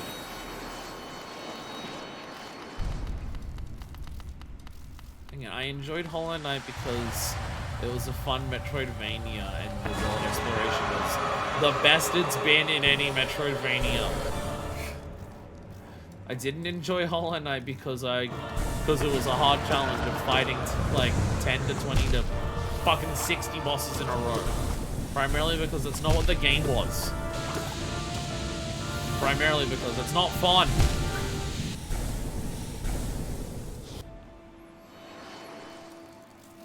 I think that it's also there's an element of Crash Bandicoot 4 going on here,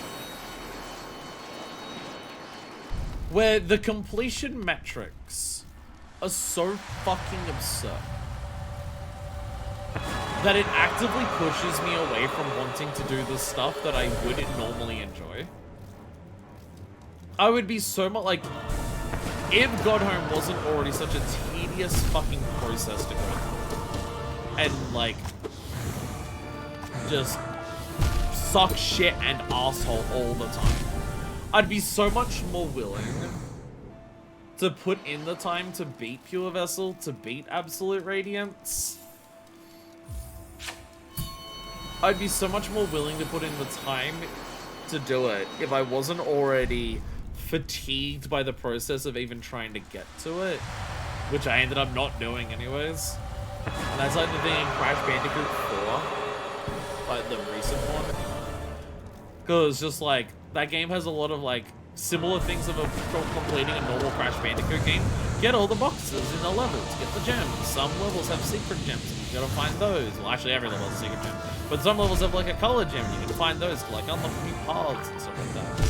So, a lot of like the normal things that would exist in a Crash Bandicoot game for completion. And the amount of shit you gotta do in that game, and how repetitive it gets by doing the same levels multiple times for different things, just makes me turn around and say no, fuck off.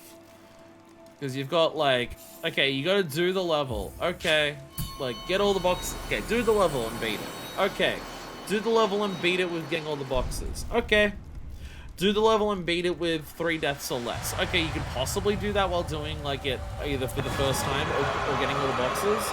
But game is pretty fucking hard. Dying 3 times or less on a first attempt is not really plausible, and getting all the boxes is a very, like, a lot of boxes are very hard to get. The whole point is that you're probably gonna die a lot. So, add another attempt for that. Okay. Well, there's also the inverted version of the level where, like, they add, like, a weird filter to the screen, and it's, and mirrored. Okay. Okay, play it for that version. Okay, we'll also do the 3 deaths or less for the inverted version of the level. Okay. Okay, also get all of the boxes for the inverted version of the level. Okay. And now you have an alternate character level where you play through a level, a new level as a new character. That's fun. Oh, also the last 2/3 of that alternate character level are also the same alternate level, are also the same level that we just asked you to do before. So that part of the level that you already did, the 6 times you did it before to get all of the gems the first time, okay, we'll repeat most of that level for the alternate character level. Okay, and repeat it to do the 3 deaths or less for the alternate character version of the level. Okay, and now do the same thing for getting all the boxes. Okay, and now do it again for the inverted thing, and it's like you end up playing the same, like, again, assuming no death, like, no fuck-ups or repeats. It's like, bare minimum, like, fucking 8 times you gotta play the same level. It's very much what I'm feeling here, where it's like, even if you did this perfectly and never fucking died, the amount of times you just have to replay the same fucking bosses, and it's not asking you to just fight all the bosses, asking you to do it in very strict conditions. I think I've said just about everything I've said about Godhome. At its most generous interpretation, it's misguided and repetitive, and its least generous, it's hostile. Either way, it's not very fun for the average player. And the thing is, like, if it's not made for the average player, then fine. But even if it is made for the most absurd, over-the-top challenge gamer out there, even for them, I still have a lot of issues with it. If that's who it's made for, then it shouldn't be that repetitive. Like, maybe for people who have played the game, like, on challenge runs and do that multiple times, maybe don't make the content repeating a bunch of stuff again. They've already done that. They're the type of people who've already played the game multiple times. If you're gonna give them a new bit of content designed for them, they're already the people who have played the game several times over. Why is your reward for them playing the same game, doing a lot of the same things multiple times over again? Even for the what I would assume is the intended audience of the most hardcore dedicated player base, it still has a lot of issues. It does not take away from how fucking amazing everything else about Hollow Knight is. It does not take away from what the rest of it is. But it's really hard for it to not, is the issue. Godhome's awfulness should not take away from how fucking good a lot of this game is. It shouldn't. But I think to my playtime that I've spent on this game, and I think to how long it took me to 100% everything else in this game, and I think about how long it took me to go through some chunk of Godhome and come away from it very far from completing it. And it's really hard to not have my opinion of the entire game weighed down a lot by Godhome. Like, it doesn't make the rest of the experience bad. Godhome doesn't make what the rest of Hollow Knight is bad. It's not like this is a change to the game that has retroactively harmed what the rest of the game is. It's not that type of DLC. It's not that type of, like, change or anything like that. It's not like, oh, the ending made everything else feel pointless. It's not like, oh, well, I can't complete this, so what was the point of me doing everything else? Which, like, is an issue in Crash Bandicoot 4, because most of the times, like, that you get rewards for completing stuff in Crash Bandicoot 4, it actually requires you to complete fucking everything to even get them. So the fact that, like, you have to, like, the only reason to do any of the completion content is if you're going to do all of it, otherwise there is no point. It's not like that. Completing everything else in the game still has its own rewards, still has its own content, and it has its own unlocks and everything like that. Me not completing Godhome doesn't feel like it was a waste of me trying to complete everything else in the game. Because me completing everything else in the game still came with a shitload of other different rewards that I got for it. It still came with a lot of unique and fun experiences. The act of that completion itself was still very fun and everything like that. It's not like I did all of that and then I got to this point and it stopped me from completing it and therefore it sucks that I even bothered trying to get that far. It's nothing like that. It doesn't affect the what comes before it in the game. But it is really hard for me to think about Hollow Knight now and not think about how much this experience of it sucks and think about how much of my experience of Hollow Knight has been this, which sucks. Like, I do think that's very unfortunate, especially given how dense and long Godhome is. The only way to do it, to do all of it is to do it after being the best game fully, and it's made it easiest when doing it after 100% otherwise. So by the time you get even halfway through, it's been a very, very long time since you actually played that part of the game that was really good. That's the issue. That's the issue, is that, like, when I think of Hollow Knight now, I don't think of my first time through the Forgotten Roads, crossroads, and, like, seeing what this place was like. I don't think of coming across the map merchant who goes,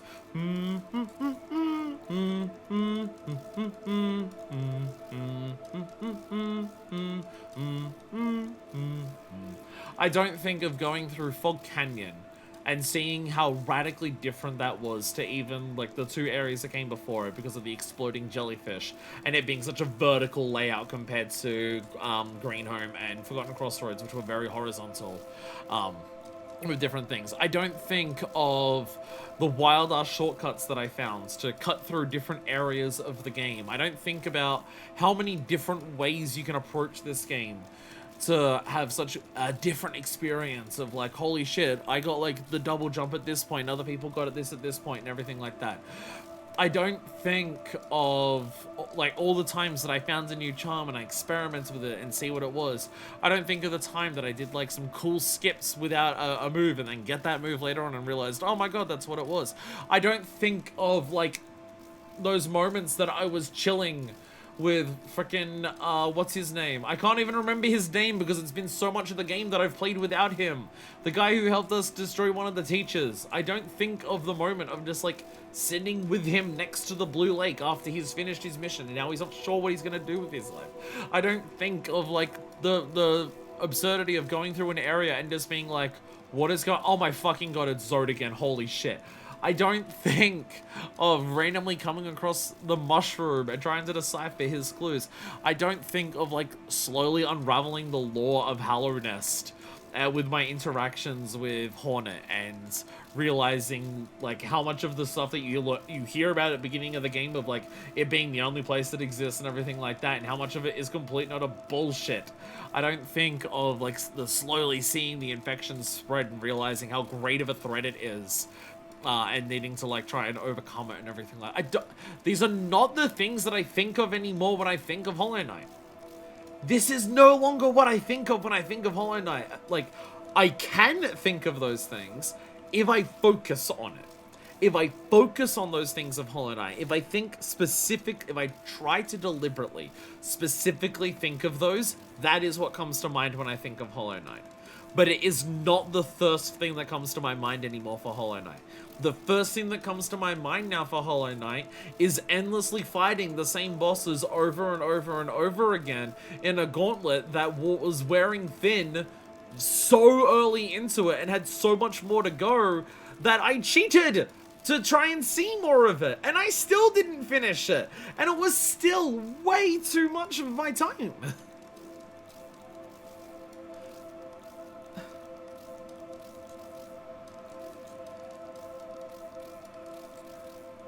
Like, it doesn't ruin what came before. It is not that type of thing. It does not actively, retroactively harm how good so much of the rest of the game is.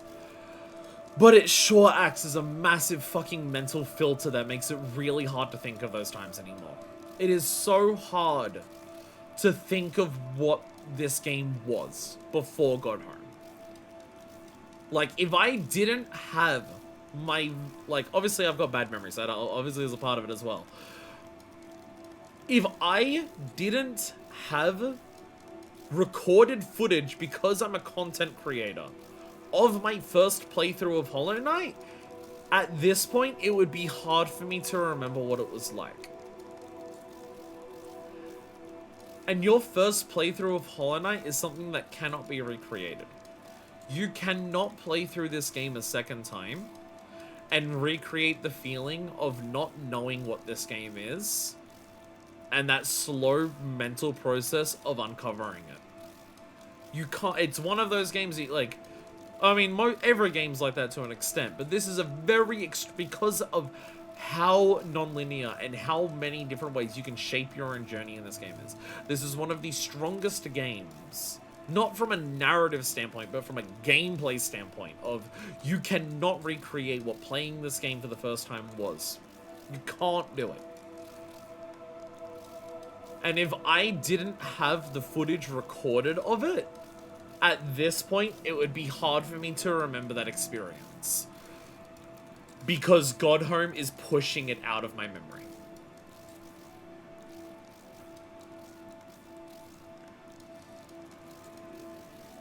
I need to, like, watch footage of my first playthrough of this game to truly remember the joy that it brought me.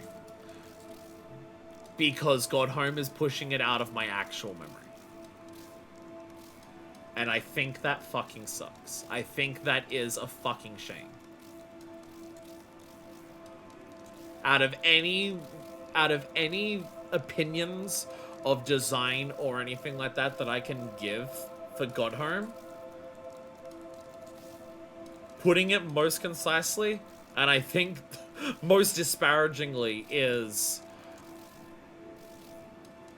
this experience, as you say, overshadows how fucking immaculate the original game is. And it almost takes away from my memory a truly unique experience. And I think that fucking sucks. I think it fucking sucks that Godhome is so what it is that it can make someone struggle to remember how much fun they had. Especially when it's a type of fun that cannot be recreated on a second playthrough. You can have a lot of fun on a second playthrough. You can have a lot of fun on a second playthrough of this game. Metroidvanias are also very good, fun games to replay. But you can't recreate a first-time playthrough. Ever. Unless you have, like, a problem that happens and with your memory, but that's not a good reason to want to replay a game, is it? And at the end of the day, it's like, I don't know. I think that's pretty harsh, but it's also the truest way I can describe Godhome. See, at this point, this is where this LP ends. This is where the content, the videos, the streams of Hollow Knight as a game ends. And it ends on this fucking note. And I hope that this feeling doesn't wash over me into Silksong. I think this is a big part of the reason why I need to have a really long time before I play Silksong. It's been nearly 2 years since I last played Hollow Knight. And I still came in today just being like, remembering way more about how much Godhome fucking sucks compared to how good the first time I played this game was. I still came into the game with that mainly, I came into this game today with that at the forefront of my thoughts. Despite it had been nearly 2 years since I had played it. I mean, I was also coming back into the same thing that I didn't like, so that is obviously a big part of it. But like, I feel like I either need to just wait a really long time before playing Silksong to not let what Godhome is affect that, or before I play Silksong, I need to replay the game on my own for Hollow Knight and not touch Godhome in any fucking capacity. Just play through Hollow Knight. Remember what it's like to do that. Maybe watch my own playthrough again. And let that be the thoughts that I go into Silksong with. Because I don't want what Godhome is to mar what Silksong will be. But with that, I'm out of here. Thank you for watching. It feels disingenuous to say after so many episodes of Godhome and what my vibes have been through it. But it feels disingenuous to be like, thank you. I'm sorry. I don't know. I'm not sorry. Godhome's sorry. Stay tuned next time. It'll be Silksong in 2027. I say that realizing how optimistic it is that I'll even play it by then. And until next time, this is version 2, signing out.